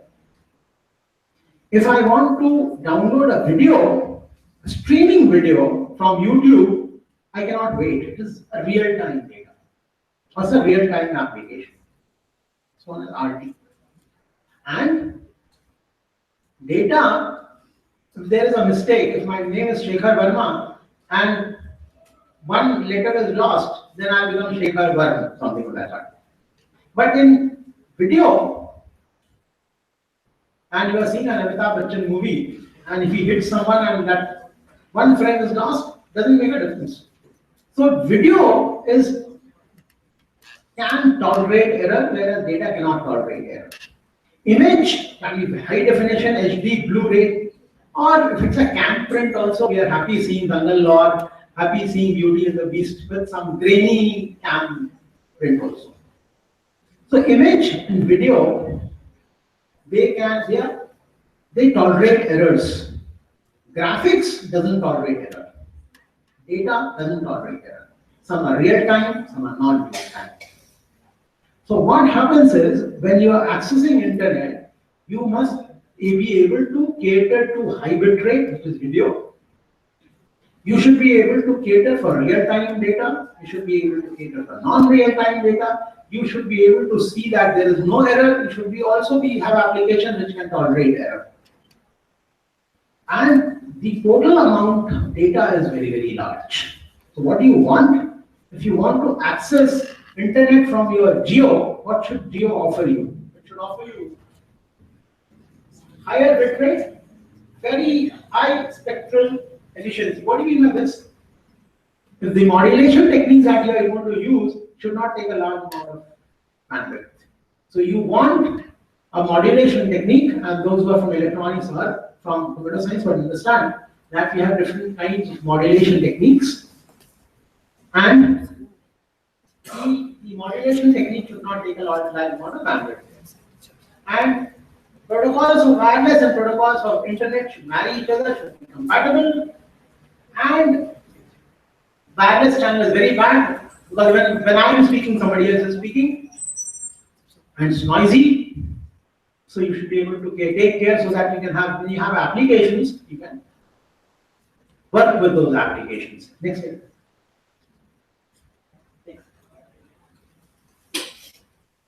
So before we go further, I see some cases who say, what is this modulation, for example? So quickly, let's see. If I wish to transmit a particular signal, and what is the signal? Y is equal to sine omega t plus phi. Omega is the frequency. We say that if I want to record an event, what do you mean by recording an event? If some event is going on, I want to record it. I want to record the event without error, so that I can replace it later on. And how do you record it? We say that every event will have some changes. You record every change twice. If there is a scenery and there is some change, you record every change twice. Then, if you are in a position to record every change twice, then you will not lose anything from that particular event. So there is some marriage going on. If you record every change in the same scene twice, then you will not be losing anything. This is, in technical terms, known as Nyquist criterion, which says that there is a signal, find out the highest frequency in the signal, sample at twice the highest frequency in the signal. That means, If there is a fast change, have samples which are quick. If there is slow changing, take samples that way. Do some lazy sampling. But then, if you want to transmit, there's a wire. Then electricity is an electromagnetic wave. This does not transmit. While our television is able to transmit. Why? Because you need an antenna. And without going into details, and the size of the antenna depends on the frequency. The higher the frequency, the smaller is the antenna size. So if you look at your father's mobile, not my mobile, father's mobile, it will have an antenna. Today's mobile is working at a very high frequency, so you have an antenna which is inbuilt. So the higher the frequency, the smaller is the antenna. So if you have an RFID chip, it will have very small antenna. If you are working with devices at terahertz range, you require very, very small antenna. Is that fine? So what we had was, we had first some telephony, then we had office and home networks, which were very small networks used to be there. Then we had wireless, then we had Wi-Fi, which is wireless LAN. Then we had mobile internet. Then we had RFID and sensor networks. Then we have mobile web, which is geo all the time. Then we have mobile apps. Then we have location aware apps, which will tell you, around in Allahabad, what are the shops. Then we have mobile video, in which you can go on and see the mobile, see the video. And then we have vehicular to vehicular communication, which is able to talk to your vehicles. Next slide. And what are the technologies? Let's see how did the technologies work. Initially, when people started talking in terms of, I'm talking of wireless only. When people started talking in terms of wireless, then you want to reach everyone. So you must have a big antenna. It used to be like a huge telephone tower. And then it tried to cover the entire city. As I told you, the bandwidth is limited. The wireless bandwidth is very limited. Then what happened? You could support very less people. In a city like Allahabad, you could not support more than 100 people. And you have to have an antenna which is very, very large, very high, and sent to everyone in Allahabad. And the mobile handset will be like a police handset, which will be this big. Now people said, what to do? I want wireless to be used by all. However, the wireless channel is limited.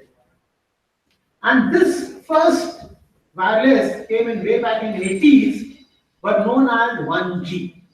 Well, 1G, what happened? First generation, we had a very big tower with very powerful transmitter. We had handsets which were vacuum tube and big. As I told you, wireless, the signal dies out very quickly. Then people started becoming very smart. In late 80s and early 90s, people became as smart as people who are at the back of this particular room. They said, okay, but in wireless, if I do not shout and I talk in a low tone, low volume, then somebody in the back seat can also talk to each other. This happens. There are students who are smart, they are able to talk to each other in a very low tone, low voice. Or we are smart. We are saying that this class is going on, there's another class which is going on, another class which is going on, and all of them are going on at the same time in the same frequency band. Why is this what they are going on? Because the signal is dying out very, very quickly, and the same frequencies can be reused.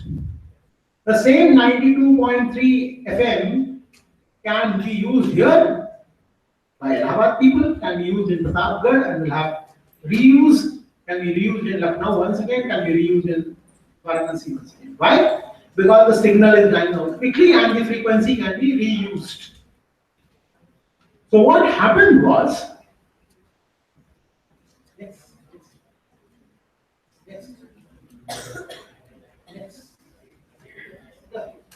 So you can go back. So what happened was, people said that let's not use very high power antenna. Let's use an antenna or a power or a transmitter system which is very, very small. So that we are able to talk to, it will have the power only to reach in a very, very limited circle. Then reuse the same frequency elsewhere, then reuse the same frequency elsewhere. So different people, for example, we are talking in the same frequency band, 20 to 20 kilohertz mechanical waves, here in this class, this class, the adjacent class, and even in the same class, people are able to talk to each other without disturbing me or without disturbing others. Why? Because they are talking in a low volume. Is this clear?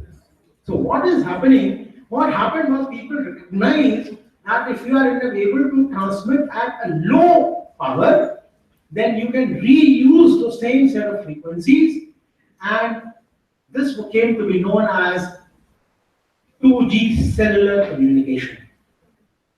So what is cellular communication? Cellular communication is a communication in which there are wireless users, there is a wired base station, and people can talk to this particular wireless, and any user will talk to the wireless base station, and he will broadcast your. So it's like your mother base station. You want to talk to your friend, talk to your mother, she will tell you. And he will tell your mother, or he'll tell his mother, his mother will tell your mother, and then it will come down to you. And this happens when you are in class 11, 12, because parents don't trust you at all. So here also the same thing is happening. This base station is there, this base. These are connected by optical fibers. These are landline. You are wireless. You talk to this base station, the base station is sent to another base station who will broadcast in its cell. Now everything is cell. Is this okay? So this is known as 2G wireless communication, or GSM, which is the most popular, still being used. Then people said, what happens when we want to do this in a small area, in a private area? Then the similar thing is replicated. Instead of having a base station, we have what is known as an access point.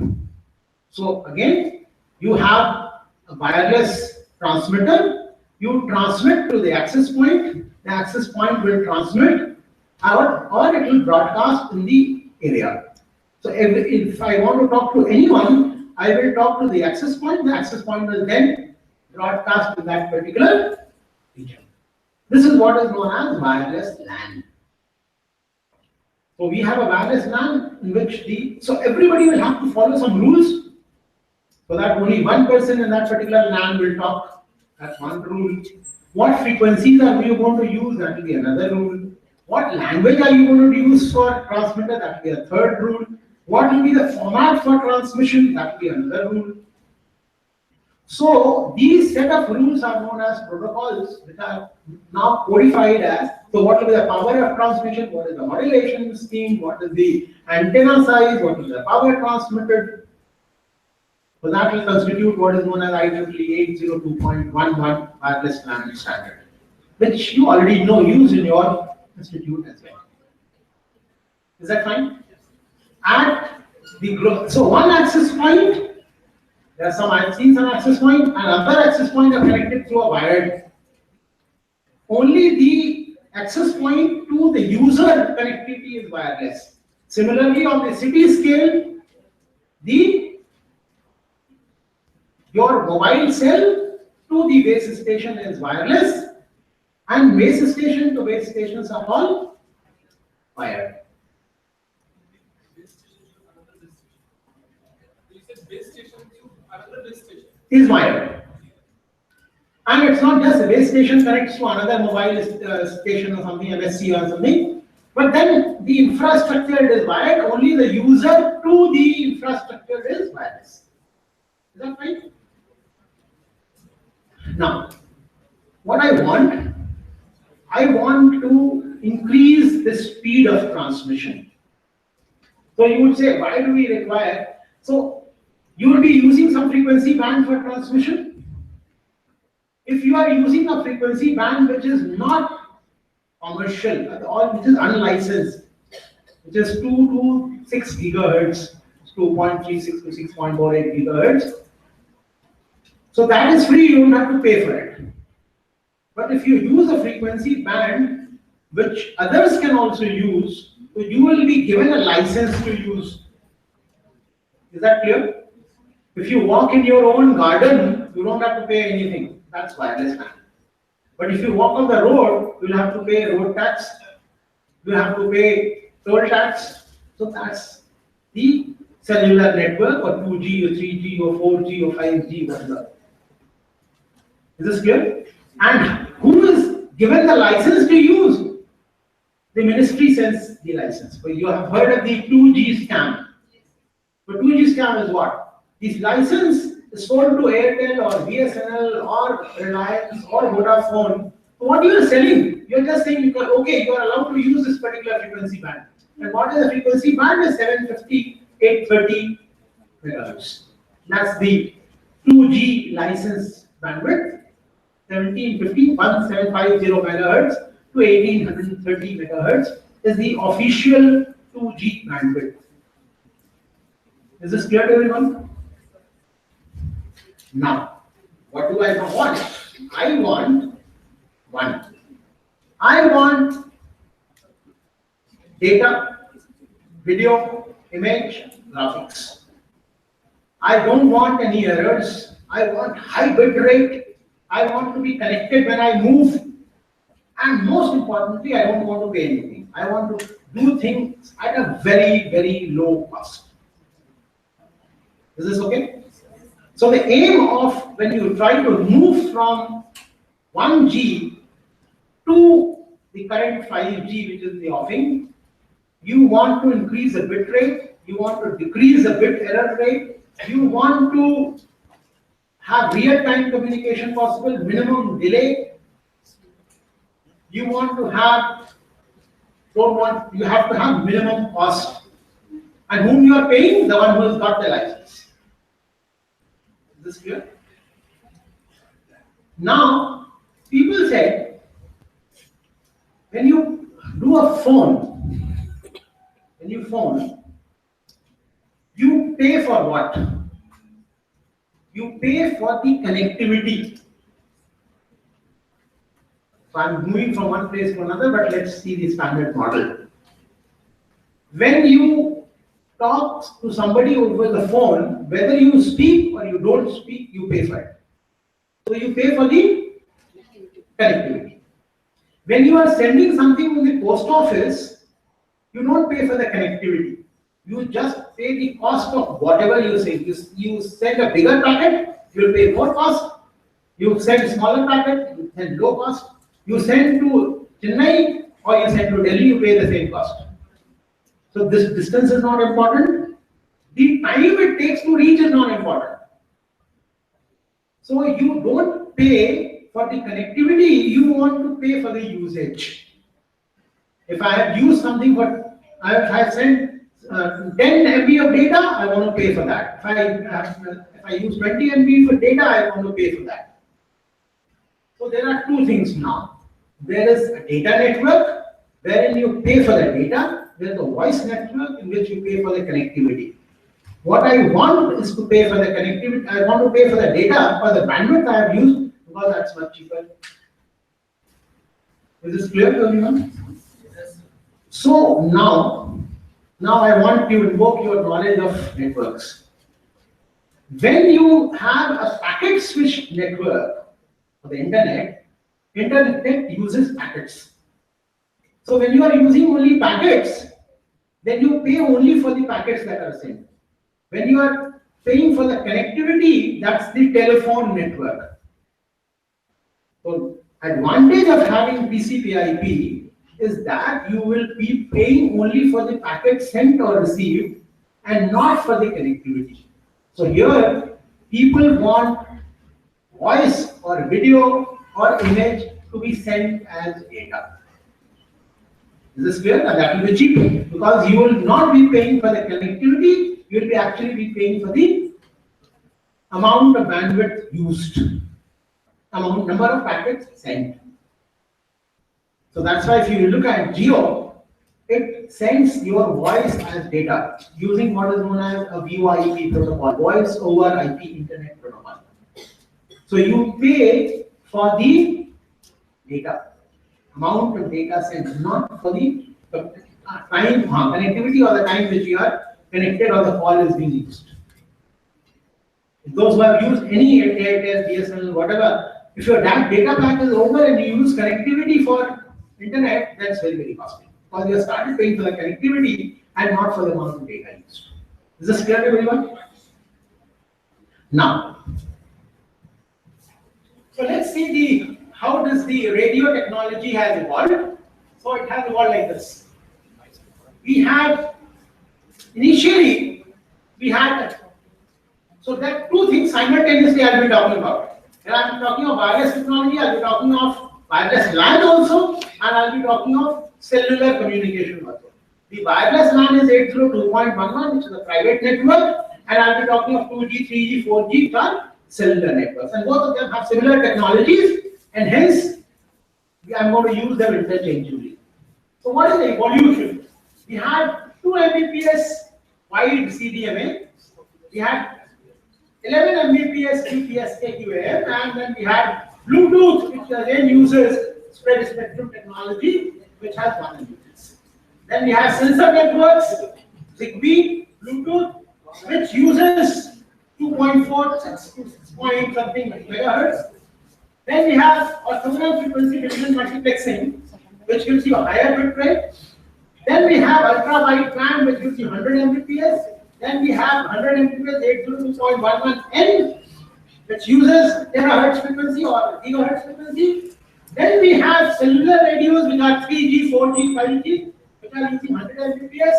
And then here we have 1 Gbps wireless band, which is working as 60 GHz. This is actually something which is 5G. This is working. Everybody is able to hear me? Hey, when I'm turning like this one, so I'll take care of that. So now, if you are interested, then we can see what is OFDM, what is CDMA, but that will postpone slightly. The idea is just one. I want to transmit at a lower power so that my battery is conserved. I want to have spectral efficiency so that the amount of bandwidth taken by my signals are less. So, सबसे ज़्यादा bandwidth is taken by amplitude modulation, then frequency modulation, then phase shifting. Less than that is QPSK, then QAM, OFDM. All of them allow you to transmit at lower powers and take lesser bandwidth. So all movement is towards OFDM because orthogonal frequency division multiplexing takes minimum amount of bandwidth and requires minimum amount of power to be able to transmit. So we want a good modulation technique which this gives you. I want to move to higher and higher frequencies because at higher frequencies the noise is less, so error is low. At higher frequencies the bandwidth is more, I'm happy. At higher frequencies the antenna size is low and hence I can have compact small devices. So, from some megahertz, 1850 megahertz, 1830 megahertz and 2G, we are moving to 60 gigahertz. See the change. And when electronics people are going to give us terahertz devices, then I move to terahertz. So that will give me an enormous amount of bandwidth. Next slide, please. So let's see. Now we will continue with the story. Initially, we had 2 Mbps in 3G systems. Now we have 100 Mbps in 4G systems. And if you go and see 5G, we'll have something in the tune of 1 Gbps transmission. Your mobile will allow you to download a movie in 1 second. And if it's a Blu-ray rip, then you will be in a position to download a 4 GB movie in 4 seconds. In wireless LAN, this is cellular communication, this is wireless LAN. In wireless LAN, we have 11 Mbps 802.11b to 300 Mbps 802.11an, and this is already available. If you look at your own devices in your institute, you will find that this one is already available. Next slide, please. So what are the different technologies, 3G and 4G, which are known as WiMAX and long-term evolution? And if you look at the Geo, you'll see on top of the bar, Geo, TE, LTE. So Geo uses this.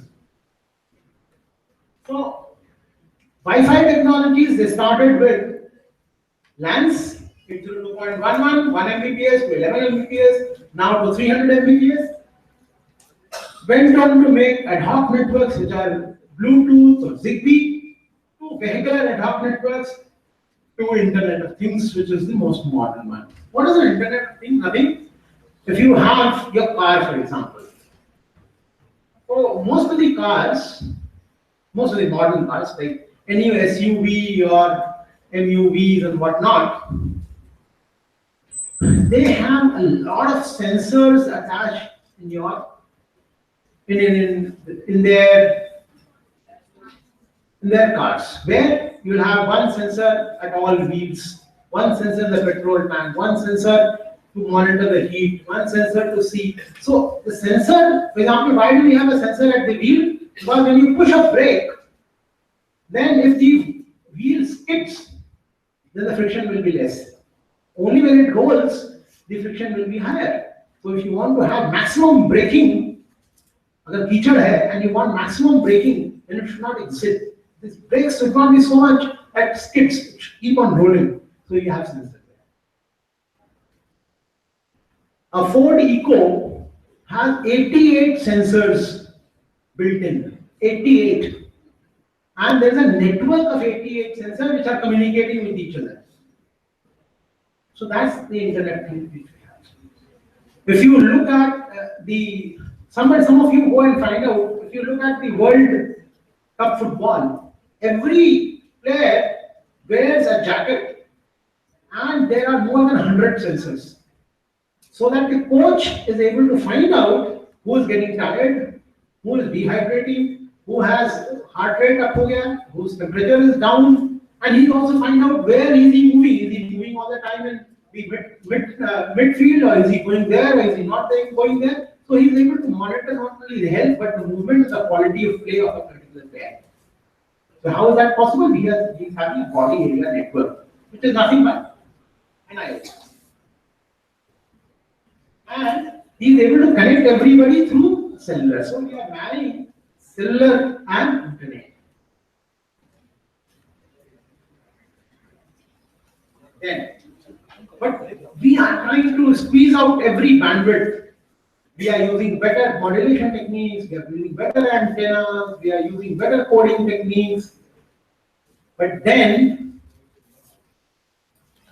what happens is that there is some bandwidth which is not getting utilized. Suppose I am using 2G. I am connected and I transmit a packet and then I don't transmit. Then again I transmit a packet, then I don't transmit because nobody is speaking all the time. So now what do? We say, and this is what is the latest trend now, what we are doing is, we say that let's find out what is the bandwidth which has not been used by others, and let's try to use that. Suppose there are two classes. In one, the teacher is most of the time quiet. The other, the teacher is speaking all the time. And now there are some students Who want to speak? So what do? They'll use the bandwidth which is available for the next class. How do they find out that? By listening to both the classes. So if there's somebody in this class, he finds that in the other class nobody is speaking, he will just talk to the other class because he is transmitting to the other class. And this is done by monitoring what is the bandwidth which is being used. Who is speaking, who is not speaking. And this is what is known as cognitive radio. So what is happening here also, interestingly, is that I find that there is no bandwidth because the wireless bandwidth is limited. So I find out, okay, for example, I take an example. I say, space on the road is limited. However, if I am able to find out a car in which there are 3 people sitting, 1 seat is empty, then I go and sit in that car. Whenever the 4th person comes, I'll get up. I go to the railway station, and we do that in our lives. We go to the railway station, and when I was young, I used to do that. We used to go to the railway station, AC 3 में घुस गए. अच्छा ये seat खाली है, लखनऊ की है, बैठ जाओ. Then somebody else will come, then I'll get off, go to the general, then again go to some other department, the next station. So what I am doing, I am trying to find out what seats are free at what point of time, and I am utilizing that. If I do this in a systematic manner, then this is what is known as cognitive radio. I find which part of the bandwidth is not being used and allocate that particular bandwidth to a person who requires it, and he transmits during that particular period. If the primary user returns, then I stop my transmission. Next page, please. Next. So these are the technologies which are being used. In 2G, we talked of GSM, which uses the physical layer which is known as modulation technique, is Gaussian minimum shifting. MAC protocol was time division multiplexing and frequency division multiplexing. This was the frequency point used. This is the channel spacing. This was the bit rate. In 2G, then we had QPS there, we had CDMA, and as you can see, as we were moving from minimum shifting to QAM and OFDM. From MAC protocol, we moved from time division multiple access to CDMA, 850 megahertz to 2.8 gigahertz. That means we are increasing the frequency using better modulation techniques, using better MAC layer protocols which are taking less and less bandwidth. Then we have channel spacing, which was 400 kilohertz to 20 megahertz. So each speaker is now given 20 megahertz, so he can send data at a very high speed. And the downlink speed increases from 20 to 2.8 kbps. This was suitable only for voice. Now the data transmission you can transmit on your mobiles at 100 Mbps. And why is this possible? Because we are going to higher frequencies. We are using better and better modulation techniques. Better in the sense, lesser spectral bandwidth, less better rate. You are using better MAC layer protocols like OFDM instead of TDMA, and hence you are in a position to transmit at a higher frequency. Next slide, please. Next, we have spoken about all these. Yes. Next. So what we are saying is that we have been able to find out. For example, if I'm repeating what I have already said, that we are able to find out. हर तरह से we have seen IRCTC and roadway and this, but I don't find any seats which are vacant in somewhere. So what do? I go to the railway station. From the guard, I know that there is 1 seat vacant from here to Papamau. I take that. Papamau, I get down because other person has come. I find the bus जा रही है, उसमें एक seat खाली है, उसमें बैठ गए. So what I'm doing is I'm just monitoring all, and when I reach surround, I find कि कुछ नहीं है, बैलगाड़ी. I can take that for some time. So anything which is available is being used, and this is what is known as cognitive radio, as I told you, or this is also known as software-defined radio, SDR. Next. So we say that these are primary users, and this is the space which is not used. So I am having opportunistic access, and I'm using these spectrum white spaces. Next. Now, these are the stories which are already happening. Let's see what are the stories that are going to happen in a few months, few years. Let's see. Next week. So, what is the story that we expect? The story that we are going to expect is we are going to use going for higher frequencies, terahertz. Now the general idea is that we have wireless LAN, we have Internet of Things, we have Bluetooth networks, we have Zigbee, we have cloud computing available to you in computer science, we have good antennas available to you. All of them are going to be converged. And the convergence of all these technologies, all this grand convergence, will allow us to communicate from one place to any other place, one device to any other device. One machine will be able to talk to any other machine, and that's the grand vision of 5G. So what we are doing, we are finding whatever is happening in different fields.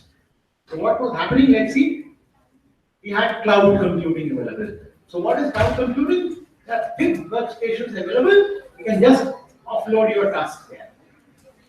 So if you want to do any cognitive radio, find from the cloud. We have high frequency millimeter wave range. We have machine-to-machine communication. One computer can talk to another computer. What is the difference between human to machine and machine to human communication? Human beings are not delay tolerant. If I talk to my phone friend who's in the US and if there is a delay, something, hello, hello. So we are not delay insensitive. We are delay sensitive people. If there is delay more than 150 milliseconds, we feel ki koi nahi bol raha. That's psychology. Machine to machine communication, no such impatience. So the protocols change. Devices can talk. For example, one sensor node in your wheel can talk to a sensor node in the brake. So that's. Then we have Internet of Things. We have vehicular communication. My car can talk to another car and say, my car is going there. The other car says, our line of sight is not there. It says there is an accident or there is a lane change or there is a restaurant, for example, or there is a movie that they can share. My car can talk to another car. So all these can talk. My car can be a moving cell because there can be multiple devices that communicate with each other. They can be very small cell. Allahabad has 13 cells today. Tomorrow, this classroom may be a cell. This is not known as femtocells. Then we have space division multiple access.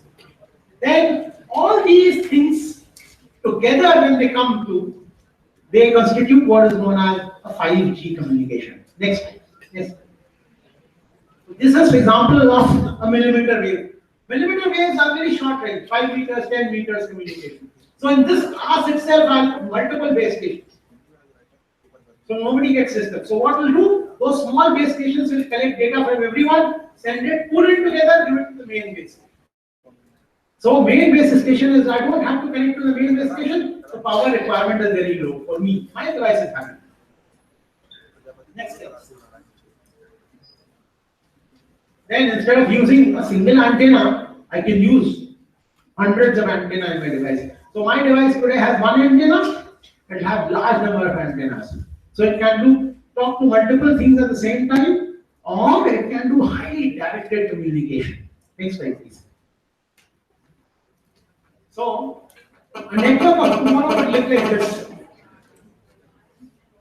There will be Internet of Things, there will be gigabit Ethernet, there is small cells, there is a massive MIMO network, there is a cloud here, there is a small network here, there is another network here, and most of them, there is an internet here, there is an internet here, there is a cloud here for network. Next slide. So this is what is going to be the communication tomorrow. As you can see, everything is there, and in addition to everything, we also have what is known as energy harvesting. So people are harvesting energy from the sun. People are seeing what are the other transmissions which are coming, and they'll be able to charge their devices from there. And you have heard the lecture on RFID. How does passive RFID work? When you go and talk to it, there is a simple small circuit. There is just a coil. So when signal reaches, it passes through the coil, solenoid, and then some current passes. So it is able to harvest energy. So that's how all our devices will be able to charge. When you walk, they'll charge. When you talk, they'll charge. When you are in the range of other people who are doing the communication wireless networks, they'll charge. So they'll reduce the electromagnetic load on the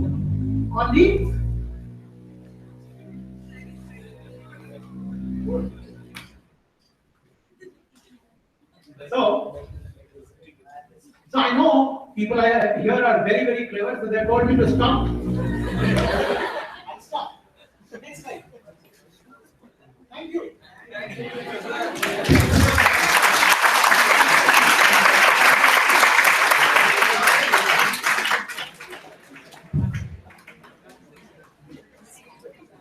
Any questions? Yes. So what happens is, so which year are you in? So what happens when there is an antenna which transmits and then the receiver, and in between that there is a channel which adds noise to the receiver. Okay. So what happens is, the question is, what is MIMO? M-I-M-O. So it's a multi-input, multi-output system. The idea is that whenever we transmit, there's a signal. Signal is also received by the receiver, but in between the channel, a noise is added and some interference is added. This is clear? Now people say, and as I told you in our daily life also, there can be only one transmitter and all others can receive. This is clear? But now, people from computer science came. So people from computer science came and they said, no, multiple people can transmit. How? If we are having three unknowns, three equations, the equation x, y, z are unknowns.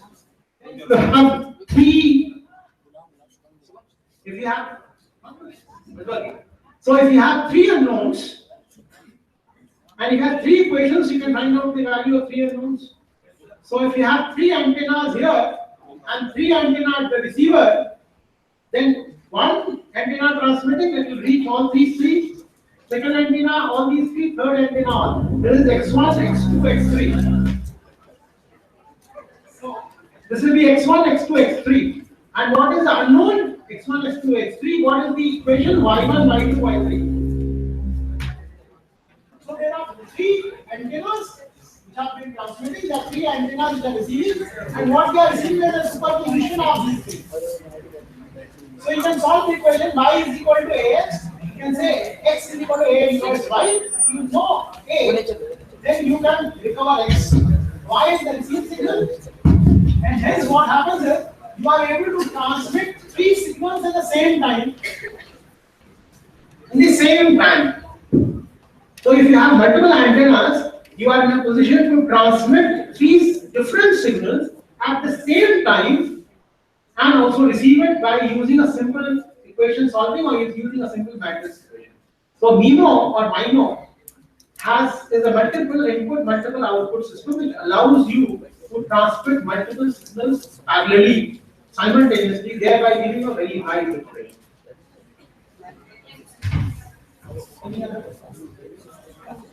Any other questions? Any other technical questions that you have?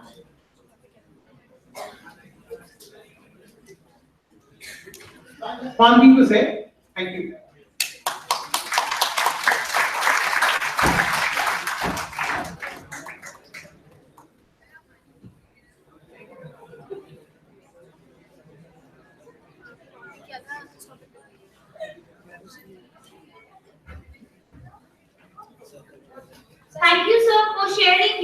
knowledge about wireless network.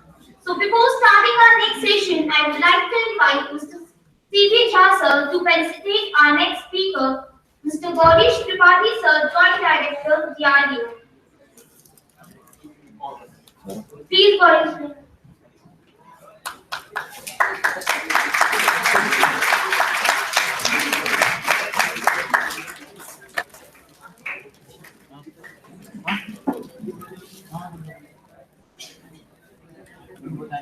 By presenting the bouquet.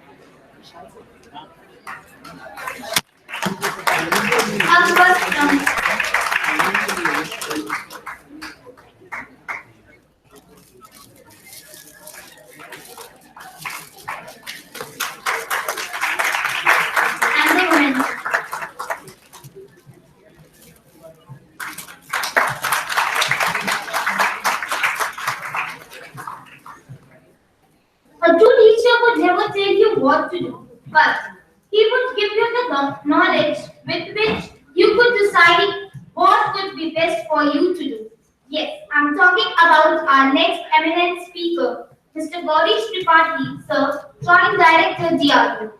He has a total experience of 16 complete years. He has good experience in design development and testing aircraft, electrical and electronic units, airworthiness certification of aircraft, helicopter units. Not only this, he is also awarded with DRDO National Technology Day Awards, Laboratory Scientist of the Year Award, and National Science Day Award. So with a huge round of applause, let's welcome Mr. Gaurish Tripathi sir, Joint Director, DRDO, Lucknow.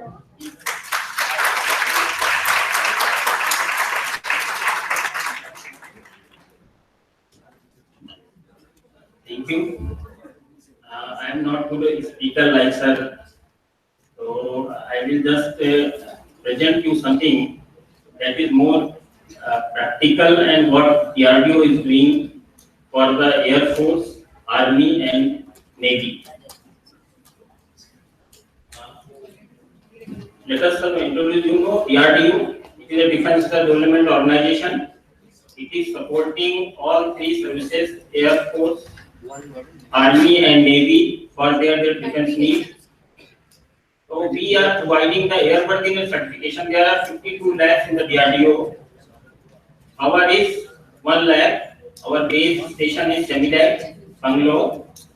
There are various centers who are providing the airworthiness certification to the all aircraft, military aircraft and their accessory systems and complete aircraft. Right? So we will present here and do some basic approach how certification will be done, what is the requirement, and there is one important thing. This is you see, your topic is design. You understand how to approach for design, how to design a system, how to understand the system. We will take very small problem and we will try to design, we try to eliminate the problem what we are facing design and development projects. Our presentation is two parts. First part is how we are following the approach, and second part is how we using that approach for solving a problem. Okay. First part of my presentation is basically hello. First part of my presentation is about the SIET fraternity. What is the airworthiness certification approach? Means what approach we are following to give the certification. And finally we go for case study. As you know, everything we are using, like cellular phone, we are using something this device. This reliability and quality of this device needs to be certified by some independent person. Right? Designer of this thing is an independent man, and certifying agency should be totally independent of a designer. Okay, like our drug are controlled by our drug inspectors, our stock exchange is controlled by SEBI, our daily use thing is controlled by ISI Mart. Okay, so like any aircraft which is flying for military application is need to be certified by the government agency, that is by DRDO. And all civil aircraft, this is for your information, all civil aircraft which are flying in the Indian territory is also need to be certified, because before certification anything cannot fly, because this leads to the danger to the pilot as well as the human beings. So that certification is done by Director General of Civil Aviation. That is another government body which is looking after civil aviation airworthiness certification. We are for only military airworthiness, for military aircraft. Next slide. This semi-like organization, since the B60, 1958, was established under the flagship of DRDO. Today, our lab is the one of the laboratory among the all 52 laboratories. Semi-like is one of the laboratory. Next slide. It has all over India, since airworthiness activity Make in India program by our Honorable Prime Minister, there are various programs going on all over country for airworthiness application. We have to provide certification activity across the country. So DRDO has made their regional centers at various places where airworthiness activity is going on. Means items for the aircraft uses are manufacturing, produce, design and develop, testing. So these are the different centers all over the country giving support to certification of a fighter aircraft, a trainer aircraft, missiles, you know, or missiles, Agni missile, Prithvi missile. These also need certification before inducting to the our forces. We are also providing certification to UAVs, unmanned aerial vehicles. These also need to be certified. And we also certify the helicopters. Next slide. The total. This is the some glimpse of who are controlling us. Our top boss is DRDO Director General, who is the scientific advisor of Raksha Mantri. Under that, there are various Director General for different type of systems. Like aeronautics, there is Director General of Aeronautics. For missiles, there is Director General of Missiles. For chemical weapons, Director General Chemical Weapons. Environmental security control system. So these are the top bosses. Under this, our lab is coming semi-lab. Our semi-lab is headed by Chief Executive, and all these regional centers are headed by the directors. So this is the broad scenario of our organization. Next slide. What activity we are doing? We are doing airworthiness certification for all aircraft, helicopter, UAVs, accessories that are produced in India as well as brought from abroad. Like we have MiG-29, we have Su-30 aircraft, these are brought from Russia. We have Jaguar, we have Mirage, that is brought from the France. That need to be certified in Indian scenario, because France environment and Russian environment is totally different from Indian environment. We need some special type of test, special type of design, special type of safety and security, so that we can use same aircraft in our territory. Okay, so that activity we are doing. When aircraft is brought, there are various type of modifications are going on for introducing our system. Like we have brought Su-30 aircraft. Su-30 aircraft is using IN-GPS system for flying. That data for GPS system we are taking from other countries. We are trying to make our GPS system so that we can maintain our security during the our flight operations. After we are doing some clearances, type approval, investigation. If there is any incident occur, suppose some aircraft is going bad, we are carrying out and establishing what is the cause of that failure. That failure need to be investigated, and after investigation, required remedial measure need to be implemented in the system. We are also approving the design house. Means in India, if some company wants to make any part for aircraft application, we have to certify that lab, that private organization, that he has capability to do all these things or not. So that certificate, that design approval is also done by our seminar.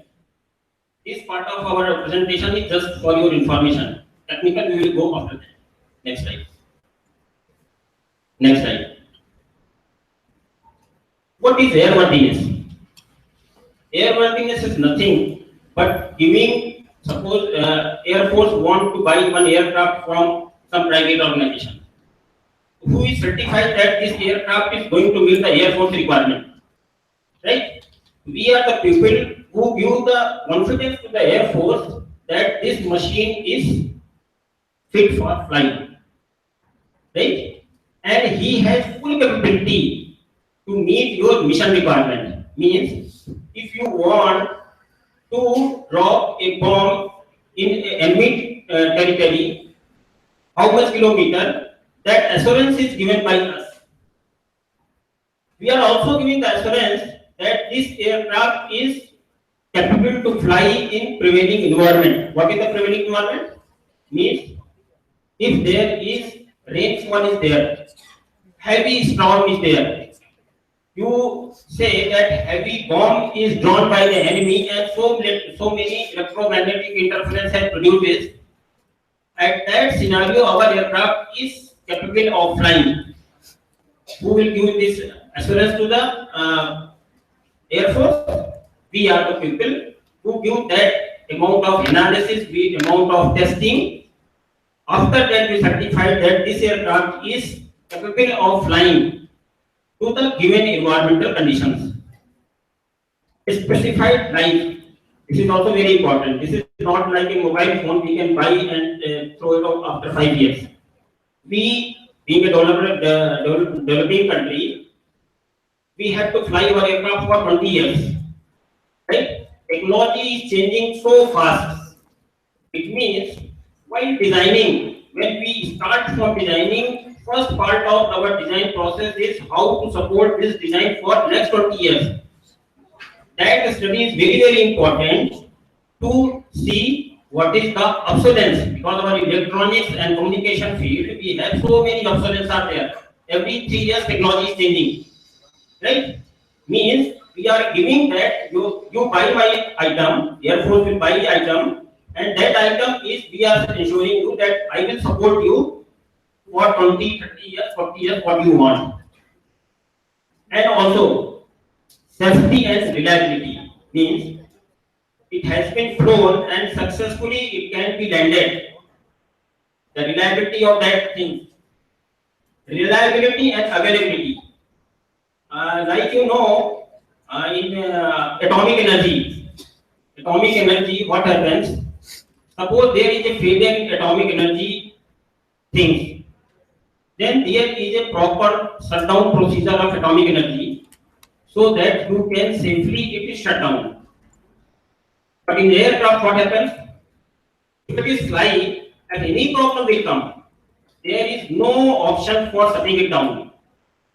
Right? Means you have to make the very high reliability system, but at the same time, our aircraft should be available. Availability of the aircraft should be very, very high. And we are giving the availability of that aircraft means 10 power minus 9. 10 power minus 9 means 10 power 9 times if it fly, then failure is only once. Right? This type of reliability, how to design, think in design perspective point of view, how to give this. Right? So this thing is controlled in the airworthiness. And certification is the assurance process only. Next slide. For doing all these activities, the government of India has given the power, and that power is documented in the document that is DDP Mass 2002. This is approved by Secretary Defense, and this document has given all the process what we have to follow, what designer has to follow to design a system for airborne application. Software content is very high. How to certify a software? Someone has written a program. How we certify that program is not malfunction and no bugs will come during the evaluation process. The certificate, software certification is also very important. And unmanned alien vehicles. For all these things, there is a separate. The directions are there in these books. Next slide. This is the process. Designing anything, taking any project, the 50% work is involved. How to understand the requirement of your design project. Okay. Understanding a requirement is a very critical. Give maximum time to understand a requirement to design any system. Right? Requirement is in terms of functional. Functional means, like sir has said, you have to make the communication between one point to another point. This is the functional requirement. What is the performance requirement? Performance requirement is it is not being tracked by anyone. Anyone want to make interfere, it will not interfere. This is the performance. One is the functional, another is the performance requirement. And third is environmental. This has to work in the huge storm, where rain is there, shortage condition is there, it has to work. Means you have to finalize the requirement is a very important point of any project. For this, we have carried out the feasibility study, then we define the project. After project definition, there are the preliminary design, means we give the approach. For designing anything, there are several approaches possible. After the available approach, we have to finalize which approach is the stable and cost effective. So this is the process we are finalizing. Then what are the tests we have carried out to prove that our design is going to work? We have carried out analysis, simulation, software IMV, and no doubt test. Because test is the pure validation technique which we can, without carrying out any test, we cannot give anything to the user. Because analysis has so many assumptions are there. That assumption is ruled out by carrying out the practical testing of the hardware. Next. After testing, if any design change is required, because it is not meeting your functional either performance requirement, we'll go back to design and look after, and again we'll follow the same process. If design is freeze, all things needs to be documented, because documentation is also very important. आजकल क्या होता है कि लोग design करते हैं, class में बहुत लोग ऐसे होते हैं प्रोजेक्ट बनाया तो सोचते हैं कि दूसरों को ना बताएं, ठीक है ना? दैट एटीट्यूड कभी नहीं करना चाहिए, क्योंकि जितना आप डॉक्यूमेंट करेंगे चीजों को उतना ही ज्यादा you get the clarity and this will be decimated your juniors and that is very very important, right? So documentation is very very important. So all things what we have done is required to be documented. And after documentation, the item is flying, actual flying कराई जाती है aircraft को, वहाँ से parameter लिए जाते हैं, analysis किया जाता है. अगर all parameters are meeting the requirement, then only that item is given to the services, either Air Force or Army or Navy. This approach we are following for the certification. Next. Means for certification in any aircraft, this platform is comprising of different type of systems. What type of system? Like landing gear system, environmental control system, right? Communication and control system. Since our fighter aircraft, so there is fighting capability, how to mount the missiles, how to fire the missiles, how to countermeasure the threats of the enemies, right? All these things is to be taken care during the design and development. How we do this? We carry out design analysis, we carry out ground testing, we carry out flight testing. means actual aircraft are flying and we create the failure conditions and see when failure will come, how my aircraft is coming back from that failure. Right? By analysis we are proving, but practical thing we are also doing. We will tell you some story. We have developed ALH, Advanced Light Helicopter. Right? So there is a cold weather test. Cold weather test में ये था कि the aircraft needs to fly on the day, helicopter. And there is one failure condition. ALH has 2 engines. Pilot has given instruction, you have to switch off one engine during flight. If one engine will go off, then there is a free fall of the helicopter. Then for a 3 seconds, there is a fail freeze, and pilot has to restart the second engine, and automatically the second engine has to take flight. So this is very tedious test because the danger of life is concerned there for pilot. But pilot is ready to do this test. Most of the pilots refuse to carry out this type of test.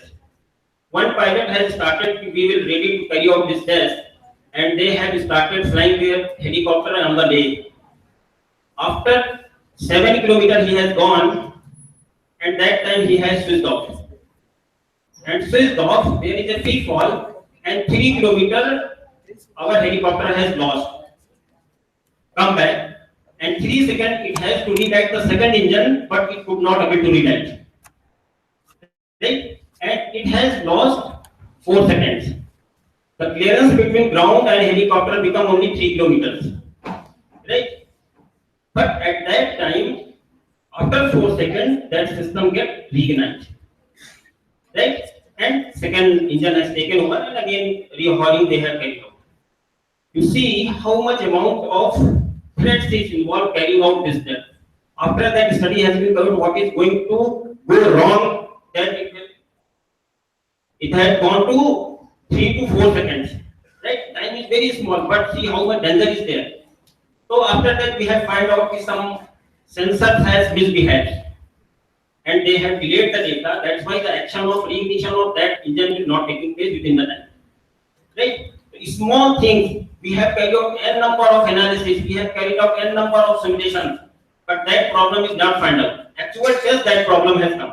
Sir, but during the test, if the test fails, then there must be ultimately the pilot must die. No, if test fail, yes. So that would be very risky for the client. Sure. That's why we are telling you, we carry out n number of analysis and tests on the ground.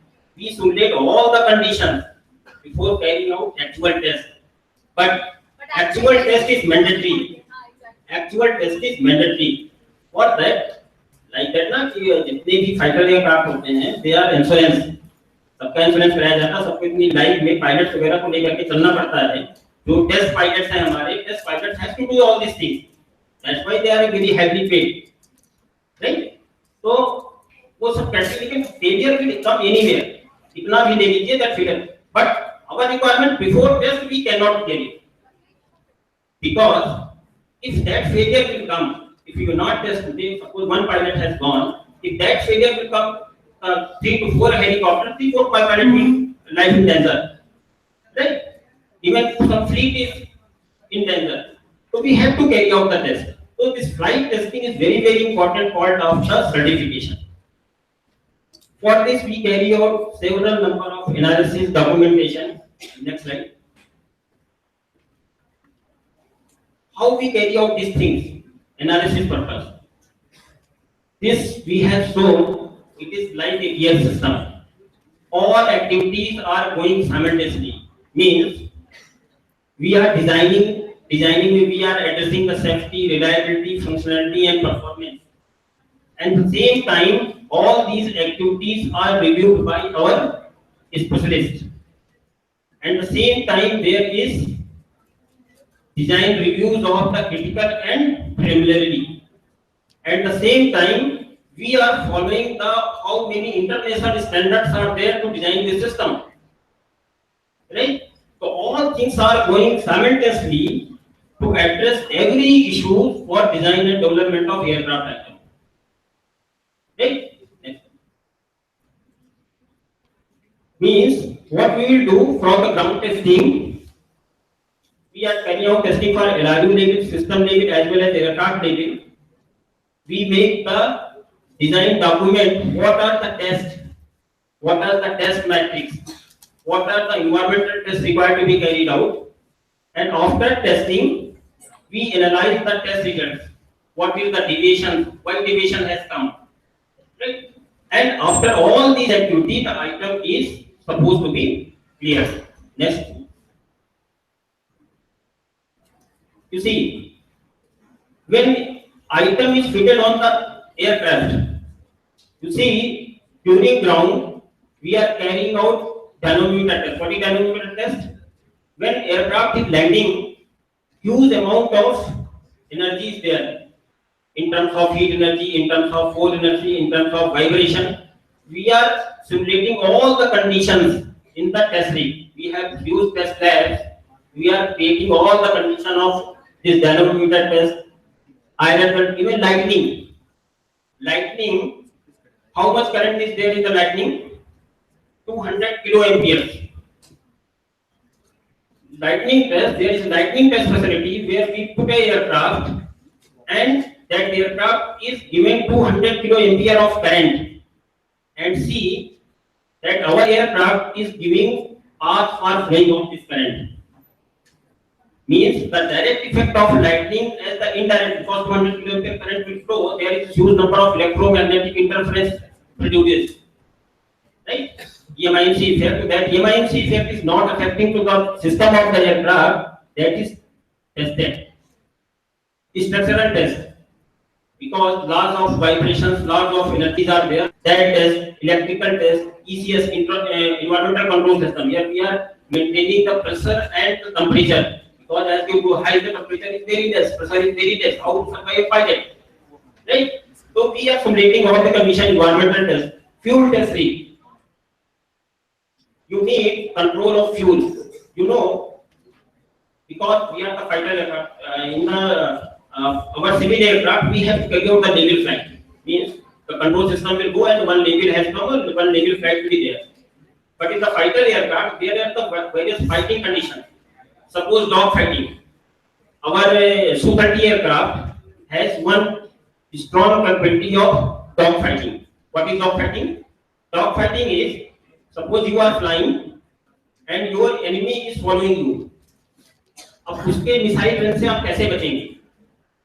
Su-30 में capacity है, Su-30 fly करते करते he can go 1 kilometer up at the same position, and simultaneously he will control their speed. He will slow down. What happens to the next aircraft? He will come forward, right? When it comes forward, again Su-30 will come to same flight, same condition, and he can target the enemy.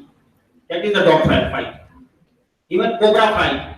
Cobra fight means aircraft has to turn all the 180 degree, and after 180 degree they get the time. At that time, enemy aircraft will go anywhere, and again he can do a missile or bomb to the enemy aircraft. So these type of capability need to inbuilt our fighter aircraft. It is not required for the civil application, right? So this type of test we are simulating in the test rig before fitting on the aircraft rig. Next. That are the ground condition test. This is the flight related test. Hydraulic system, landing gear system, life support system, power plant. Next. What we will do in the flight testing? Flight testing ऐसे नहीं होती. Flight testing के लिए there is flight test map पूरा create होता है. What is the aim of test? Which parameter needs to be recorded? What type of testing we have to carry out? What pilot has to do? What sensor has to be recorded? All things is first finalized. Means we finalize the aim of the system. Then we carry out different type of tests. And after test results, we will see the system. This is the conclusion of this presentation. This is the approach what we have following, and this is the main thing. There is no substitute of testing. Means we have carried out analysis, we have carried out simulation, we have carried out hills. You know hills? Hills means how hardware will improve. we put aircraft and simulate total conditions on the ground, right? But we have to carry out the testing, and we also see the safety of the system. Next, this is our first part of the thing. Now go through some technical, right? Go for this. Case study.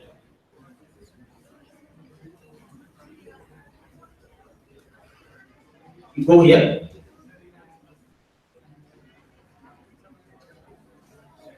Next. Next. Next. Next. Next. Click on cases. Click on here.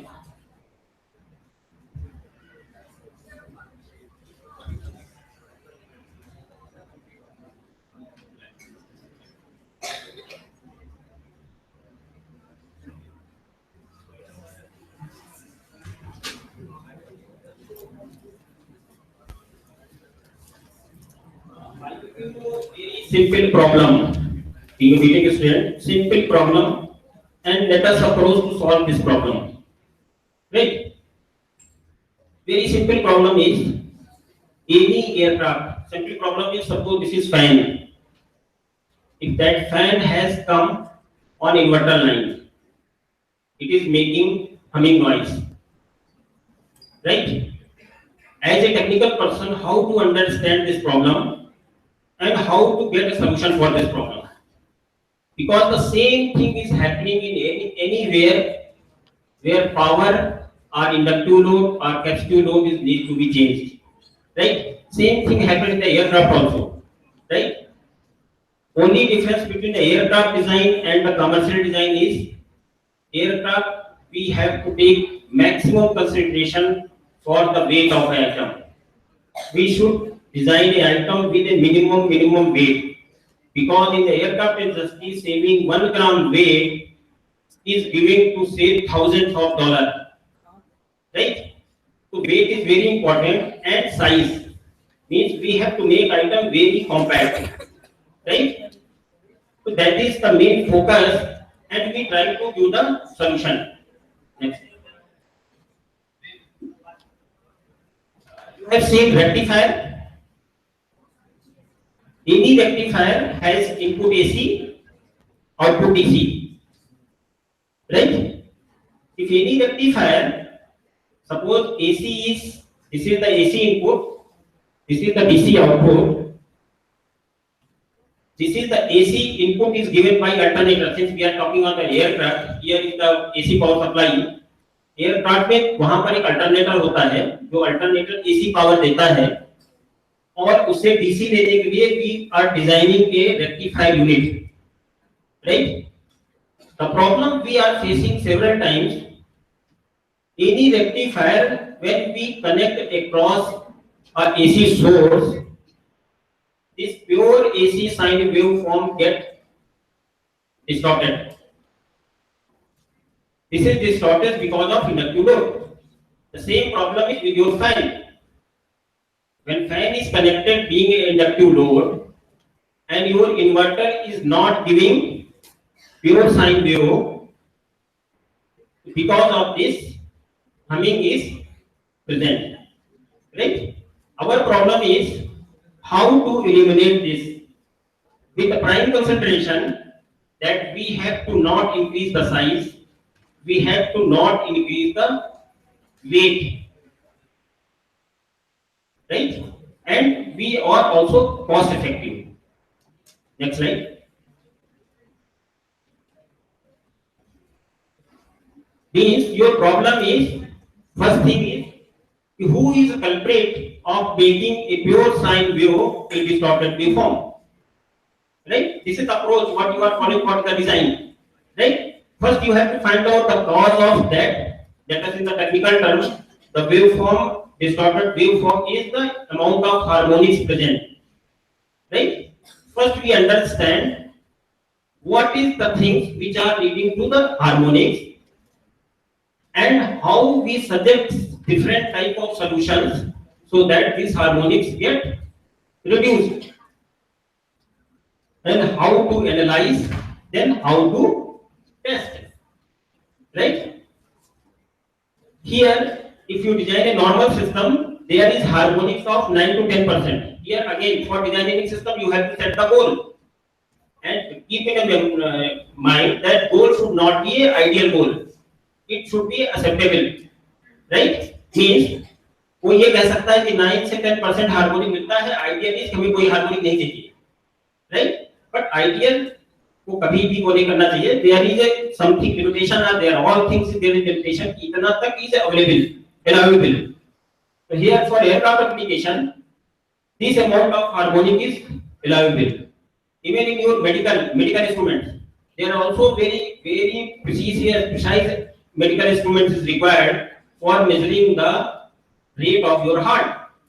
There also should not be any harmonics, right? So this is the standard has given.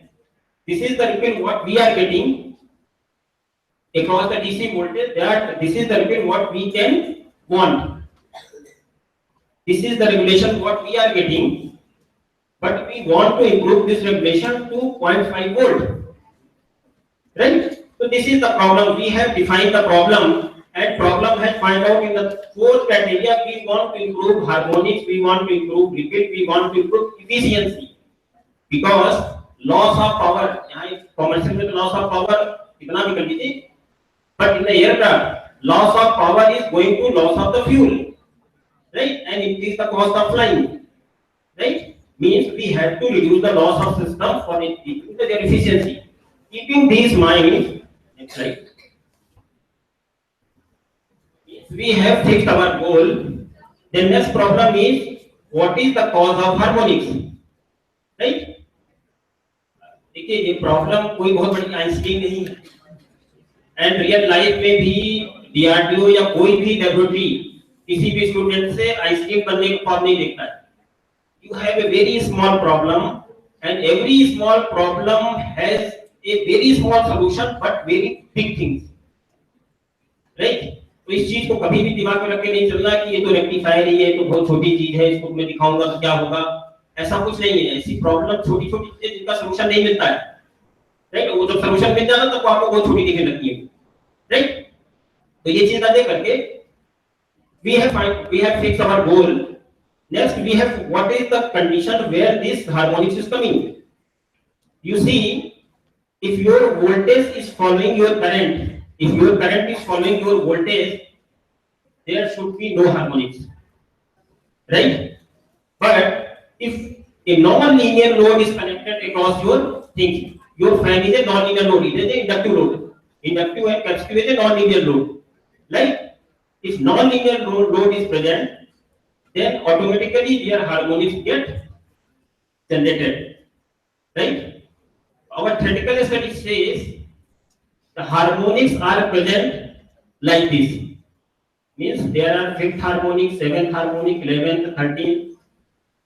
5th, 7th, 11th क्यों आता है? 1, 2, 3, 4 में 2, 3, 4 क्यों नहीं आ रहा है? Because we are discussing for 3-phase system, right? If you carry out your Fourier analysis, mathematical analysis वगैरह अगर आप करिए, you will get that you are getting 5th, 7th, 13th and broadly, क्योंकि डिजाइन में क्या होता है, डिजाइन में बहुत मैथमेटिकल एनालिसिस नहीं हो पाती है. हम लोग क्या करते हैं कि मैथमेटिकल एनालिसिस से we find out what is the broad criteria we have found, and n is the 1, 2, 3, 4, 5, 6, right? Integer. P is the pulse. Pulse means अब अगर 3-phase सिस्टम देखिए, 3-phase सिस्टम का जब आप रेक्टिफाई करिए तो 6 पल्सें आती हैं एक उसमें, ठीक है ना? तो अगर हम अपने n is 1, p is 6 number of pulse, अगर इसका हम इनवर्स ले लें, ठीक है, 6 करिए, 6 plus minus 1 is 5. Total mathematical analysis has come to very small thing. This formula itself shows only these harmonics is present in the system. And what is the amplitude of this harmonics? Nothing but we take the inverse of this. Carry out huge analysis, huge mathematical Fourier analysis कर डालिए, you will get only these results. Right? Means this is again a problem. ये भी capability engineer की है कि how a complicated mathematical equation can be approximated to a simple thing which can be implemented, right? This is also very huge problem. बहुत लोगों को ये नहीं आता है कि फोरियर के मैथमेटिक्स उनसे करिए तो पूरा फोरियर का उसकी फार्मूला पढ़ा हुआ पूरा फोरियर कर देंगे, लेकिन उनको ये नहीं समझ में आएगा कि इसका मतलब क्या आ रहा है, how to interpret this, right? अगर उसका इंटरप्रिटेशन करिए तो यू विल गेट कि only np + -1 is the number of harmonics, और उसका जो एम्पलीट्यूड है वो कुछ नहीं है, उसी का केवल इन्वर्स है, right? Means here we define our problem में क्या डिफाइन कर दिया, we have got this harmonics, our problem is to eliminate this. इसको हम अगर एलिमिनेट कर देंगे तो हमारी जो भी हार्मोनिक्स आती है वो सब हट जाएंगी, right? Next, now what is the advantage? अगर हम इसको एलिमिनेट करेंगे तो क्या एडवांटेज आएगा? एडवांटेज आएगा कि we will increase the efficiency because of harmonics के कारण ये सब चीजें होती हैं, ये सब चीजें हमारी हट जाएंगी, हमारे टेंपरेचर हट जाएगा क्योंकि हार्मोनिक्स होता है उसके कॉरेस्पॉन्डिंग करंट फ्लो करेगी, राइट? तो these are the problem, the solution, how to think. जैसे आप लोग लेवल पर सॉल्यूशन कैसे थिंक करोगे कि हार्मोनिक्स है, फ्रीक्वेंसी हमें हटाना है, तो आप what we will do, we will design a filter, right? L and C use करके we will design a filter for this is the aircraft application filter, we have L and C very huge size, we cannot use this, right? This solution is made for the commercial but it cannot be helpful for the aircraft application. This is the active filters, you have seen the active filters design, FIR, IR, all those things, means you are getting positive amplitude for different frequency, you design a filter to get negative amplitude at the same frequency and add both, right? You will get the zero things. This can approach and also can be possible. And here you see this, since magnitude of harmonics is depend upon number of pulse, it means, and it is inversely proportional, it means if any way if you increase the number of pulse, amplitude is decreased, right? Okay, next, how to increase the number of pulse? You see, this is only three-phase rectifier, primary and secondary. What we have done in the secondary, we have made two winding. One is star, one is delta, and these 6 pulse become 5 pulse, right? And you see, if you 12 pulse, you carry out your Fourier analysis, and you see the resultant current is 11, 13, 23. You see that 5 and 7 is gone, 5th and 7th harmonic has gone, right? It means only designing, adding a extra winding in the secondary, you are achieving your goal, right? Next slide. You carry out this MATLAB simulation to ensure your analytical design is suited with the simulation. We have simulate this. And this is the thing, you see it here, 5, 7, 11, all harmonics are present in the 6 pulse system, right? Next slide. But you see in the 12 pulse system, 5th and 7th is gone, we have got only 11 and 13, right? Next, it means if we increase the number of pulse, we have to reduce the harmonics. It means there is problem will come, why 12 pulse, we use 18 pulse, right? Next slide. For 18 pulse, we have to design our winding only. You change your winding, you get the 18 pulse. Next.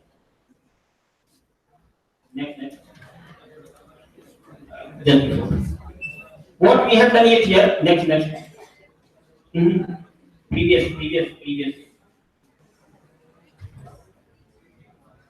You see here what we have done for 18 pulse.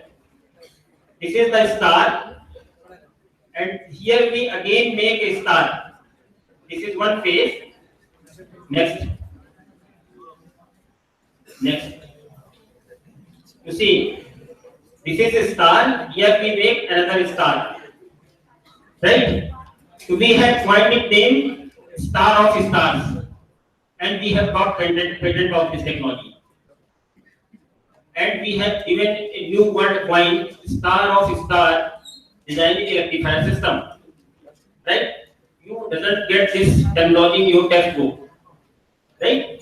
What? Here one is star, and we have made another star. This becomes star and star, and we get 18 number of pulse. And after 18 number of pulse, next. This is the actual design. Previous. This is the simulation 18 number of pulse. You see, all these has gone.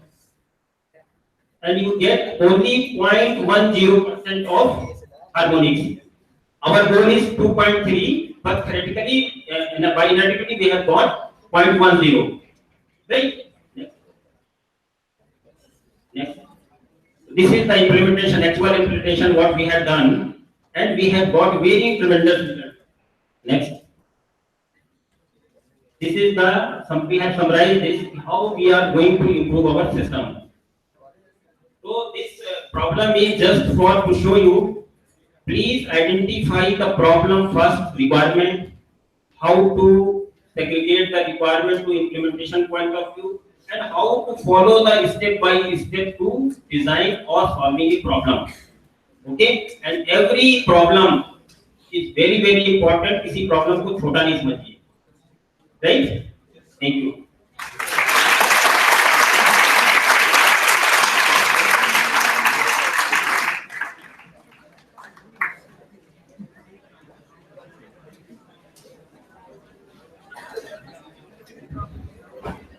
Thank you so much, Tripathi sir, for quenching us with your immense knowledge about air worthiness certificate. Now, I would like to request Professor C.B. Jha sir, Dean Academics, STI, to kindly come dais for the deliverance of vote of thanks.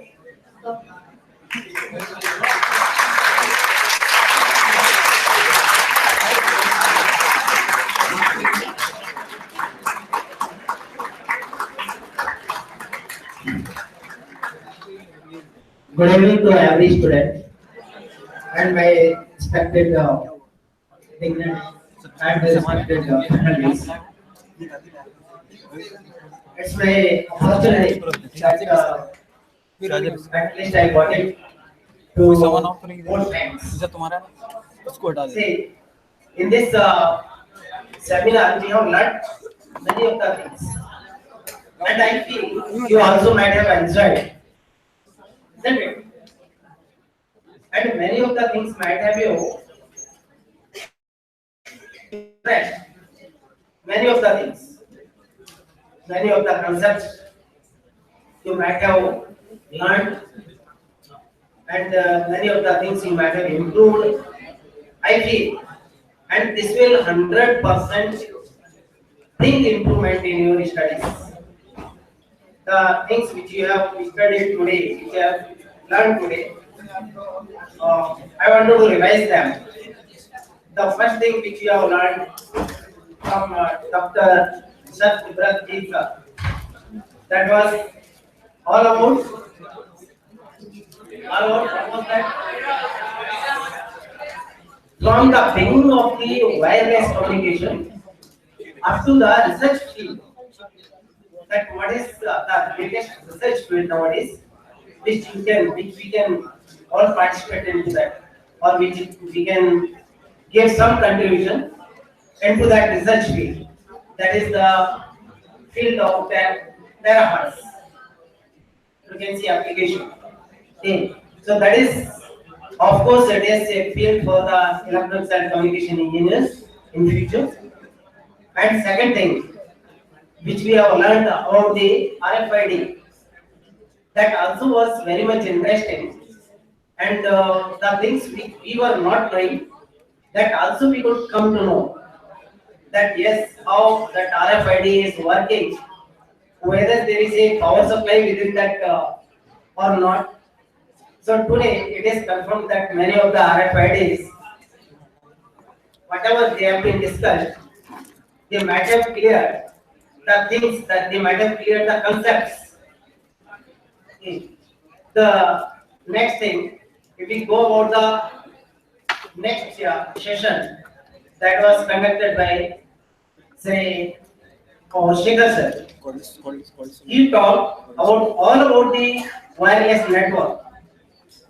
And see, I feel the things, the way that have been told, they were very easy, and the concepts of the protocols, which I was also not having good views about that also is clear, and I feel most of the people might have been benefited. Next, the practical aspect, which in which we all must indulge ourselves, and we must always think for that when we are going to be employed into some core companies, that what are the faults we are going to face, and suspect how to suspect the fault, and how to rectify that fault.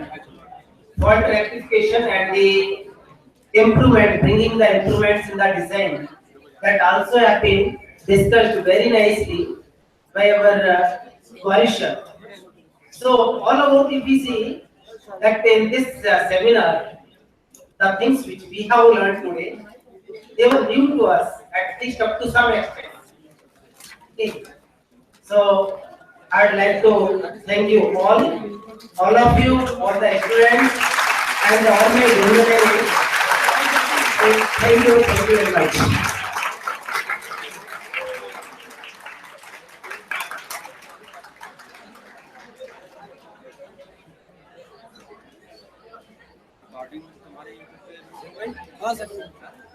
Thank you, sir, for summarizing the whole event so beautifully. Sir आप भी कोई message live आ रहे हैं